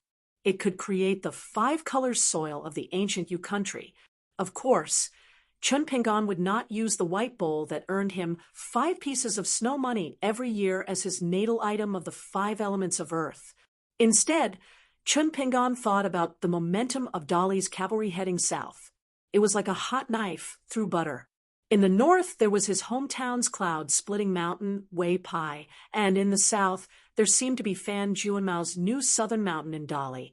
Once it was realized, the 5-color soil would become extremely precious in Dali, which had a state as the territory of the dynasty. At that time, the Dali imperial court would definitely have tight control over it. Therefore, if Qin Pingan could now determine the location of the other 3 mountains outside the north and south, gather enough 5-color soil, and find a suitable vessel, the benefits would definitely be great. However, the difficulty lay in the location of the 3 mountains. The hidden danger lay in using it as a natal item. The short-term benefits would be huge, but it would be closely related to the ups and downs of Dali's national power. However, below the upper 5 realms, there were definitely more advantages than disadvantages, and one could quickly become an earth immortal. At this moment, Qin Pingan drank the wine, thinking of the Dali scouts in the snow, and the neighbor next door, Song Jisen.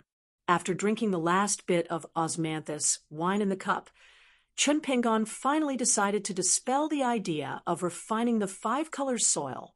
After making the decision, Qin Pingan no longer hesitated and prepared to refine the golden script gallbladder. However, it was harder than ascending to the heavens to take advantage of the right time, place, and people like in Old Dragon City.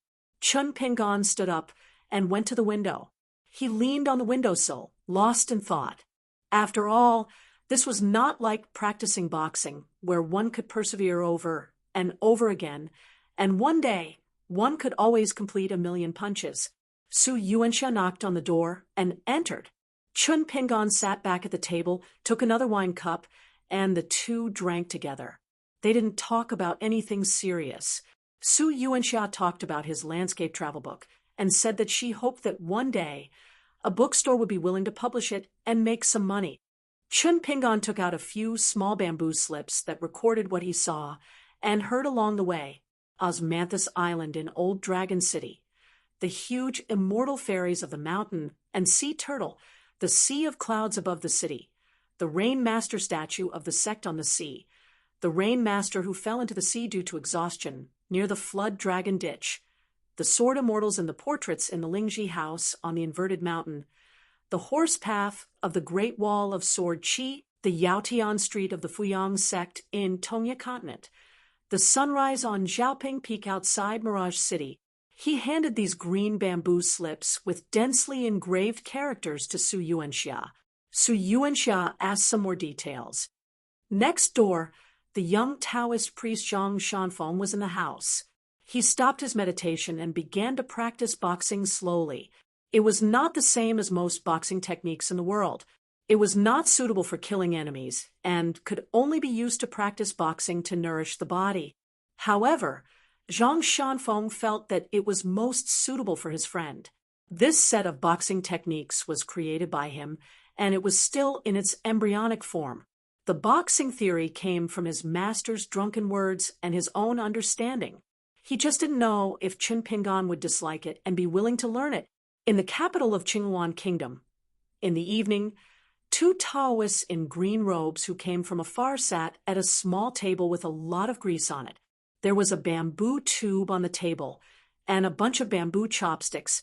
A thin Taoist priest in his 30s was familiar with the temperament of the other party, so he said solemnly, "Zhou Yuan, let me say it first. I can't eat spicy food." The young Taoist priest named Zhou Yuan smiled and said, "Monkey, just because you can't eat spicy food, you have missed out on so many delicacies in the world." The older Taoist priest, who was jokingly called Monkey, shook his head helplessly. Along the way, he had walked with trepidation. It could not be helped. Zhou Yuan was simply a troublemaker. This person's sense of right and wrong was always more blurred than the other sages of the academy. Fortunately, he was still able to accept it on the whole. This thin Taoist priest, who was more in line with the temperament of the academy than Zhou Yuan, looked around. This time, the emperor of the Tang family of Qinghuan Kingdom insisted on winning the debate between Buddhism and Taoism. As the national religion, his status was higher than that of Confucianism. If not for the fact that the attention of the Lakeview Academy was now focused on the Taoist heavenly lord of the North Continent and had no time to care about this matter, Hou Zheng and Zhou Yuan would not be traveling around Qinghuan Kingdom.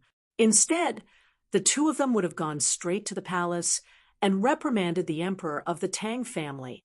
The sage Zhou Yuan ordered 2 servings of local delicacies from Sichuan. One was spicy, and the other was not spicy. He started eating with the monkey from Old Dragon City. The young sage, who liked to call himself Zhou Yuan, put a large piece of Sichuan into his mouth and said vaguely, "I heard that the debate between Buddhism and Taoism in Qinghuan Kingdom this time is a little different. To the outside world, it is said that Buddhism and Taoism will each send 10 immortals and eminent monks, and then they will quarrel in the palace to see who is better at quarreling. However, the real deciding factor is in the dark. They specially invited an old man from the Jiang family of Yunlin Kingdom to be the CEO, and then let 2 earth immortals use their supernatural powers to observe a Taoist priest and a monk. They want to seamlessly arrange a private debate between these two to see who is better in Buddhism and Taoism. Not only do they want to determine who is better in Buddhist scriptures and Taoist scriptures, but they also want to compete in social interactions and the merits of persuasion, knowledge, self-cultivation, and education. The older Confucian frowned. This was the first time Zhou Yuan talked about this inside story. After thinking for a while, his brows relaxed. No wonder the hill master is not angry. Stones from other mountains can be used to improve jade. This move by Qinghuan Kingdom is not entirely a bad thing. Zhou Yuan smiled knowingly and pointed at the Confucian opposite him with his chopsticks. "You, Hou Zheng, are the most compatible with my temperament. It is good that you are able to see through things." The gentleman from the academy named Hou Zheng shook his head and did not speak. Zhou Yuan asked, "Such a big thing happened in Old Dragon City. Don't you want to go home and take a look?" Hou Zheng still shook his head. "It's useless even if I go. There isn't much of the family tradition passed down from the ancestors of the Hou clan. It's just a candle in the wind. If I go, I'll just twist the flame a little brighter. It's better to hang on like this. I can only hope that a responsible junior will appear. Only then will I dare to help." Zhou Yuan nodded. "You are so thoughtful." Hou Zheng smiled bitterly. "After all, I was born and grew up there. How can I not think more?" Zhou Yuan put down his chopsticks and asked, "Are you full?" Hou Zheng looked at the empty big white bowl in front of Zhou Yuan. There was not even any soup left. He ignored Zhou Yuan and buried his head in eating. Zhou Yuan sighed and turned his head to shout, "Shopkeeper, give me another bowl. Remember to put less spice. The spicy food in your stall is really spicy. It is really spicy." On the street, there were women and young girls who had just returned from their excursions.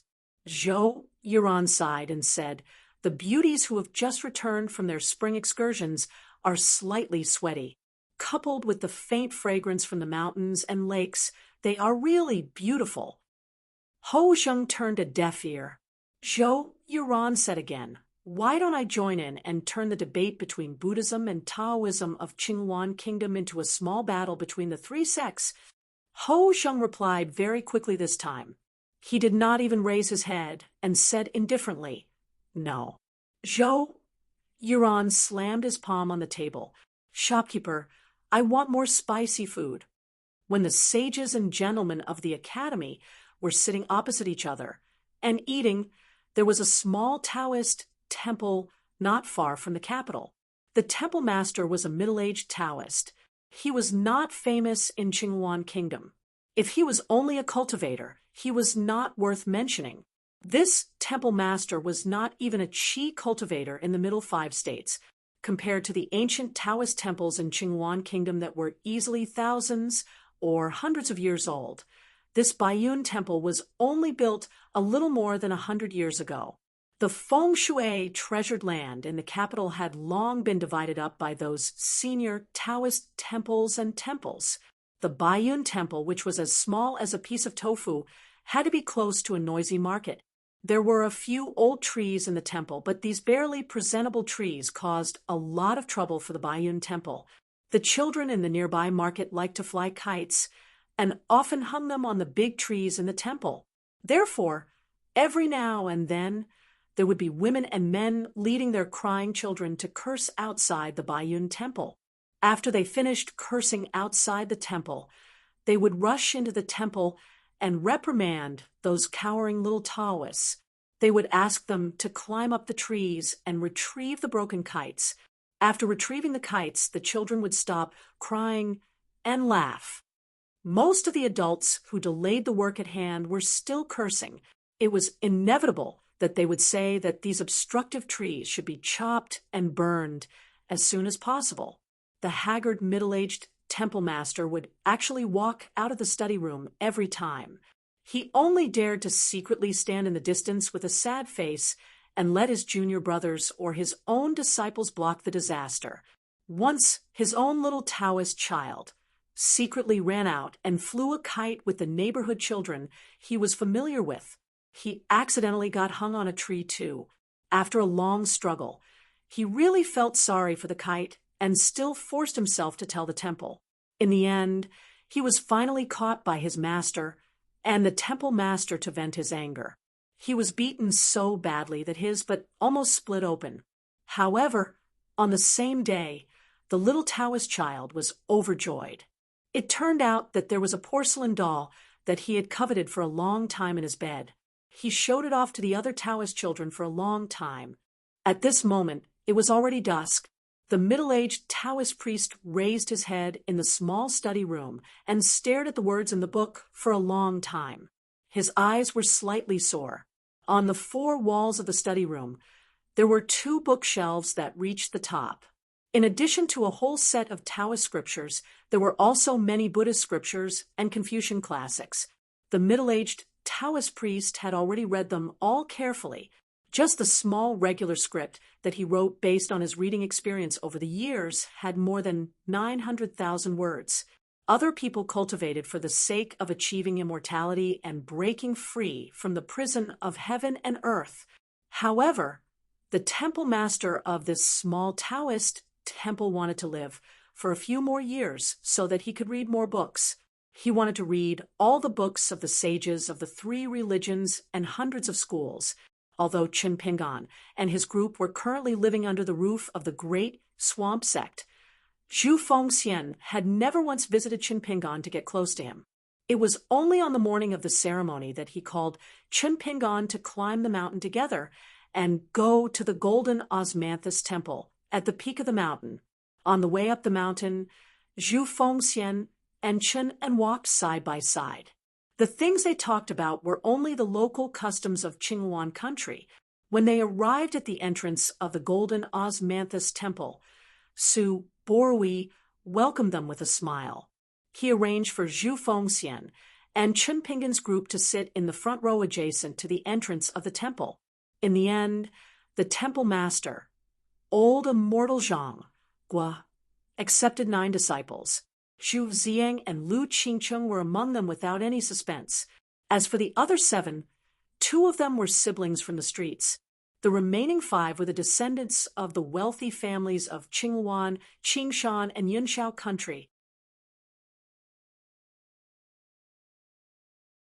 including Su Borui and the other 2. There were a total of 12 direct disciples of the temple master. The little Taoist priest who lent the umbrella to Pei Qian was now the senior brother of the 9 disciples. He stood behind Su Borui and was so happy that he couldn't close his mouth. Then he quickly looked at Pei Qian, only to find that she didn't even look at him. The little Taoist priest was a little disappointed. It would be an exaggeration to say that the ceremony of a Taoist master accepting disciples was complicated and complicated. It actually took almost 2 hours. After the ceremony was over, Chun Pingan, Zhu Fengxian, the old woman from Rouge House, and the other leaders of various forces were all given an expensive osmanthus oil paper umbrella by Jin Guiguan. Zhu Fengxian still had to stay at the mountainside for a few days. After all, Zhu Ziang had just become a disciple of the Golden Osmanthus Temple. If he wasn't acclimatized to the environment or wasn't used to it, Zhu Fengxian wouldn't feel at ease leaving the mountain.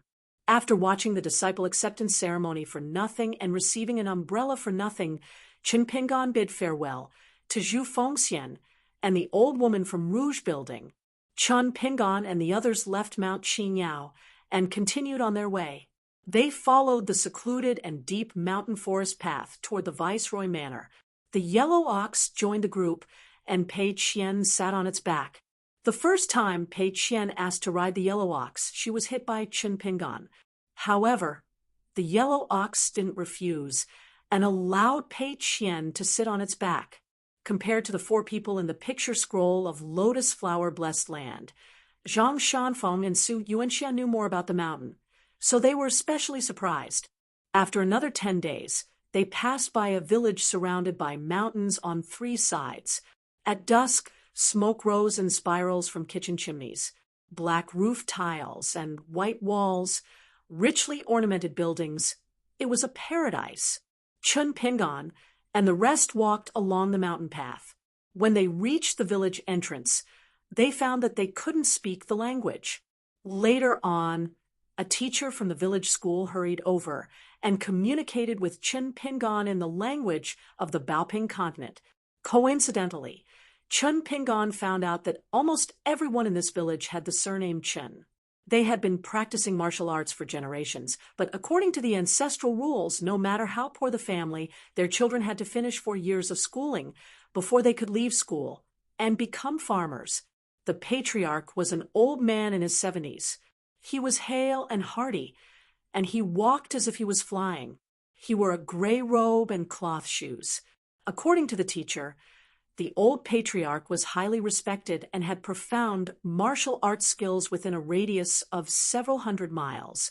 Because of his heroic feat of stopping a horse to save a child in a busy city, he had the good reputation of Chun Pai Fam. When the old man heard that Chun Pingan also had the surname Chun, he was extremely happy and invited them to his home as guests. They had already finished dinner, so the old man directly asked his family to prepare a sumptuous meal.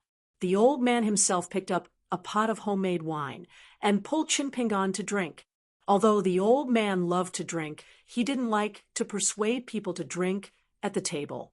As a result, Chun Pingan drank a little too much. In the end, he didn't know how he got to the house.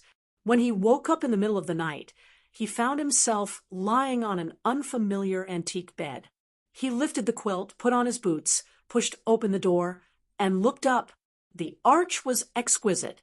Back in the lotus flower-blessed land, Chun Pingan had asked the imperial tutor, Zhong Qiu, for many books on bridge construction from the Ministry of Works.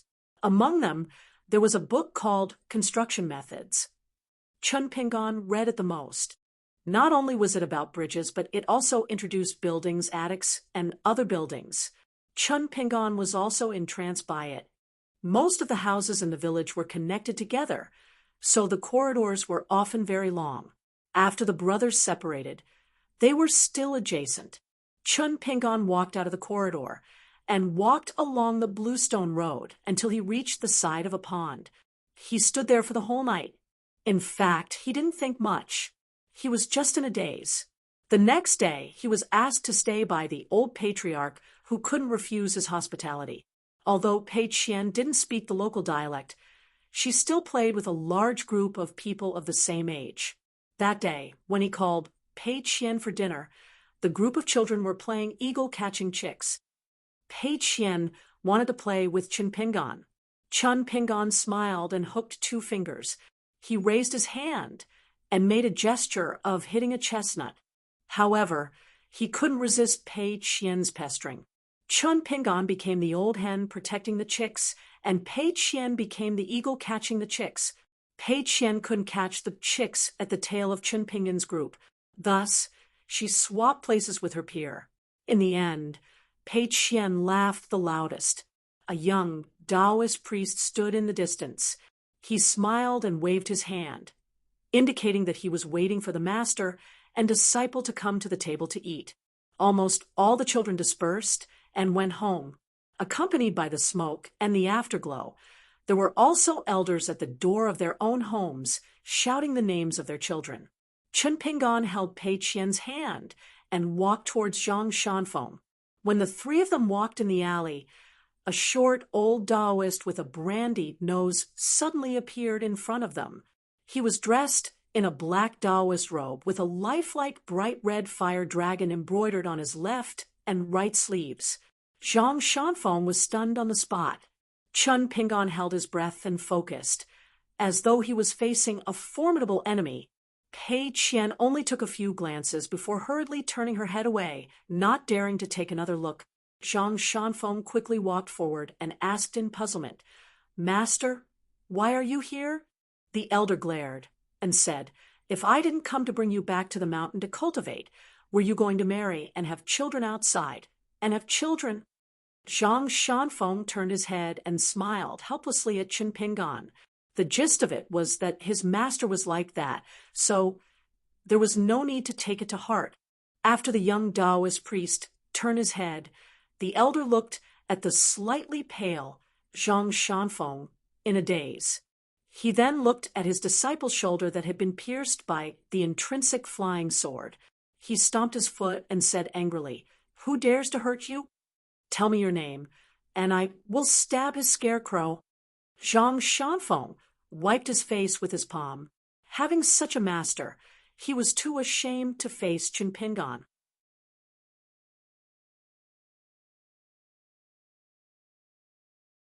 Chun Pingon's expression was solemn as he cupped his fists and bowed to the old Taoist priest from the North Continent. The old man, who was a heavenly master of Mount Longhu with an external surname, nodded at Chun Pingon and spoke directly to him through the ripples in his heart lake. "Kid, your longevity bridge has been destroyed and rebuilt, right? It was a little rough. However, you are now the intrinsic item of water of the 5 elements, and you have refined it with immortality. Not bad, not bad." After the elder finished speaking, he looked at Zhang Shanfeng again and asked him to extend his palm. The old Taoist priest put 2 fingers together and drew a talisman in the air above Zhang Shanfeng's palm.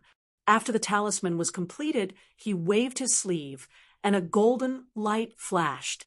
Then the Jinwu sword that was supposed to be in the Governor General's office and Su Yuanxia's dagger fell out of the air. Zhang Shanfeng was not surprised and reached out to catch the Jinwu sword and dagger. He did not forget to turn to Chun Pingon and explain, "My master's cultivation is not high. He is not good at other things, but he is very good at these unorthodox tricks." The elder smiled while stroking his beard. He was proud of exposing his last disciple's shortcomings. Instead of being ashamed, he was proud.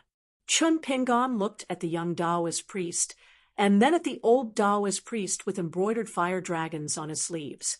He felt that Zhang Shanfeng was too ignorant and misunderstood his master too much. The elder seemed to draw a talisman on the ground with the tip of his foot. There was no trace on the bluestone floor, and then he asked Zhang Shanfeng to stand in it. Zhang Shanfeng wanted to say something but stopped. The elder said in an unquestionable tone, "I want to take you to Mount Longhu." Zhang Shanfeng walked into the talisman that did not seem to exist. He threw the dagger in his hand to Qin Pingan and said with a bitter smile, "Help me apologize to Brother Su. I was in too much of a hurry and had to leave without saying goodbye." Chun Pingan took Su Yuanxia's dagger and remembered something. He quickly took out the green wooden box from the Fengtuan item and threw it to Zhang Shanfeng. "Inside is a seal of the city god pavilion of Sai Country's Yanji County. I'll give it to you. It's best to use it with the 5 thunder execution." Zhang Shanfeng saw that the wooden box was old and looked very ordinary, so he put it away. The elder squinted his eyes and returned to normal in an instant. He said with a smile, "You can make a request, and I'll count it 10 times. I won't wait if it's too late." Chun Pingan said without hesitation, "Then I'll have to trouble you to teach Zhang Shanfeng some profound Taoist techniques. I'd like to ask you to put in some effort." The elder laughed heartily and pointed at Chun Pingan. He said, "Good boy. You're cursing me in a roundabout way." The elder grabbed Zhang Shanfeng, and the two of them disappeared in a flash.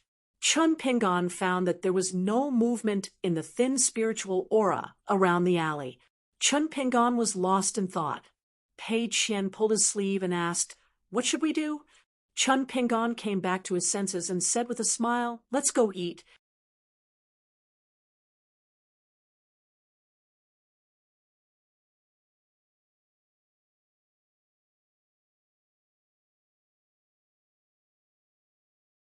"380. Qin Pingan went to the table of the patriarch of the Qin family and sat in Zhang Shanfeng's seat. He briefly told Su Yuanxia that Zhang Shanfeng was taken away by his master. The bearded man was not sad at all. Since he was born in the battlefield, he was used to life and death. Qin Pingan drank a few cups with Su Yuanxia. Before entering the room and sitting at the table, Qin Pingan took 2 pots of osmanthus wine. He gave one to the old man in the long gown and drank the other with Su Yuanxia. The old man had been drinking his own sorghum wine all his life. His impression of wine was that it was hot to the throat and intestines. Since he was a straightforward man, he asked his teacher and Qin Pingan to tell him that the wine should be very expensive. However, the wine tasted soft and not strong enough. It was just right for the women in the village to drink it. Chun Pingan could do nothing about it. Su Yuanxia knew that the osmanthus wine was very precious. It was really the immortal wine that could really prolong the life of a mortal teacher.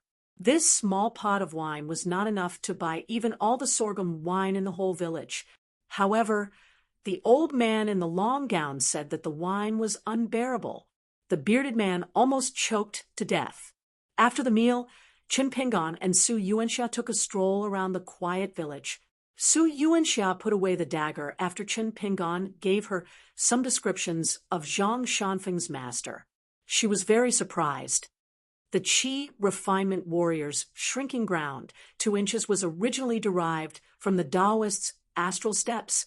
Zhang Shanfeng is a Taoist with a different surname from Mount Longhu, so it's not strange that his master is proficient in this technique. At the end of the day, it's still a family's martial arts. The key is how far one can travel with one's divine ability.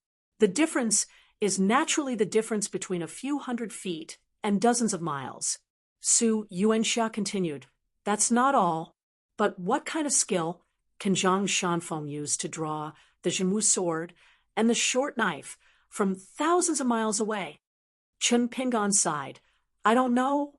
Su Yuanxia smiled and said, "No matter what, it's a good thing. Zhang Shanfeng has a master with great magical powers, but this kid is not honest. He kept hiding things from me and made me think that he was an outer sect disciple of a sect in a remote mountain in the North Continent. After all, the so-called celestial masters of Mount Longhu went down the mountain to slay demons and devils. Along the way, I was very worried. I tried to ask him a few times, trying to make sure that he hadn't joined a sect that cheated people of their money. If he had really become a disciple of a swindler, he would have turned back and decided not to return to the North Continent. Fortunately, I wasn't there at the time. Otherwise, my eyeballs would have popped out. Chun Pingon laughed gloatingly. Su Yuanxia hesitated. The two walked slowly along the bluestone path of the pond. Chun Pingon said, "Brother Su, if you have something to say, we don't have to be polite." Su Yuanxia said, "On this trip to the Qinghuan Kingdom, Zhang Shanfeng accompanied me to deliver the urn of ashes.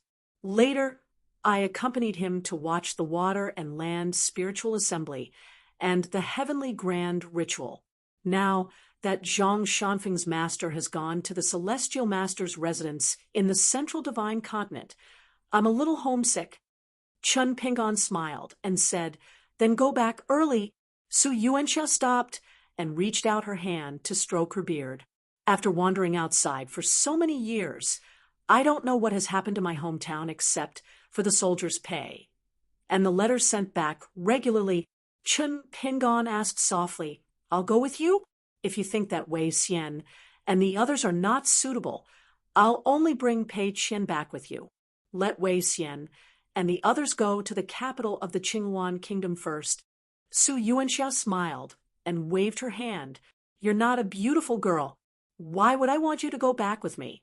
Just follow the planned route. You don't have to mess up my plan." Chun Pingon smiled and said, "I don't have a plan. What's wrong? Is there something shameful in your hometown? Are you afraid that I'll see through you?"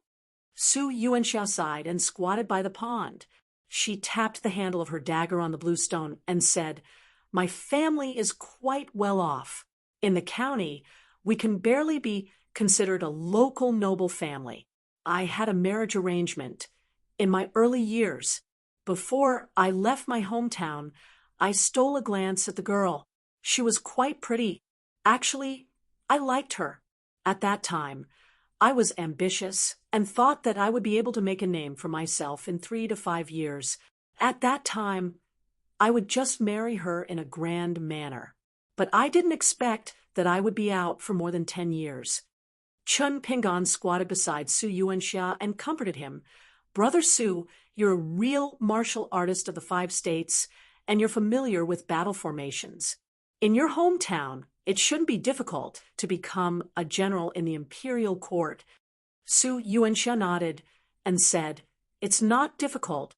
Su Yuanxia sighed and said, "I'm afraid of returning home.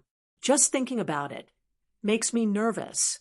When I was young, I fought for my life on the battlefield, but I didn't feel so worried." Chun Pingon thought about it. Since Su Yuanxia wanted to return home alone, she must have her reasons.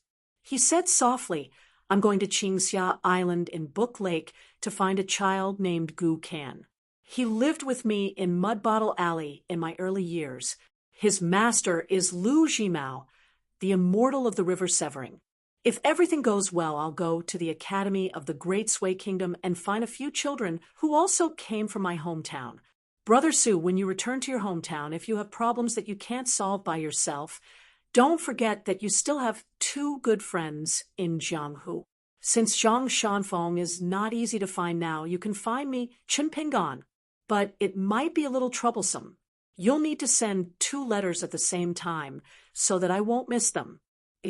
Su Yuanxia patted Chun Pingon's shoulder and pointed to the pond in front of them. "In my hometown, there's a pond like this. It's not even Jianghu. A martial artist of the 5 states with 2 good quality divine weapons is enough for me to show off. Even if the governor of a country sees me, he'll have to treat me as a guest of honor. Do you think everyone is like you, Chun Pingon?" Chun Pingon handed over the blade-strengthening gourd and whispered, "Drink the wine inside. This is the real good wine. If you like it, you can take it, but of course, you have to leave the gourd." Su Yuanxia was skeptical, but as soon as she drank a mouthful of the medicinal wine refined from the nascent soul old flood dragon's golden core, her face instantly flushed red.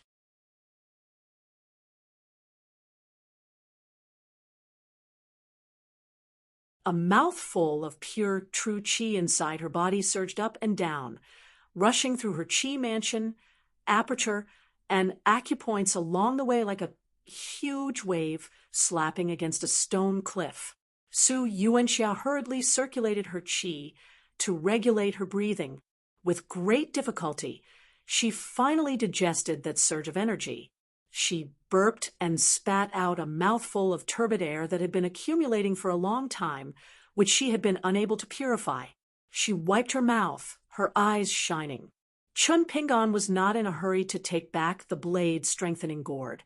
He crossed his arms and said with a smile, "Do you think everyone is like Su Yuanxia? Can you drink the small, refined wine in this gourd?" The bearded man laughed and did not stand on ceremony with Chun Pingan. He drank another mouthful of the medicinal wine to help cleanse the turbid qi in his pure, genuine qi. In the end, he was not satisfied and drank a third mouthful. He sat cross-legged for a long time like an old monk. When he opened his eyes, he handed the gourd back to Chun Pingan. "Okay, you can't do it more than 3 times. I finally have some hope in my life. I hope to be a martial artist of the 6th realm. 3 mouthfuls are enough. If I drink more, it will be too much. The foundation of a martial artist is not good enough. I can't bear this kind of good wine. But let's make it clear in advance. When I break through the last bottleneck of the 5th realm, I will ask you for more wine." Chun Pingan was puzzled. "Then take the wine. It will save you the trouble of asking me for it." Although Chun Pingan needed a small amount of medicinal wine to nourish his body and spirit, his martial arts cultivation had been on the right track. If he did not drink the medicinal wine, it would only slow down the rise of his cultivation. It was not like the timely help that old Dragon City had given him after he received the sword-swallowing boat, which was the icing on the cake. However, for Su Yuanxia, this pot of medicinal wine, which could not be bought with money, was more significant. In the small countries of the Aquarius continent outside the Dali dynasty, the difference between the 5th realm and the 6th realm was 1 realm. The treatment of the martial artists of the 5th realm and the 6th realm was very different. In the small countries in the corner, a martial artist of the 7th realm might be involved in the martial arts fate of the country. Then, a martial artist of the 6th realm who had a chance to reach the Golden Body realm would naturally be a treasure in the hearts of the kings of the small countries. Su Yuanxia glanced at Chun Pingan. This medicinal wine can improve one's cultivation without any side effects. Of course, it is a good thing, but it may not be a good thing for a martial artist who wants to break through to the next realm to train his mind. With the medicinal wine, it is inevitable that he will feel lucky. When he practices martial arts in the future, his hands will not be slack, but his mind will be slack. Chun Pingan, do you think that all the martial artists in the world whose cultivation is close at hand and can clearly improve by drinking a mouthful can really resist drinking a drop of wine? Su Yuanxia looked into the distance and sighed. Even if I know that it will eventually hinder the opportunity to break through to the next realm, I, Su Yuanxia, admit that I usually cannot resist. Besides, I am a drunkard. When my addiction to wine reaches my head, I don't care about the bottleneck. I will drink first. In terms of the determination of the mind on the path of cultivation, Su Yuanxia admitted that she was not as good as Zhang Shanfeng, and even worse than Chun Pingan. Chun Pingan nodded. Then when Brother Su ascends to the 6th realm, I will give you more wine as a celebratory drink. Su Yuanxia suddenly said, "If you have the chance to pass by Tsai Kingdom and Shushui Kingdom on your journey to the north this time, don't forget to visit Sword Saint Song, that pair of children in Yanji County. And of course, that haunted house couple from back then." Chun Pingan smiled. "Of course. I still have to treat Elder Song to a hot pot in return. Then I will see if that pair of children's cultivation is going smoothly. Finally, I will go to that old house and try the old granny's stewed meat with dried bamboo shoots." Ooh. Su Yuanxia laughed loudly. "That's right. Chun Pingan is still the same old Chun Pingan. She patted this guy's shoulder again. The bearded man's grip was a bit too strong. He said boldly, Chen Pingan, you and Zhang Shanfeng have to do well. In the future, when you become successful and famous, let me hear about it in my hometown. When the time comes, I will be able to brag to people and have countless people cry and beg to invite me, Su Yuanxia, to drink and tell them about the two of you.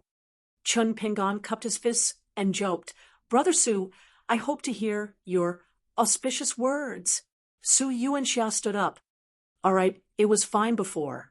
I didn't feel anything when I wandered around. Now that I think about my hometown, it's like the alcohol worm in my stomach is rebelling. If I don't drink a mouthful, I will die of discomfort. Ha ha, my hometown is that jar of old wine. All right, let's go drink. Chen Pingan stood up as well. Then I will accompany you to your residence to get your luggage, and then walk with you. Su Yuanxia glared at him and said, You are so wishy-washy. You have to learn from Zhang Shanfeng. You can just walk as you wish. How straightforward. Chen Pingan rolled his eyes and said, Him? If Zhang Shanfeng isn't crying right now, then it means that he has grown up. Why don't we make a bet? Su Yuanxia rubbed her chin. Then I bet that Zhang Shanfeng is secretly crying behind his master's back. Chen Pingan also rubbed his chin. Great minds think alike. Su Yuanxia smiled and strode away. She didn't want Chen Pingan to see her off. The bearded ranger suddenly remembered that it was late at night. There might be women and children in the village who had gone to bed early. He stopped talking and turned his back to Chen Pingan. He waved goodbye without any hesitation. Chen Pingan stood in the same place. He was a little sad. About 2 incense sticks later, Pei Qian ran over in a daze. It was a little scary to run around in alleys at night. There was a yellow paper talisman stuck on her forehead.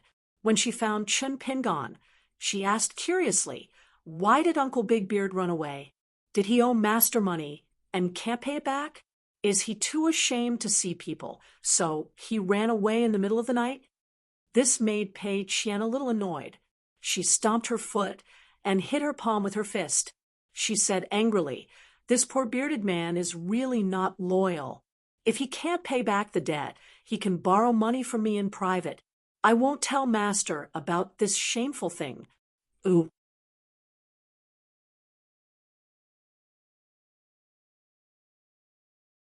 Although Pei Qian didn't know the reason, she always felt that after Chen Pingan met the young Taoist priest who wasn't very capable and the loud bearded man, he was very happy. It seemed that he was happier than making a lot of money. But in fact, since they met the yellow ox in the call, her master had been losing money. Didn't he give Zhang Shanfeng a green wooden box that seemed to have some kind of seal on it? Moreover, from Old Dragon City to be Tail Fairy, how could her master be willing to take out osmanthus wine and, well, immortal wine every day? It was like making friends in Jianghu. It was not interesting at all.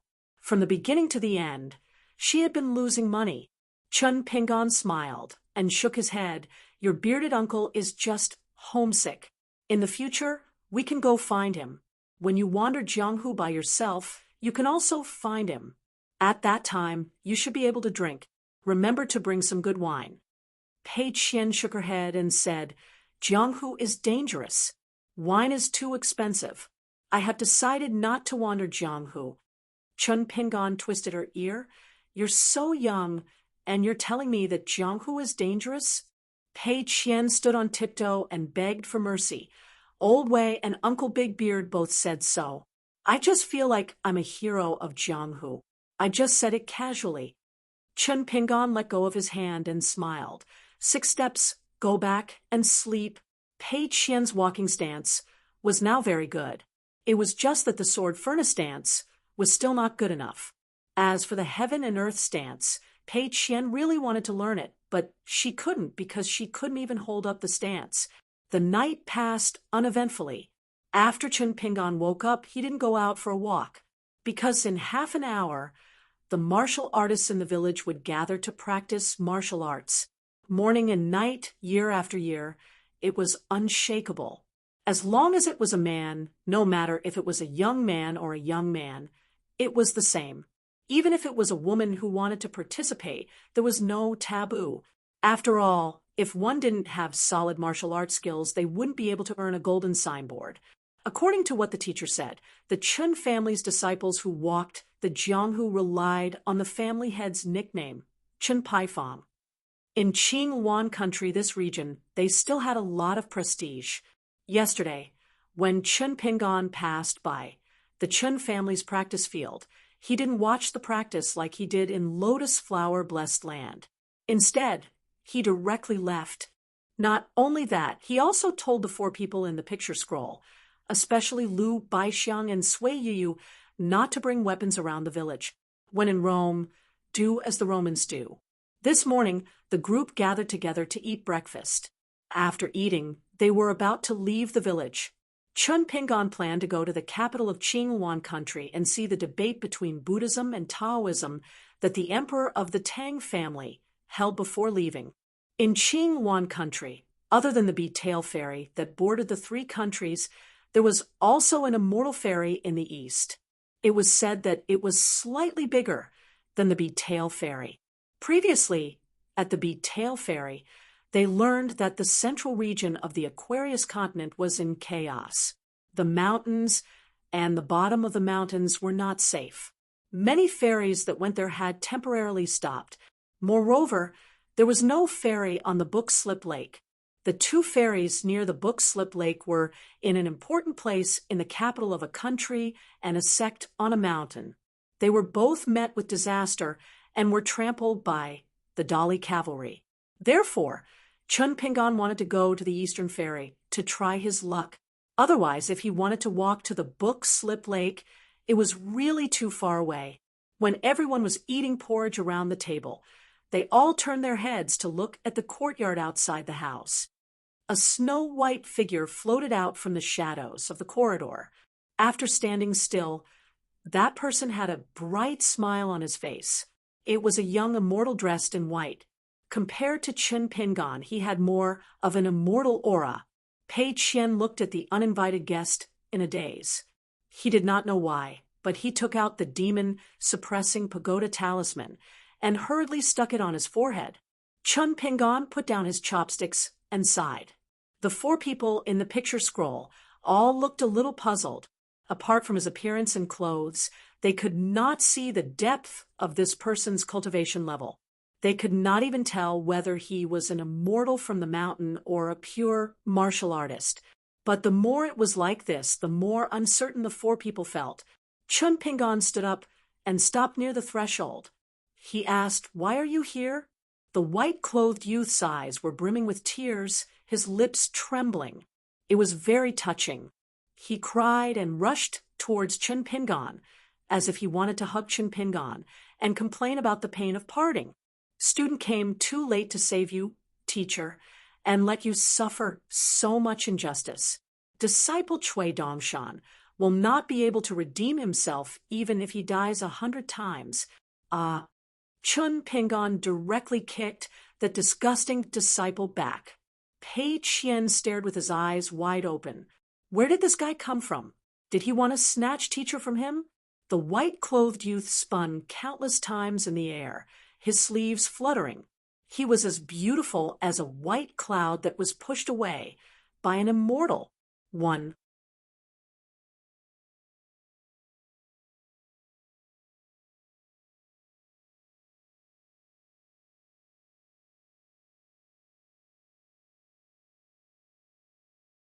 (381) After Cui Dongshan stood still, he wiped his tears and jogged over.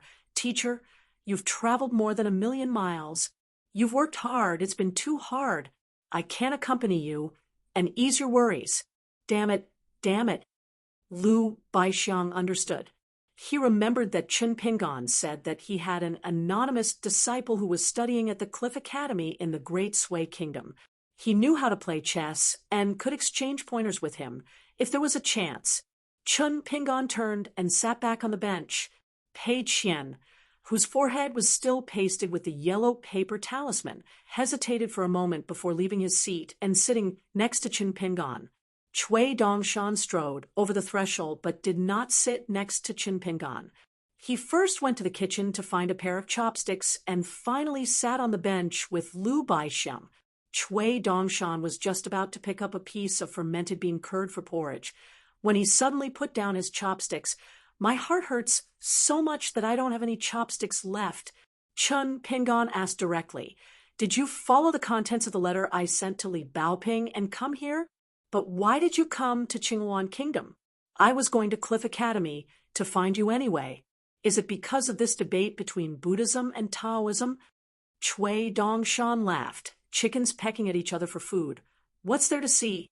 I'm afraid that if I'm not careful, in everyone's eyes—" The arrogant young immortal suddenly slapped himself in the face. "Will you die if you don't brag?" After that, Qin Pingan didn't ask anything. Chui Dongshan just ate as fast as he could. After the meal, Zhu Lian and Pei Qian cleared the table. Chui Dongshan asked the hunchbacked old man if he needed any help. Zhu Lian politely said that there was no need. Chui Dongshan made an O sound and followed Qin Pingan out of the house towards the courtyard. Lu Baixiang asked, "When we have time later, can we play a game of chess?" Chui Dongshan did not turn his head and waved his hand. No. When the white-clothed youth left their field of vision, everyone felt as if a heavy burden had been lifted off their shoulders. Zhu Lian stood at the door of the kitchen, rubbing his hands to wipe the water. He looked at Wei Xian, who was sitting on the steps, and asked with a smile, "What do you mean?" Wei Xian said calmly, "The one who saw the abyssal fish." Lu Baixiang asks Wei Yu, "Do you think this person thinks that I am not qualified to negotiate with him? Or is he afraid that he will embarrass himself?" Wei Yu didn't answer the question. "This skin is a little strange." Oh, Pei Qian poked his head out of the door of the main room, as if he had to hide from the handsome young man in white fluttering clothes. He was afraid that he would run out from the corridor in the blink of an eye. It seemed that he was really afraid of this person. Pei Qian regarded Chui Dongshan as a scourge after just one meal. Qin Pingan took Chui Dongshan for a stroll in the alleys of the village. The ground was made of blue stone slabs that were as smooth as a mirror. Chui Dongshan followed behind Qin Pingan obediently. In the dim alleys between two towering walls and the blue stone ground, the teacher and student looked like two white sparrows. Chui Dongshan quickened his pace and walked side by side with Qin Pingan. He put one hand behind his back and patted the wall with the other. He said softly, "I heard that you got a young spirit body of Du Mao, a great cultivator in the Ascendant Realm. This is the physique of an immortal realm cultivator, and its degree of toughness is sufficient to rival a martial artist of the Ninth Realm. Not to mention this immortal shed skin. It has long been constructed and managed by Du Mao to the point that it's similar to a small paradise. Whoever is able to occupy it will obtain a smooth path towards the great Tao that will surely ascend to the 5 realms." Qin Pingan asked, "You heard? Who did you hear it from?" Chui Dongshan smiled and said, "I have my own ideas and I have my own ways." Qin Pingan asked directly, "Do you want this immortal slough?" Chui Dongshan's expression was complicated. He shook his head and said, "My current skin is the immortal slough left by the ancient times, and it is the body of a flood dragon in the land of Gushu. Compared with Du Mao's young spirit body, it is even more precious. It's just that it is a priceless treasure. Who wouldn't be envious when they see it? If you pity me and give me the immortal slough with a wave of your hand, I will be so grateful that I will be willing to do anything for you." Qin Pingan asked, "Where can I find a powerful otherworldly item that is worthy of the immortal slough? A heroic spirit from the ancient battlefield ruins? Or some ghost generals and ghost kings from the unmarked burial mounds?"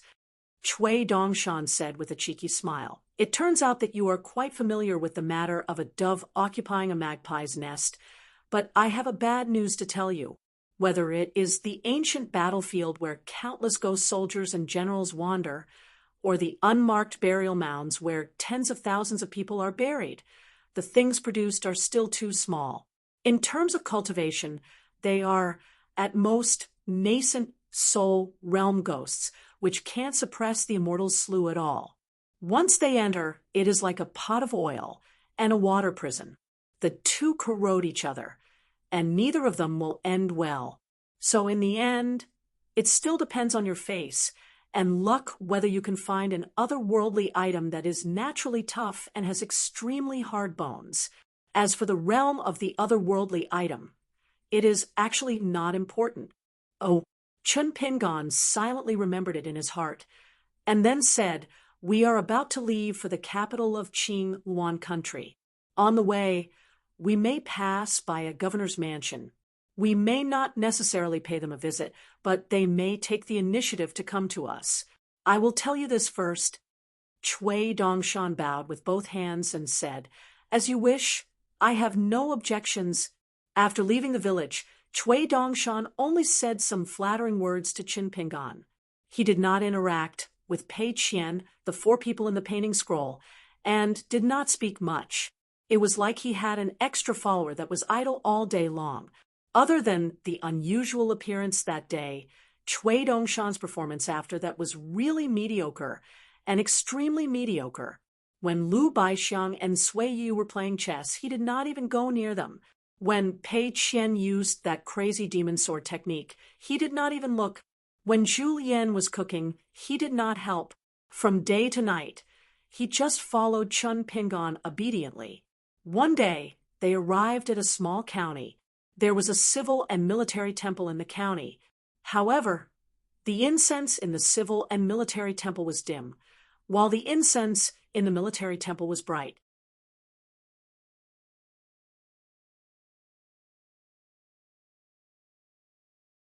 It was said that the incense could bless people and make them rich, which was very effective.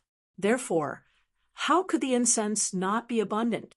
During the day, the noisy military temple was much quieter at night. The civil and military temple was not like the other temples in the area. Normally, it was not closed at night. That day, Qin Pingan, who was resting in the county, took Cui Dongshan to the civil and military temple under the dim light of night. He asked the four people in the painting scroll to stay in the inn to protect Pei Qian. The two went to the Confucian temple first. In the history of the Qingyuan kingdom, a civil official with the posthumous title of Duke Wenzhen was worshipped there. He was once an official in the local county and did good deeds. Therefore, all the Confucian temples in the area were worshipped there. The reason why they visited the Confucian temple at night was that Chun Pingan had been overlooking the county from a distant mountain ridge. If he looked into the distance, he could vaguely see that two places in the county were covered with dark clouds. Evil qi rose and slowly spread around the county. After Chun Pingan noticed the abnormality, Cui Dongshan casually revealed the heavenly secret. The civil and military temple has been harmed. It has been used as a bridge for cultivators to steal someone's fortune and fortune. If people in the county were born with some talent for cultivation, they might see the statue of the civil and military saint shedding tears when they went to burn incense there recently. Otherwise, they might have been warned by the two local gods in their dreams. However, after Qin Pingan and the others went to the Confucian temple, the gods did not show up except for the strong yin qi. It was just a clay statue with few incense sticks. When they left, Cui Dongshan explained with a smile, "After all, we are outsiders. We have never burned incense in the Confucian temple. The local gods have weak spirituality and are dying. It is difficult for them to show up and talk to us. Moreover, they are suspicious of us. We might as well hide and wait for death. It is better than leaving the golden body and being caught by the Qi trainers with evil intentions. We will be bound by the soul arresting and God arresting techniques. We will end up in a worse situation than our golden body being destroyed." When he arrived at the Guanlin temple, Chun Ping's heart tightened. Although there were no more incense sticks lit by the commoners in the temple, Chun Ping could still see the flourishing sight of incense sticks curling up in spirals. However, There was a chilling aura in the seemingly flourishing sight. Adding oil to a raging fire was not a long-term solution. Not only that, Chen Ping and went to the large incense burner to take a look at the remaining incense sticks. He pinched out a piece of it, and it quickly turned into ashes at his fingertips, releasing a faint stench. Cui Dongshan had already stepped into the main hall. He put his hands behind his back and stared at the 10-feet-tall statue carefully. After all, it was a martial temple in a small county. There were not so many gold leaves to decorate the temple. Therefore, the clay statue would not be too tall. At this moment, the god who was deep in the mud was in a deep sleep. He was either talking to the local people, parents, and officials in their dreams, or dealing with the contamination of the incense sticks with evil origins. After Chen Pingon walked into the main hall, Cui Dongshan waved his sleeves and smiled. "Mister, you can take this opportunity to see the manifestation of the martial arts fate in this world." As soon as he finished speaking, Chen Pingon heard a ding-dong sound in the lake in his heart. Looking up, a golden drop of water fell from above and finally fell into the incense burner at the foot of the statue. There were ripples. However, Chen Pingon waited for a long time, and no more golden raindrops fell from the sky. Cui Dongshan sneered. "This is the martial arts fate of the Tang family of the Qinghuan kingdom. If it was in the early years of the Liu dynasty, in any martial temple, there would be raindrops falling so fast that they formed a continuous line. This has nothing to do with the level of the god's position. It is only related to the length of the country and the thickness of the martial arts fate. Moreover, for ordinary qi cultivators, even if you are an earth immortal, you still can't see it from the side. I only know some ancient secret techniques and learned some skills about the incense sticks from the old god in the medicine shop. That's why I can make it manifest. As for the Kong country and the Tsai kingdom that you have traveled to before, they are not as good as the Qinghuan kingdom, where one drop of incense sticks golden liquid can be condensed in about half an hour. Maybe one drop can only be condensed in 2 or 3 hours." As expected, after Chen Pingon waited for half an hour, there were more golden raindrops that symbolized the martial arts fate. Chen Pingon was a little enlightened. When he was in the old dragon city, the sword spirit said that Pei Qian was a martial arts embryo. At that time, it was the first time Chen Pingon heard this name. Thinking back to what Cui Dongshan said tonight, it was a little clearer. Thinking about it, it was similar to how the goddess of the buried river could see the amount of incense sticks every month at a glance, and how there were many spiritual herbs and immortal trees in the immortals' cave abodes on the mountain to help manifest the amount of luck of the mountains and rivers. Chen Pingon smiled and said, "Are you waiting for me to ask about the martial temple in Dali?" Cui Dongshan gave a fist salute, lowered his head, and smiled. "Mister, you are knowledgeable about worldly affairs. You have only traveled for a few years, and you have such a temperament. You are indeed a genius, a god." Chen Pingon glanced at Cui Dongshan, hesitated for a moment, and still asked, "Isn't the martial temple in the great Duan kingdom of the Central Plains more magnificent than Yulu's old country with a female martial god?" Cui Dongshan laughed. "Of course. Otherwise, why would the god of fortune of the Snow Mountain continent, the Liu family, be willing to bet on the great Duan kingdom? Other than the Shang family and the School of Vertical and Horizontal Studies, there are actually many Daos seeking orthodoxies that have chosen the great Duan kingdom." Cui Dongshan then felt a little regretful. Other than this martial temple in the martial temple to observe luck, there are actually many more things that can be observed in the authentic martial temple in the capital city of a country. You can even see the increase and decrease, ups and downs, because of a certain person. Cui Dongshan walked to the doorstep of the martial temple and sat down.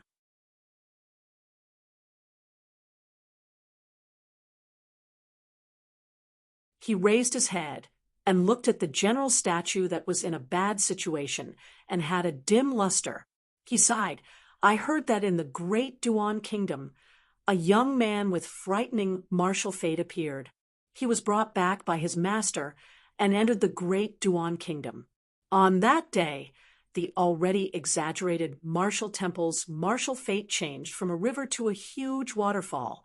It was like an incense burner in a pool, splashing countless martial fate water droplets, causing rumbling sounds. As long as you are a deity, you can hear the shocking sounds from far away outside the temple. Chun Pingon smiled. That person is called Chao Si. I have seen him at the Great Wall of Sword Chi. I even fought with him 3 times and lost. I admit defeat wholeheartedly. I hope that the gap between us will not be too big in the future, and that we will have the chance to fight another 3 times. Cui Dongshan looked at the calm and sincere Chun Pingon and gave him a thumbs up. He praised from the bottom of his heart, "Sir, you are amazing. You have great ambitions." This flattery was the least flattering. If outsiders were present, such as the 4 people in the picture scroll, they might think that Cui Dongshan was mocking Chun Pingon. However, Chun Pingon knew that this was probably the most sincere thing that Cui Dongshan had said. However, Cui Dongshan sighed and said with a face full of pity, "Sir, it is a great loss to be in the same era as this person." Chun Pingon walked to the door, and Cui Dongshan stood up. The 2 of them stepped out of the door together. Chun Pingon suddenly said it was the imperial tutor, Cui Dong, who noticed the change in martial arts fate in the martial temple of Dali. Therefore, he asked you to be the mediator. Is it because he is afraid that I will take Wei Xian and the other 3 people to another country, such as the Great Sui Kingdom? Cui Dongshan did not flatter him this time. He just nodded and said, "The old imperial tutor received the news that you are about to start cultivating and need to refine your natal item. Our old imperial tutor proposed a deal. As long as you let Wei Xian and the other 3 people join Dali, the Dali dynasty will tell you the final location of the 5 mountains of the Aquarius continent. Now, we can reserve the 5-colored soil for you. The soil from the roots of the 5 mountains can be provided with 5 caddies per mountain. It is enough for you to refine your natal item twice." Without waiting for Chun Pingon to refuse or agree, Cui Dongshan explained, "Mister, refining the 2nd natal item is an urgent matter. However, there is no need to worry. Among the 5 sacred mountains, apart from Wei Bian's northern sacred mountain, the southern sacred mountain, Fan Juanmao's southern sacred mountain is just the beginning. As for the other 3 sacred mountains, although the great Li Song family has long had intentions, they may not be able to successfully confer titles in the next 10 or 20 years. Mister, you don't have to worry about this. In fact, it is a good thing that the difficulty of refining will be reduced. Moreover, Mister, you have just started cultivating, so you don't need a natal item of too high a grade.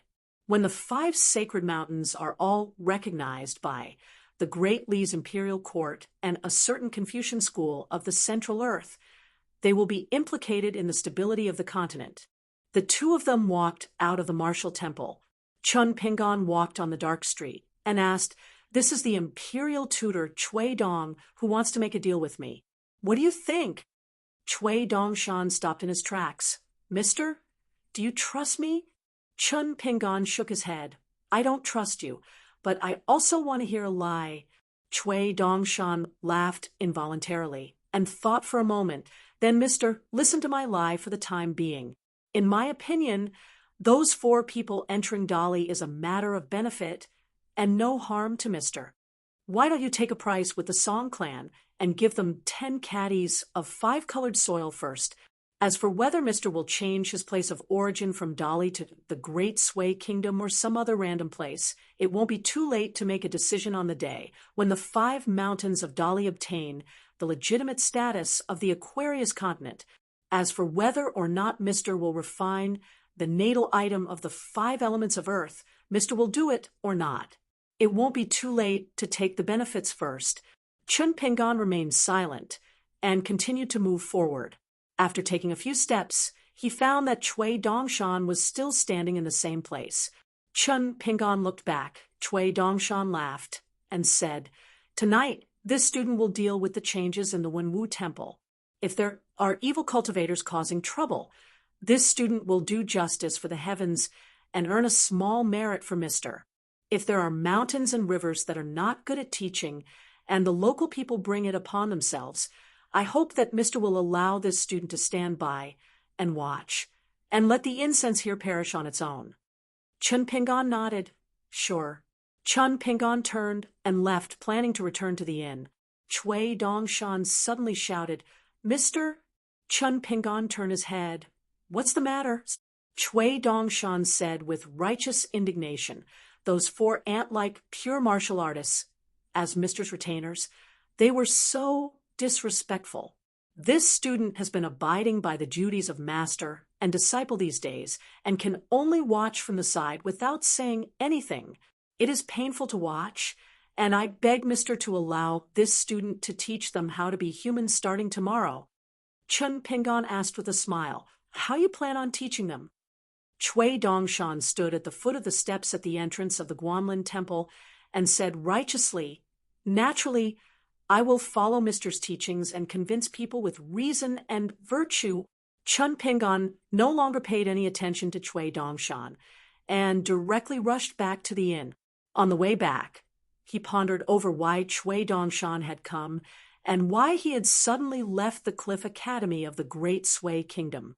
The matter of Du Mao's coveted immortals remains, the matter of the old imperial tutor Chui Dong bringing up the sale of the birthplace, as well as the debate between Buddhism and Taoism in the capital of the Qingluan Kingdom. Chun Pingon felt that these were all the purposes of Chui Dongshan's trip, but they were still not the most important. In the distance behind him, Chui Dongshan turned around and walked up the steps, yawning, and returned to the Guanlin Temple.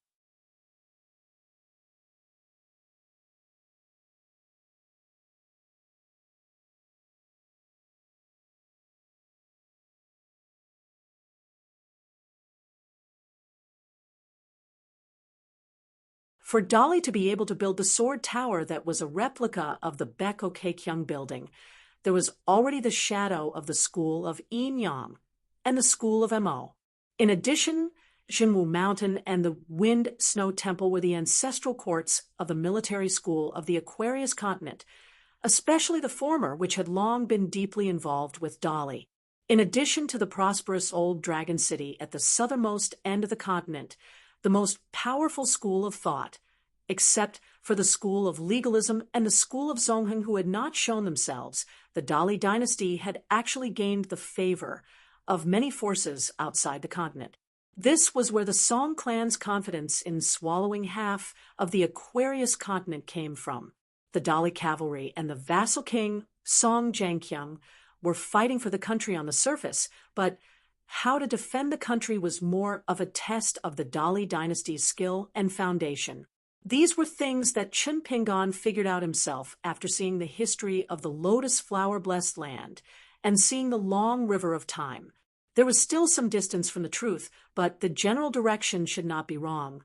And the whole game of chess of the Dali dynasty involved so many complicated forces.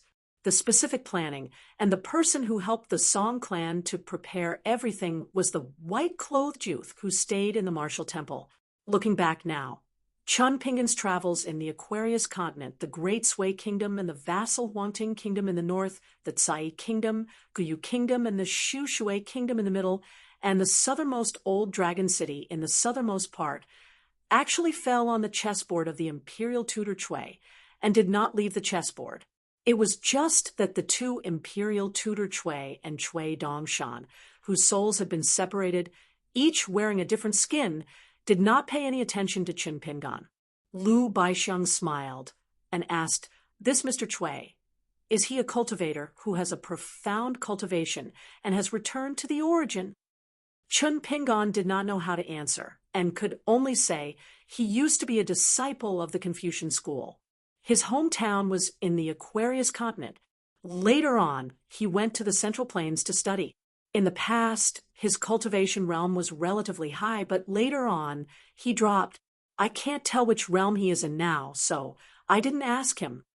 Zhu Lian smiled and said, Previously, I heard young master say that the great cultivators in the world have strong bodies and are not inferior to the pure martial artists of the third realm of spirit refinement.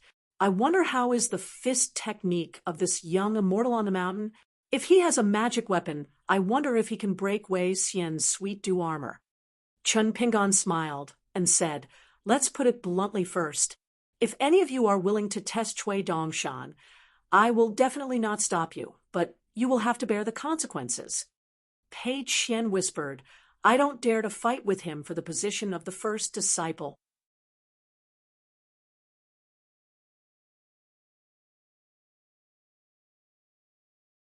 In the future, I will just call him senior brother.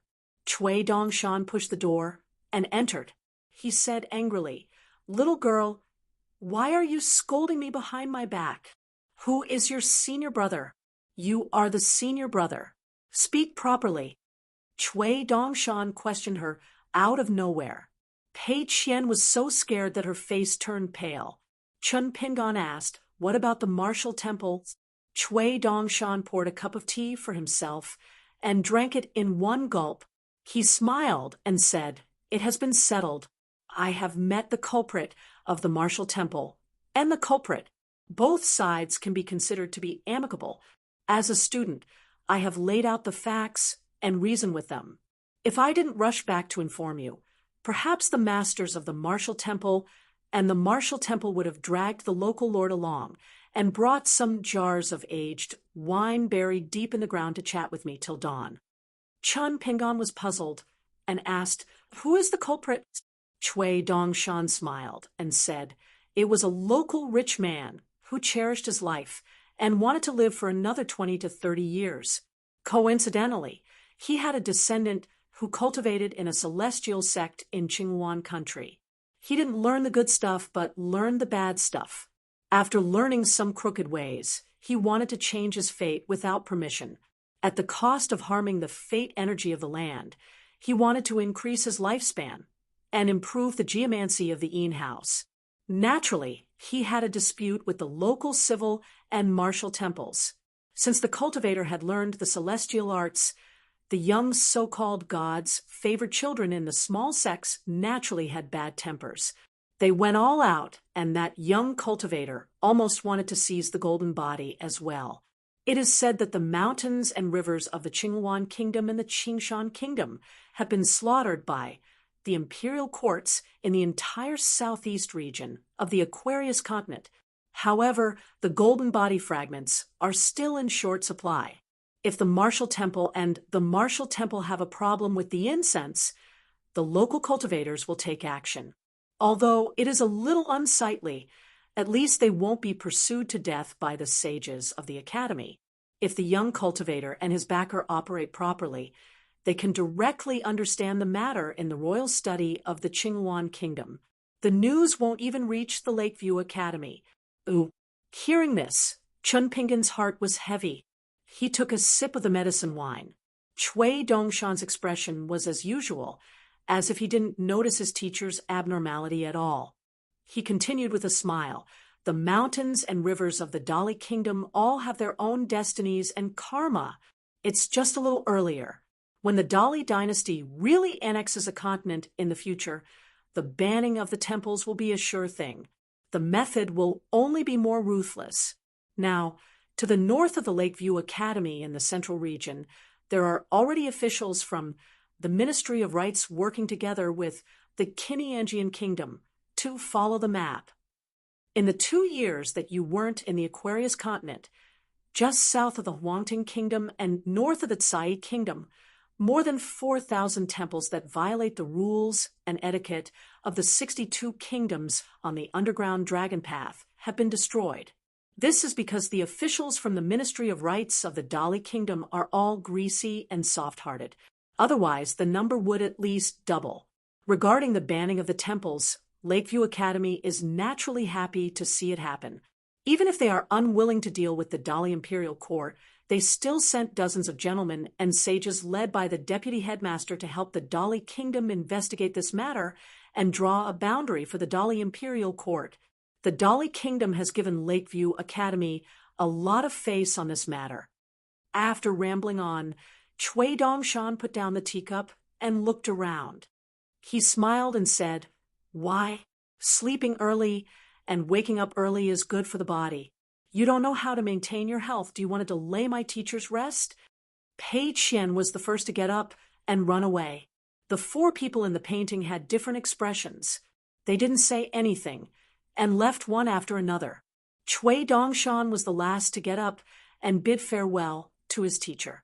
Chun Pingan needed to lock the door. He walked to the door with Chui Dongshan.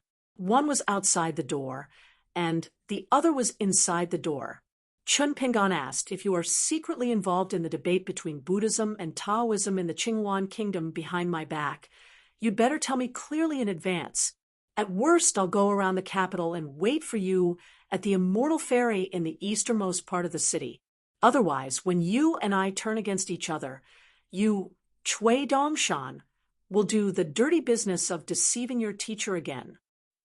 Chui Dongshan had an aggrieved expression on his face, as if his crotch was stained with yellow mud. "Teacher, you have an open mind as clear as the wind and clear as the moon.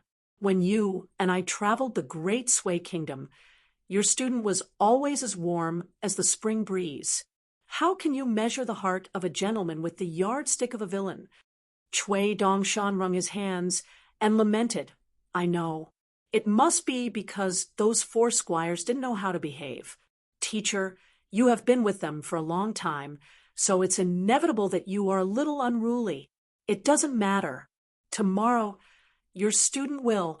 Chun Pingan closed the door and said unhappily, "Get out." Chui Dongshan, whose white robe fluttered like an immortal, spun in circles in the corridor and went away. It should be considered as rolling sideways.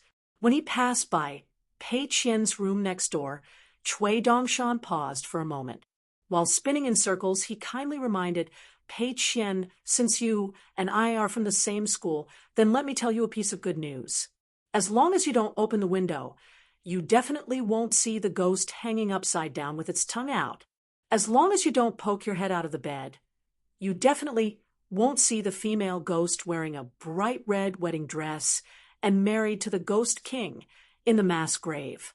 As long as you don't get up in the middle of the night to drink water, you definitely won't see the pale water ghost with a belly full of water plants after drowning in the water.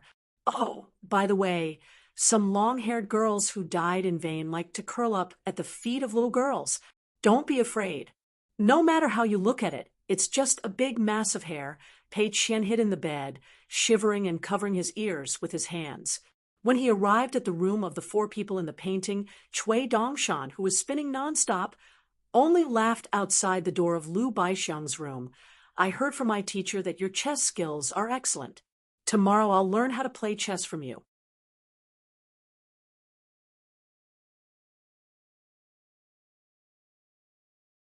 Lu Baixiang, who was playing chess with the light in the room, smiled and said, "If Mr. Chui is willing, how about we play a game before resting?" Chui Dongshan had gradually gone away. "Forget about it tonight. Things like chess, you have to pick a time, and it depends on your mood." Outside the small inn, there were two immortals with golden bodies that couldn't be seen by the naked eye. One on the left and one on the right, one on the civil side, and the other on the military side. With a straight face, they were like two door gods guarding the inn. 8.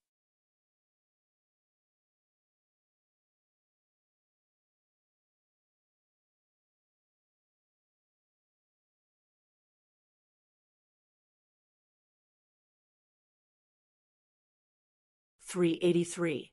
At dawn, Chun Pingan had just finished practicing the heaven-earth stance when Pei Qian knocked on the door, with sleepy eyes. When he opened the door, Chun Pingan saw a dispirited girl. It seemed that Chui Dongshan's kind reminder last night scared Pei Qian. Chun Pingan asked her to take a nap in his room. Pei Qian felt relieved and fell asleep immediately after covering Pei Qian with the quilt. Chun Pingan sat at the table and read the alchemy book given by Lu Yong, the Earth Immortal from the Cyan Tiger Palace. Although it described the path of alchemy, It was a secret book exclusive to nascent soul cultivators after all. It contained a lot of exquisite insights about the great Tao. Chun Pingan learned a lot every time he read it calmly. The inn was simple and crude. For 2 or 3 meals a day, the guests had to go out and settle it themselves. From the innkeeper to the waiters, they all had a bad temper. When Chun Pingan and his group checked in, they saw the innkeeper and a group of traveling merchants were cursing and scolding each other. However, Chun Pingan's group had Cui Dongshan, Lu Baixiang, and Sui Yuyu. The innkeeper looked at the dishes and was a lot friendlier. He took the initiative to recommend some local delicacies. Chun Pingan took Pei Qian, who had just finished her nap, out for breakfast. He didn't go back to the room. At the entrance of the inn, he told Pei Qian to take the food to Cui Dongshan and the others, and also told her to tell them that he would stay in the county for 2 days. He wanted to walk around alone. Pei Qian was happy to rest for 2 days. She didn't have to travel, which meant that she didn't have to do the boring 6-step stance. While Chun Pingan was walking around the county town by himself, Cui Dongshan picture scroll, and the others received the breakfast that Pei Qian had brought back and met up to eat. Cui Dongshan's face was full of gratitude, saying that this teacher was helping the students to fill in the gaps. He had put in a lot of effort and thought that where else could he find such a considerate teacher? Pei Qian didn't dare to talk back. She only dared to criticize him in her heart. What do you mean by finding out what they missed? It's obvious that he doesn't trust you. After breakfast, Cui Dongshan was in a good mood. He smiled at Pei Qian and said, "Do you know how to play 5 pieces in a row? Let's make a small bet for fun. If you win, you'll get a copper coin. How about that?" Pei Qian had played 5-piece chess before. It was a little trick that Lu Baixiang had taught her. The rules were simple. Pei Qian often pulled Wei Xian and borrowed Lu Baixiang's chess pieces to play chess. The two played back and forth. Compared to Lu Baixiang and Sui Yu's game was dull and boring, Pei Qian and Wei Xian's game was very lively. Every time a chess piece was placed, it was louder than the previous one. It was full of momentum, and it was as if they wanted to smash a hole in the chessboard. When playing chess with Wei Xian, Pei Qian won more than he lost. Once he gained the upper hand, he would get carried away, but once he lost the upper hand, he would regret his moves. Fortunately, Wei Xian didn't care much about winning, losing, or playing chess. Now that she heard Cui Dongshan say that he wanted to gamble, Pei Qian shook her head vigorously. She wasn't stupid. Even if Cui Dongshan said that he wanted to learn chess from Lu Baixiang, 5 pieces in a row was an unorthodox game. Pei Qian didn't have the confidence to win money. After all, it was rare to find a blockhead like Wei Xian in this world. Cui Dongshan laughed and said, "Let's play chess. As teacher's disciples, you and I can't hurt each other. Whoever loses wins money." Pei Qian's eyes lit up. Losing a game of chess and winning a copper coin, how could there be such a wonderful thing in the world? Therefore, in Pei Qian's room, Lu Baixiang took out the chess set. Cui Dongshan and Pei Qian, who were from the same school, didn't know their seniority yet, started to play 5 pieces in a row. The 4 people in the picture scroll were watching the game from the side. Pei Qian placed her chess pieces randomly between 2 chess pieces. There was a distance of 108,000 li between them. Cui Dongshan also didn't play in a systematic way. Sometimes he followed behind Pei Qian's pieces, and sometimes he played a piece in each direction. It seemed that Pei Qian was more likely to lose, but when the space on the board became narrower and narrower, Pei Qian was both distressed and surprised to find that it was easier and easier for her to play 5 pieces in a row. When the board was full of crisscrossing black and white chess pieces, Pei Qian actually won. No matter how she placed her chess pieces, it was always a 5 pieces in a row. Just like that, she lost a copper coin. Pei Qian regretted it so much that her intestines turned green. She couldn't wait to eat the board into her stomach. But when she glanced at Cui Dongshan, who was sitting opposite her and eating melon seeds, she didn't dare to act shamelessly. Cui Dongshan looked at the game and said regretfully, I lost a game of chess. I lost a game of chess. It seems that my gambling luck is slightly better than yours. Why don't we play again?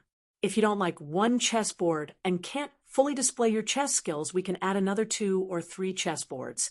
However, for each additional board, the bet has to be increased by 1 copper coin. As for me, as long as I win, I will immediately pay you money from my own pocket. However, you, Pei Qian, can add as many chessboards as you like until you lose and win money. Isn't that fair? Pei Qian hesitated, but the table can't fit 2 boards. Cui Dongshan pointed to the ground. We'll play chess on the ground. What's there to be afraid of? If there are many boards, we can even play outside the house, right? Anyway, the more boards there are, the more money you can win. I know you have a good memory, so I'll make do. Let's let Lu Baixiang or Sui you borrow 2 pieces of charcoal from the inn. When the time comes, I'll use the charcoal to draw the board. We won't use chess pieces. If anyone remembers incorrectly, it's also considered a loss. Pei Qian turned his head and glanced at old Wei. Wei Xian probably felt that this method of asking for a loss was too stupid and directly left. Zhu Lian rolled his eyes and left the house. On the other hand, there were 2 chess experts from Lotus Blossom Blessed Land. As expected, Lu Baixiang went to borrow some charcoal and returned. Sui Yu stood at the side with an indifferent expression. The 2 of them patiently stayed in the house, accompanying the 2 who were squatting on the floor and fooling around. Pei Qian's memory was excellent, and Chen Pingan and the other 4 had long been aware of it. It could be said that Pei Qian was outstanding.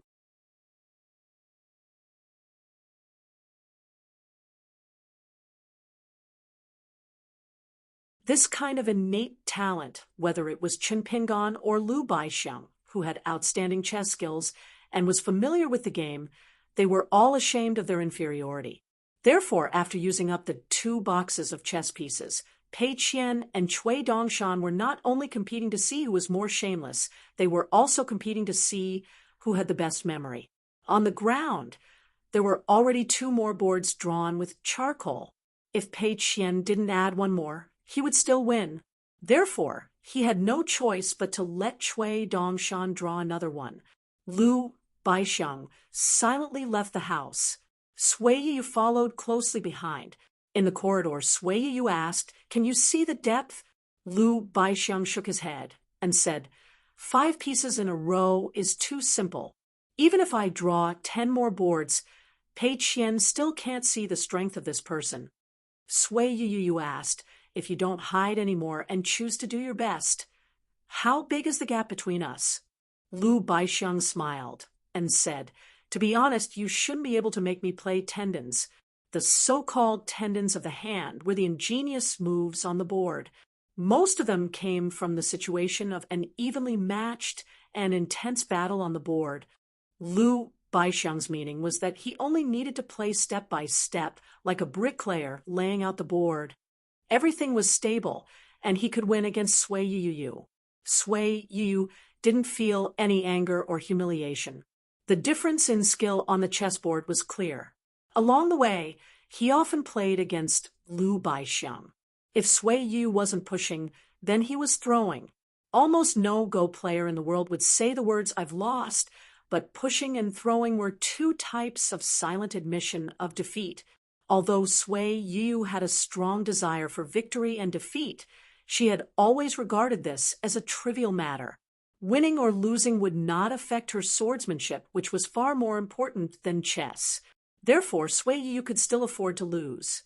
Moreover, according to what Zhu Lian had mentioned by chance about the chess world of later generations, all the countries in Lotus Blossom Blessed Land held Lu Baixiang, the founder of the devil cult, in high esteem and were likely to select the strongest chess player. The chess masters of each dynasty, each generation, and each school would have different opinions. However, if the top 3 chess masters in the history of Lotus Blossom Blessed Land were to be selected, Lu Baixiang would definitely have a place. It was clear that Lu Baixiang's reputation on the chessboard was very high. As for the other two people, one was Wang Jiyuan, known as the Eternal Chess Saint, and the other was Huang, who was later confirmed to be a banished immortal. He was also the ancestor of the resurgence of the Lake Mountain sect in Songlai country and Eugeni's grandmaster. It was this person who relied on his sect's great reputation and his own unparalleled chess skills to abolish the position system. This caused a watershed to appear in the chess world of Lotus Blossom-blessed land, dividing it into the ancient chess sect and the new chess sect. Wang Jiyuan was younger than Huang, 60 years old. Huang? No one knew where he went in his 70s, so the two never had the chance to play a game. As for which of the three people's chess skills was better in different eras, the later generations of chess grandmasters argued bitterly. Lu Baixiang was undoubtedly the pinnacle of the ancient chess sect, while Wang Jiyuan was the pinnacle of the new chess sect.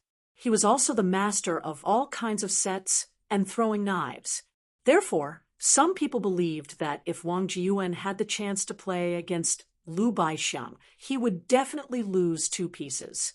Lu Baixiang was not qualified to sit on the same level as the Eternal Chess Saint Wang Jiyuan. However, the chess masters who studied ancient chess manuals said that as long as Lu Baixiang familiarized himself with the new chess sect for 2 or 3 months before playing against Wang Jiyuan, it would be nothing more than an additional disciple of the chess saint. In short, there were different opinions. Since there were no more national players who had roughly the same chess skills as the three people, and no one gave a fair evaluation that was enough to convince the public, the chess skills of the three people were destined to become an unresolved case. Sui Yu suddenly said, "Don't lose to that person." Lu Baixiang smiled slightly and said, "Let's wait and see." In Pei Qian's room, Cui Dongshan was squatting on the ground and eating melon seeds. Pei Qian's face was wrinkled, and she was about to cry. She was about to lose 6 copper coins. Cui Dongshan comforted her. "We still have enough charcoal. The outcome is not decided yet. Just draw another one. The bigger the bet, the bigger the win." Pei Qian raised her arm and wiped her eyes. She took out the sachet that Aunt Gui gave her as a money bag from her sleeve and took out 7 copper coins. These were her hard-earned money. She clenched the copper coins tightly and stood up hesitantly. She gently placed them on the table and looked at the guy surnamed Cui with a pitiful expression, hoping that he would show the demeanor of an immortal and walk away. She never thought that Cui Dongshan would walk to the table with a smile and wipe the copper coins away. Only then did Cui Dongshan walk to the door. He didn't forget to remind her with a smile. "Remember to return the chess set to Lu Baixiang and wipe the traces on the ground. Otherwise, if Chen Pingan knows that we gambled, he will scold me and make you copy books until you break your arm. As for the money, if you lose, Chen Pingan won't help you get it back." Cui Dongshan held the back of his head with both hands and swaggered away. "Today is really a good day. I earned money and went out to buy candied haws." Pei Qian stood by the table and cried miserably. Cui Dongshan suddenly walked backward and leaned back.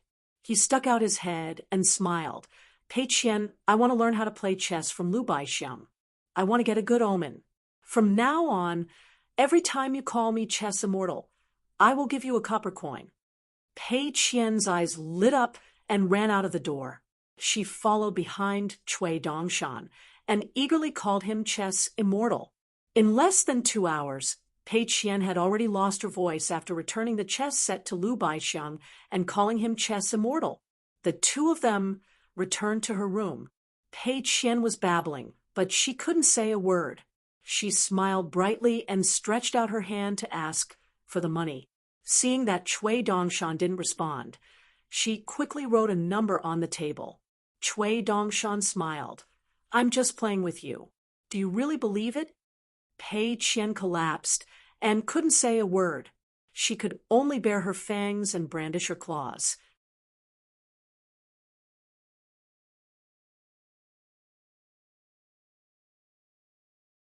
Chui Dongshan narrowed his eyes and stretched out his hand to poke Pei Qian's eyes. If you keep talking, not only will you temporarily become a little mute, but you will also become blind. No matter how angry Qin Pingan is, he can't beat a student like me to death. But you will be miserable. You will become a little blind person. What hope do you have in this life? Isn't that right? Chui Dongshan stood up and pretended to be blind.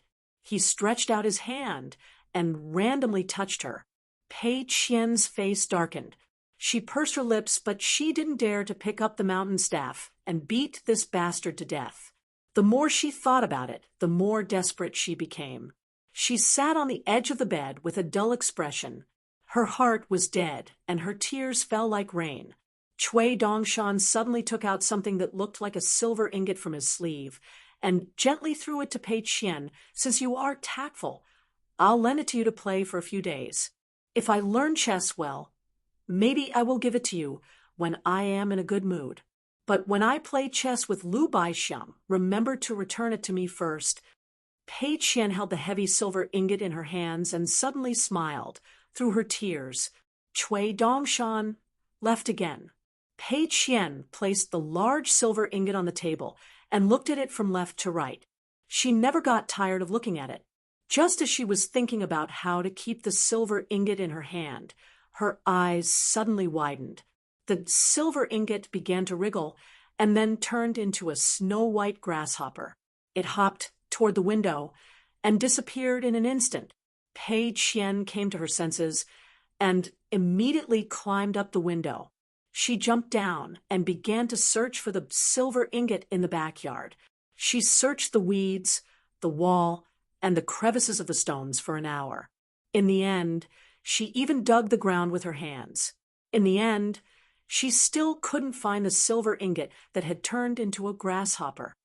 Exhausted, Pei Qian sat on the muddy ground in a daze. This time, she didn't even have the strength to cry. When Chun Pingan returned to the inn from the Confucian temple, he saw Pei Qian's gloomy and thin back. He called her a few times, but she didn't respond. Chun Pingan had no choice but to jump out of the window. Pei Qian turned her head stiffly. When she saw Chun Pingan, she lowered her head and clutched the corner of her clothes tightly. Chun Pingan sighed and returned to the house. He went straight to Chui Dongshan and soon stood at the window. He shouted to Pei Qian, "You can win the 7 copper coins back if you can. If you can't, just admit defeat. However, you can play with Chui Dongshan's silver ingot. You still have to do as he says." Although Pei Qian was still heartbroken, she quickly stood up and climbed up the window. She jumped on the ground and carefully took the silver ingot that had turned back into a silver ingot with both hands. Chun Pingan pulled Pei Qian's ear and pulled her to the table. "You've grown up. You even know how to gamble with others now." Pei Qian sat at the table, trembling with fear. She held the silver ingot tightly with both hands. Chun Pingan asked, "Since you like to gamble so much, I'll give you the treasure box in the bamboo chest. Anyway, you have a lot of money now. You can gamble with Chui Dongshan many times. Do you want me to get it for you, or do you want to go by yourself?" Pei Qian looked flustered and shook her head. Chun Pingan slammed the table. "Go get the treasure box. Carry it yourself in the future." Pei Qian turned her head away with a straight face. She didn't cry or beg for mercy. She didn't look at Chun Pingan or listen to him. Chun Pingan was furious. Pei Qian gritted her teeth and threw the silver ingot out of the window. Chun Pingan stood up and opened the bamboo chest next door. He took out the treasure box and returned to Pei Qian's room. He threw the box on the table and left. Chun Pingan had just taken a sip of the medicinal wine in the room when Pei Qian rushed in with the treasure box in his hand. He stuffed the treasure box into the bamboo chest and ran away as fast as lightning. Chun Pingan took out the treasure box again and went next door. Unexpectedly, Pei Qian had locked the door. Chun Pingan was furious. He wanted to kick the door open and throw this guy and the treasure box out of the inn. Chun Pingan stood outside the door for a moment. Inside the door, Pei Qian, who had locked the door, pressed her back against the door. She raised her two slender arms and used the back of her hands to cover her charcoal-like face. On the roof of the inn, the main culprit, the white-clothed youth, was lying on his back with his head on his arms. He had a faint smile on his face. Liu Baixiang was concentrating on playing chess in the room. It was the extremely famous Rosy Clouds manual in the vast world. The Rosy Clouds 10 games were derived from various chess manuals. Some people specialized in cutting the Rosy Clouds 10 games, while others only delved into the intricacies of the Rosy Clouds 10 games. It was said that this manual had nurtured countless wild chess masters in Jianghu. In terms of chess, Liu Baixiang was invincible in Lotus Blossom Paradise. When he first came to Vast World, he thought highly of himself in the art of chess. It was only when he inadvertently obtained this Rosy Clouds manual that he understood what it meant to say that there was always someone better. The more he studied it, the more he realized the depth of the chess skills of both sides. Not to mention the city lord of White Emperor City, who had the qualifications to play against this demonic powerhouse in Rosy Clouds.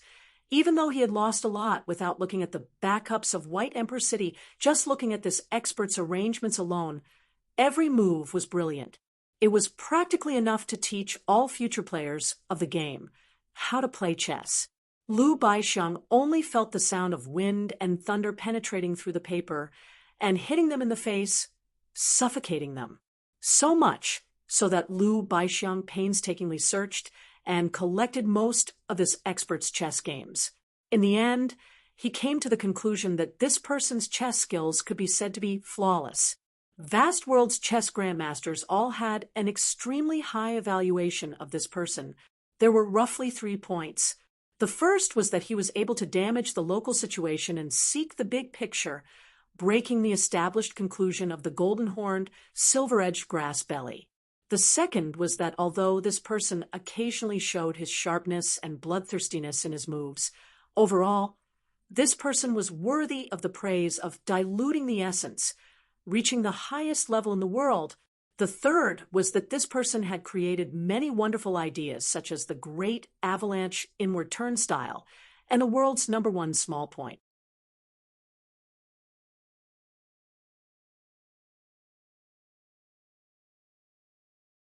Although in the following 100 years, most of these ideas had been solved by chess experts one by one, or directly seen through by the city lord of White Emperor City in the Rosy Clouds 10 moves. But through the Rosy Clouds manual, all the spectators of the game could not help but be shocked and amazed by this person's fantastic ideas. It gave them the feeling that this person was completely different from all the other chess players in the world. As for why Liu Baixiang had lost to the city lord of White Emperor City, he could only say that this person had been born at the wrong time. He had just so happened to meet such a monster that no one had ever seen before, and no one would be able to surpass him in the future. Liu Baixiang flipped through this Rosy Clouds manual. After thinking it over, he could probably only use the phrase "no mistakes, no muddle-headed moves" to describe this Confucian expert whose reputation was in tatters. Liu Baixiang had once joked with Qin Pingan that his greatest wish in this life was to be able to travel to White Emperor City.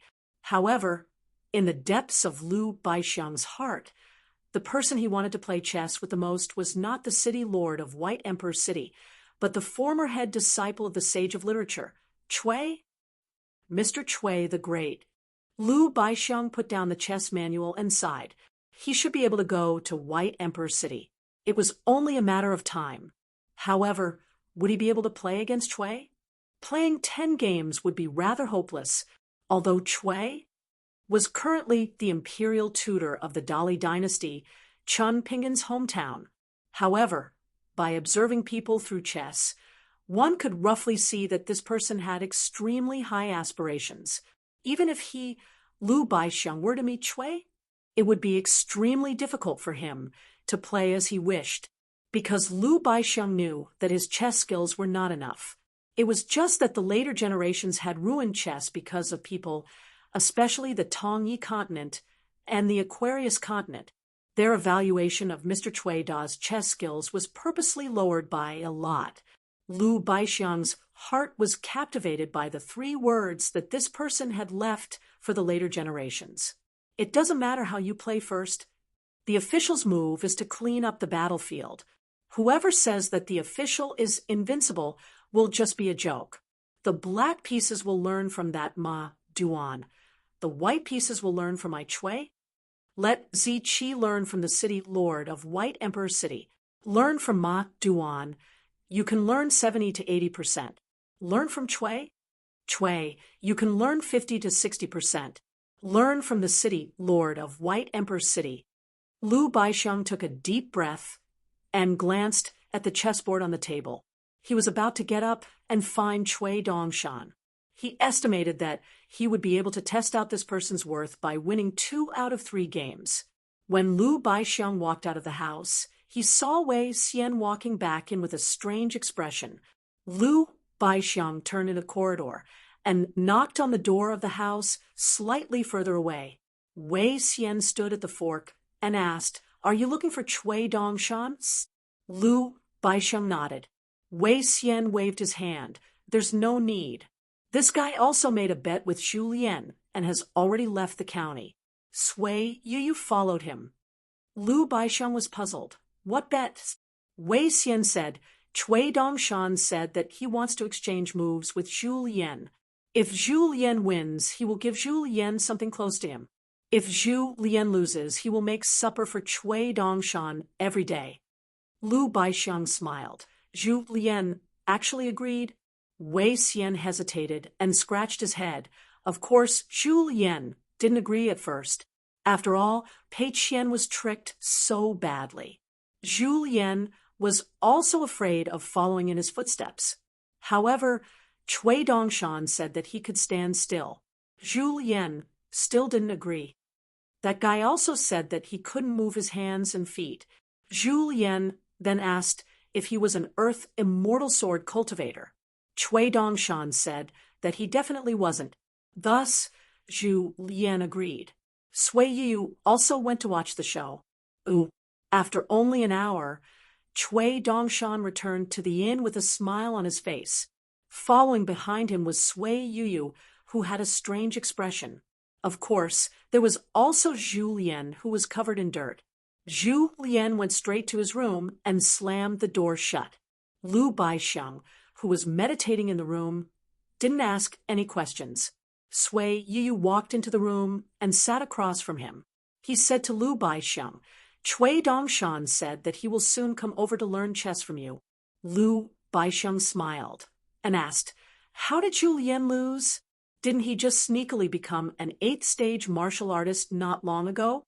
Sui Yu said helplessly, "That guy didn't move at all.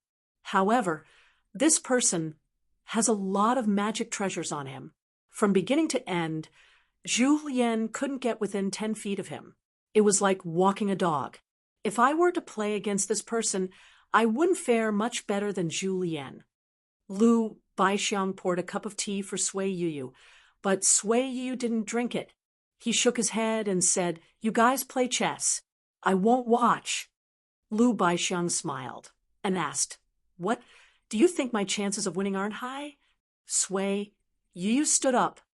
"I don't think this person's chess skills are that high. I just believe in one thing. As long as he gambles with someone, it seems that he won't lose." The thing that chilled Zhu Lian the most was that the man stood where he was and controlled the endless and dazzling magical equipment one after another. Not only did he beat Zhu Lian until he could not raise his head, he even cheered for Zhu Lian with a face full of regret, saying that an ant like Zhu Lian could only be a cook by his master's side. As for the thing that almost made Sui Yu draw his sword, it was that person who talked about Zhu Lian. He then glanced at her from the corner of his eyes and said that she was slightly better. After all, she was quite good-looking. My master might even sleep facing the right every night. Lu Baixiang sank in a deep thought. After Sui Yu left, she habitually flipped through the Rosy Clouds manual. Not long after, that white-clothed youth came to her door sloppily. He had been eating melon seeds all the way here. After entering the door, he hadn't even sat down when he saw the chess manual that Lu Baixiang had just put in her hand. He said blankly, "You're just looking at this thing to learn life and death, chess tendon, chess set, and chess theory?" Lu Baixiang asked back, "What's wrong with that?" Cui Dongshan sighed and sat down across from Lu Baixiang. He said with a frown, "Forget it, I don't want to learn chess from you." Lu Baixiang frowned. He picked up a chess piece and asked, "Why is that?" Cui Dongshan held the melon seeds that he had swindled from Pei Qian.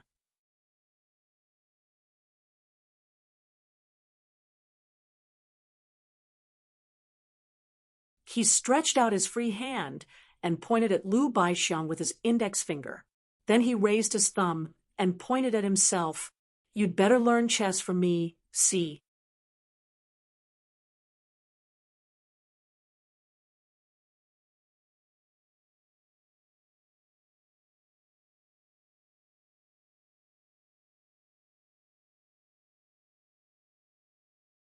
"384. Good." Lu Baixiang stood up and smiled at the handsome youth with a red mole between his eyebrows. He gestured for Cui Dongshan to take a seat. It doesn't matter who is teaching and who is learning Go. This was one of the strongest Go players in the history of Lotus Flower Paradise. He had an intuition that today he might make a masterpiece of his life. Cui Dongshan sat down with one foot on the stool. He bent over and rested his chin on his knees. Compared to Lu Baixiang, who was sitting upright, the difference was like heaven and earth.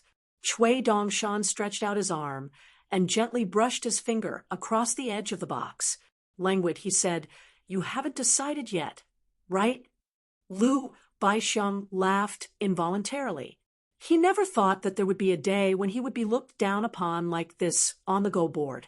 But Lu Baixiang would not let such a small matter affect his state of mind. He nodded and smiled. "I've just arrived, so I haven't decided yet." Cui Dongshan nodded. "According to the rules of the mortal world, you can first play 3 games with a 9th rank Go awaiting order. 3, 2, 1. The Go awaiting order will give the newcomer 3 stones, 2 stones, and 1 stone respectively. Of course, winning or losing will not affect the final ranking. It is more of a kind of support and honor. Your luck, Lu Baixiang, is much stronger than your chess skills." The real deciding factor for the newcomer's ranking was, of course, the games with the 4th or 5th rank Go players. Cui Dongshan suddenly raised his head. "Maybe you think that you have a chance to make a perfect match with me. I might as well tell you that this is just your misconception. But you definitely won't be convinced, so I'll reverse the order. 1, 2, 3. I'll let you know your true weight.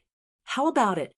As for whether it's a set or an empty opening, it's up to you." Lu Baixiang shook his head.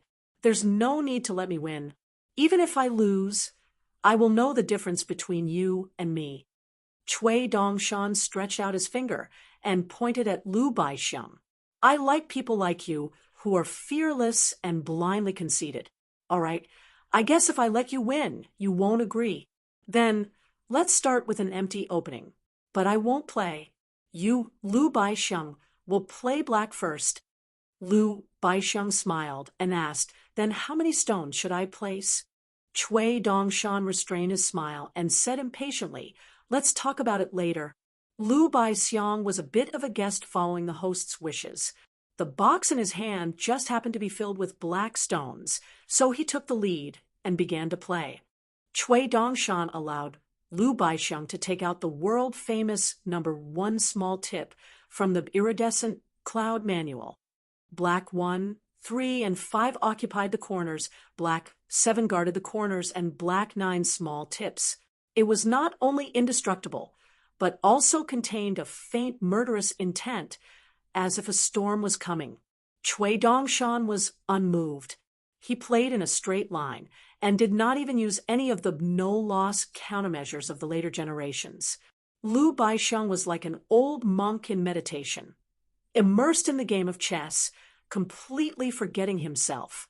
Cui Dongshan, on the other hand, was a chatterbox. Not only did he play the game carelessly, but he also began to talk nonsense, as if he was teaching Lu Baixiang how to play chess. Actually, the seat system is more fun. The currently popular empty opening has its own advantages. It will make the chessboard bigger. But if you don't have enough skill, you'll use up all the ingenious patterns of the predecessors in the opening board. It looks like a bunch of flowers and brocades, but once it reaches the middle board, it'll be unsightly and unsightly, like an old farmer digging a manure pit, a mad dog randomly biting people, or catching a loach in a smelly ditch. It's very boring and it can make the spectators doze off. Modern people tend to belittle the opening board when commenting on the ancient seat system. They only admit that the middle board is very exciting, but in fact, it's not quite right. Lu Baixiang, your intuition about chess is not bad, but it's only not bad. As for the theory of chess, it's like Sway's underwear on the right. You haven't even seen it before, let alone touched it. The game was about to enter the middle board. The long-winded Cui Dongshan had already covered the box with his palm. Lu Baixiang raised his head. "Mr. Cui, what are you doing?" Cui Dongshan was startled. "Can't you see that you've already lost? It'll take at most 30 moves. Cui Dongshan lifted his hand. "Then, let's continue." Lu Baixiang frowned and continued to place his pieces. It couldn't be denied that when Lu Baixiang played chess, his style was extraordinary. Whether it was reaching out his hand to pick up a piece, bending down to place a piece, or examining the board, everything about him was outstanding. Unfortunately, Cui Dongshan didn't care about these things at all. He didn't even care too much about the game. His pieces flew down as if they were flying. After each white piece took root on the board, he began to wait for Lu Baixiang in boredom. This was probably the reason why he had been nagging so much. Waiting was far too boring. Cui Dongshan casually said, "Seat chess and empty board chess can't be said to be better or worse. Today's chess players fight over this and that, but in the end, it's because their view of the game isn't deep enough or broad enough. In fact, besides the 10 games of Rainbow Cloud, there should have been an 11th game. As for the board, it's not just 19 horizontal and horizontal lines. It's too small." Lu Baixiang's heart tightened. He paused for a long time, silently staring at the game that wasn't actually that complicated. His opponent didn't have any powerful killing moves, no clever exchanges, and no so-called Demon Blade great slant. It was as if he had just played half a game of chess with Lu Baixiang, patiently waiting for Lu Baixiang to admit defeat. Lu Baixiang's heart was heavy. He placed 2 pieces on the bottom right corner of the board. He threw in a piece and admitted defeat. Cui Dongshan yawned. "Isn't that right? I told you not to think about the goal. Next, I'll give you a handicap." Lu Baixiang said in a low voice, "Mr. Cui, how about you give me a handicap of 2 pieces?" Cui Dongshan laughed. "A wise man submits to circumstances. Not bad, not bad. I didn't teach you this game in vain." Lu Baixiang smiled wryly and didn't say anything. After stabilizing his mind, he began to tidy up the board. Finally, he took a deep breath and began the second game.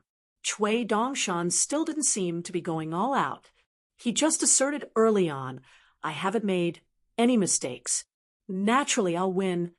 In the middle game, Lu Baixiang often needed to think long and hard. Cui Dongshan didn't rush him at all. He just frequently looked around, not taking his moves seriously.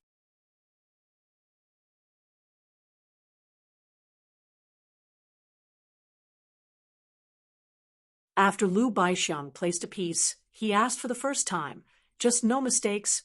Cui Dongshan grunted. "Just like that. However, my so-called no mistakes are not for a normal 9th phase national player. You don't understand. This is profound knowledge that is thousands of miles away from the ground. How can it be taught to a student?" In the end, Lu Baixiang had dragged this game to the ending stage. However, he still threw in a piece and admitted defeat. Cui Dongshan's expression changed. His interest was piqued. He smiled and asked, "In the third game, Let's make a little bet. Lu Baixiang asked back. What bet? Chui Dongshan smiled. My master told me that each of you have a sentence. I already know the general content. However, I also know that among you, there must be someone lying. It might not be completely false, but it should be half true and half false. According to reason, you Lu Baixiang are the most suspicious because that sentence of yours is the most nonsense. However, this isn't important. If I win the third game, you Lu Baixiang only need to tell me who you think is the most likely to be lying. You can name whoever you think is the most likely, as long as you give me a name. Lu Baixiang didn't know whether to laugh or cry. If that's the case, is there still any meaning? Chui Dongshan said seriously. There is. Lu Baixiang thought for a while, then shook his head. 2 games is enough. Chui Dongshan's face was filled with disappointment. With your chess skills, it is not difficult to get a strong 9th phase in the Aquarius continent, although it is only equivalent to a normal 9th phase in the Central Divine continent. It is not bad. Learn more chess and play more. In the future, in the Central Divine continent, where experts are as common as clouds, there will be a place for you, Lu Baixiang. You won't even dare to play 3 pieces? Lu Baixiang hesitated for a while, then asked curiously, Mr. Chui's chess skills. In this vast world, can you be ranked in the top 10? Chui Dongshan rolled his eyes. Chess is just a small path. So what if I am in the top 10? Some of the upper 5 realms cultivators from the School of Yin Yang and School of Techniques are proficient in this path. What happened next? Didn't they still get beaten up by cultivators of the same realm? Lu Baixiang's eyes were burning. If I may ask, how big is the difference between Mr. Chui and the city lord of White Emperor City? Chui Dongshan thought for a while. I'm lacking a black first horse platform. Lu Baixiang's mind gradually calmed down. He asked with a smile, if I let 3 pieces and win, what will Mr. Chui do? Chui Dongshan pointed at the Rosy Clouds manual. I will eat it. Lu Baixiang treated it as a joke. He could not help but ask, Mr. Chui, and that Dali Imperial tutor Chui Dong, how big is the difference in chess skills? Chui Dongshan glanced at Lu Baixiang, but did not speak. Lu Baixiang said apologetically, I was rude. Chui Dongshan stood up and asked, how you feel after losing 2 games? Lu Baixiang stood up as well. He said sincerely, I benefited greatly. Although I lost, it was an honorable loss. Chui Dongshan shook his head. He said disapprovingly, you don't have the qualifications to say the last 4 words. He looked at Chui Dongshan's back. Lu Baixiang returned to his seat and began to review the game alone. Chui Dongshan walked in the corridor and muttered, Wei Xian, it is a bit dangerous. Then he mocked himself, what's the big deal? He suddenly smiled and knocked on the door to Sui's right. Sister Sui, are you there?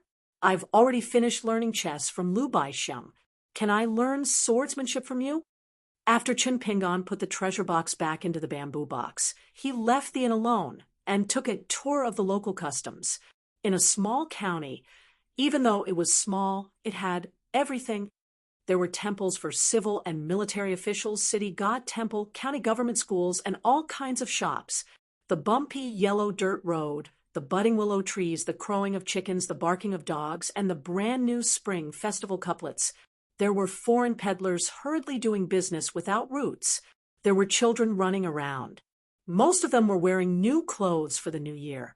They were full of youthful energy. As he walked, he unknowingly walked to the entrance of a martial temple. He passed by a temple for the god of wealth. Compared to the deserted Confucian temple, this temple was full of incense. Chun Pingan had already walked through millions of miles of mountains and rivers. He discovered something interesting. The people of the mortal world seemed to respect the gods, but were not close to them. They were closer to the temples for the god of wealth, the god of earth, and the various temples for the goddess of wealth. For example, in Qinghuan country, where there were many temples, the main god in the main hall would be worshipped by the people after they had offered incense. They would not stay for long. However, when they reached the feet of the god in charge of something, they would pray and make a wish after they had sincerely kowtowed. Chun Pingon walked into the martial temple. There were only a few worshippers. The god statue was in the shape of a general. It was painted with clay and hugged an iron mace. It was ferocious and looked very majestic. The temple attendant did not show himself. Chun Pingon was now at the 5th level of martial arts. It was just that his injuries had not healed. There were pros and cons. There was a glimmer of hope for him to fight for the illusory title of the strongest.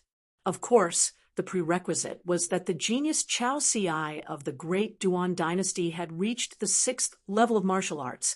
The key to the 6th level was to find a hero's courage. It was similar to the Qi refinement warriors forming the Golden Core. Generally speaking, there were 2 shortcuts. One was to enter the martial temple and try his luck. He wanted to see if he could be favored and be gifted with martial arts fate. The other was to go to the ancient battlefield ruins and fight with the heroic spirits of the battlefield. However, it was very dangerous. There were very few heroic spirits wandering alone in the ancient battlefield ruins. Those heroic spirits and generals who had not lost their intelligence had varying numbers of nether soldiers and generals under their command. They were very difficult to deal with. The immortal book that he bought from the inverted mountain recorded that there was a huge ruin in the central plains. The heroic spirit had a cultivation equivalent to the 12th level of Qi refinement warrior. In addition, he was equivalent to a military saint overseeing the battlefield. He was no different from a legendary ascendant realm. He had hundreds of thousands of nether soldiers and generals under his command.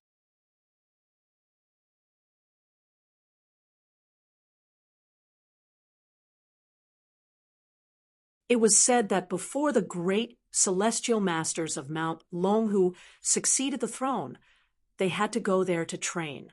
There were even tragic cases of them dying. Chun Pingon had never held much hope for the gift from the Guanlin Temple. Today, he had merely come here for a stroll. Most of it was because he yearned for the ancient battlefield ruins that would go down in history. He wanted to rely on his own 2 fists to reach the 6th realm. Chun Pingon stood alone in the hall of the martial temple. The martial temple in the county was too small. There was no place to burn incense. The commoners brought their own incense. Chun Pingon felt that it was not appropriate to put his palms together. He simply cupped his fists and bowed to the martial saint as a martial artist. Then he turned and left. Outside the hall, the spring sun was bright and beautiful. Chun Pingon stepped over the threshold. Now that the longevity bridge had been rebuilt and he had successfully refined his first natal item, Chun Pingon was equivalent to having 1 foot in the door of becoming a Qi refinement warrior. However, this was definitely not a great blessing. It was rare to have both a bear's paw and a shark's fin in the world. This was especially so for the identity of a Qi refinement warrior and a pure martial artist. They were on opposite paths.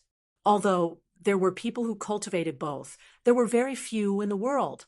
Some sword cultivators at the Great Wall of Sword Qi Taoist priests from the Saber Division, and a few freaks that Cui Dong had unintentionally mentioned before belonged to this category.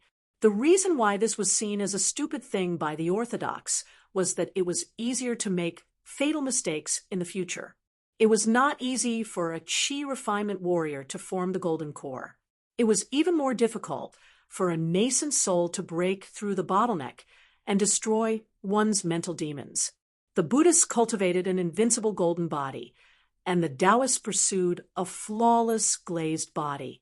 In fact, they were all tirelessly pursuing the word flawless.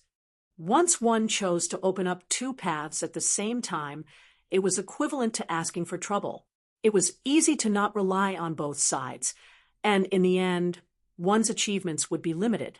Just as Chun Pingan's right foot was about to step out of the door, a wave of spiritual energy rippled behind him. A mellow voice sounded, "Immortal Master, please wait." Chun Pingan turned around and walked back into the main hall. The painted statue rippled with a layer of golden light. Then a middle-aged general in golden armor walked out from the statue and landed in the main hall. The martial saint of Qingwan country clasped his fist and smiled. "This matter is all thanks to the help of Immortal Master's disciple. Only then did our 2 temples escape this disaster. I wonder if Immortal Master can give us a chance to repay him. If Immortal Master needs anything, just say the word. As long as it is within our capabilities, we will not refuse." Chun Pingan smiled. "This time, it was my disciple's idea. It has nothing to do with me. Martial Saint, you don't have to thank me. I just happened to pass by this time. Sorry for disturbing you." The martial saint said helplessly, "I would like to disturb you more." Chun Pingan was speechless. The incense of the divine path was the most mysterious. Chun Pingan had nothing to do, so he simply picked a praying mat and sat down. The martial saint set up a few concealment spells to prevent scaring mortals. He also sat down. Chun Pingan asked some questions about the origins and etiquette of the 2 temples. He also asked some questions about literary courage. These questions were mixed in with the other questions, so they were not out of place. The martial saint did not hide anything, answering one by one. Chun Pingan got what he wanted. He got up and thanked him before leaving. The martial saint only sent him to the entrance of the main hall. After the young Immortal Master walked further and further away, the golden body returned to rest in the clay statue. A young man in white walked on the street. He walked past the lush green trees, the yellow dog lying on the ground, and the laughing children. The young man muttered to himself, "At your age, there will always be things you can't do, or things you can't do even if you try hard. What does it matter? It doesn't matter. But doing it wrong and doing it wrong are 2 different things. You're young, so you don't have to be afraid of making a mistake. But this is not a reason to not change. If you have sensible parents, they will beat you and scold you when you make a mistake. If you go to school, the teachers will hit your palm with a ruler and board. Little Treasure Bottle has Mr. Chi and Big Brother Li Shisheng. Chao Qinglang has parents, and now she's going to school. You have neither. It doesn't matter, I'll teach you. But what kind of teaching is the best for you? When I was your age, no one taught me." The young man walked past the spring festival couplets with very ordinary words and the door gods with crude drawings. He was not in a hurry to return to the inn. Chun Pingan suddenly remembered something. He turned into a secluded alley and took out a yellow paper talisman from the jade token in front of him. It was the one where the withered bone beautiful ghost of colorful clothes kingdom lived. On the Osmanthus Island, to the inverted mountain, Aunt Gouet and the old golden core sword cultivator, Ma Ji, helped him sign a contract with the female ghost.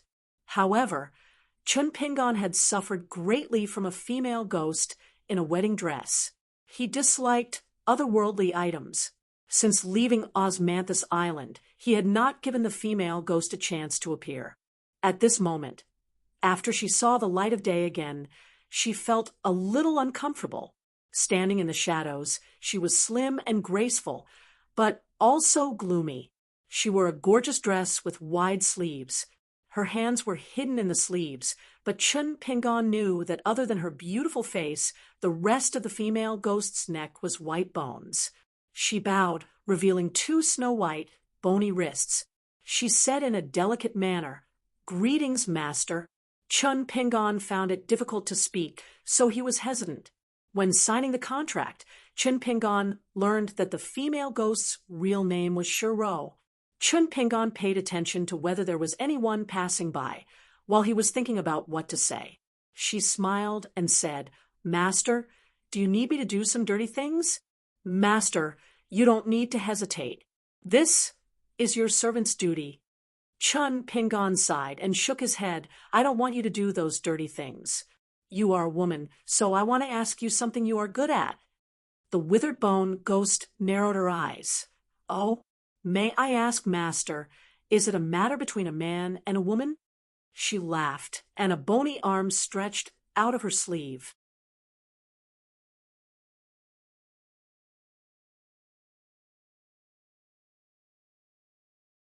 She covered her mouth and laughed, but her eyes were cold. I didn't expect master to have such a strange hobby. It is my good fortune. Chun Pingon did not care about the sarcasm in her words and said helplessly, I want to ask you, when you were alive, did you marry a husband and raise children? Do you know how to set rules for the children and juniors in the family? She was confused. It was obvious that Chun Pingon's idea was beyond her expectations. In her early years, her soul was trapped in the picture scroll, and she was used to the evil deeds of the old immortal master. She went against her heart and vomited, but it was better than watching the souls of her sisters disappear. Some of the souls of the pitiful sisters were lit by the old immortal master's extremely ruthless candle-sitting technique. Their souls were used as the wick of the oil lamp, and they melted little by little. It was extremely miserable. Other than her, who would dare to disobey? Now that she had a new master, why did she change so much? She sighed in relief and shook her head. I was never married before, so I don't know what master is talking about. Chun Pingon nodded. Then he took her back into the talisman without saying anything and put her back into an object that was close to him. In the netherworld of the talisman's cage, the female ghost's body was floating, and her face was full of astonishment. That was it. She was a little resentful. If she knew it would be like this, she would have fooled him. How long had it been since she saw the scenery of the outside world? Even if she had to endure the pain of the strong wind blowing against her body, or the pain of the spring thunder scraping her bones, she was willing. Chun Pingon walked out of the alley and finally sat on the steps outside of a closed door. He hugged his knees and was lost in thought. He walked past a family of 3 who were dressed simply. The child was innocent and carefree, and the woman's eyes were red, as if she had been wronged. The man smiled and said good things, holding a long strip of meat wrapped in oil paper in his hand. However, the more attentive the man was, the more annoyed the woman was. In the end, she simply took her son's hand and left quickly, leaving the man aside. The man's back was hunched and he was a little tired. This time, he was accompanying his wife back to her parents' home. Several of his sons-in-law had gathered together. Some were government officials, some were teachers in wealthy families, and of course there was a farmer like him. His father-in-law had given him a gift in return, and the other 2 sons-in-law had received pork legs. He was the only one who could only get a strip of meat. Naturally, he was angry, but his wife was angry with him. As a man, how could he quarrel in front of the child? In the end, wasn't it because he was useless? The man sighed and suddenly found an unfamiliar young man squatting at the door, not far away. The man subconsciously straightened his back, smiled at Chun Pingon, and then ran to his wife and son, who were farther and farther away. Chun Pingon looked at this scene. Although he didn't know how to speak, he was originally born in a poor place like Mud Bottle Alley. He was familiar with the bumps and bumps at the bottom of the city, and he knew about the trivial things that slowly ate away at people's hearts. Therefore, Chun Pingon roughly guessed that when the child was a little older, he would most likely learn about his parents' respective hardships. Perhaps he would study harder in school, perhaps he would smile less often, perhaps he would feel that his indomitable father was actually a little cowardly and would despise him like his mother.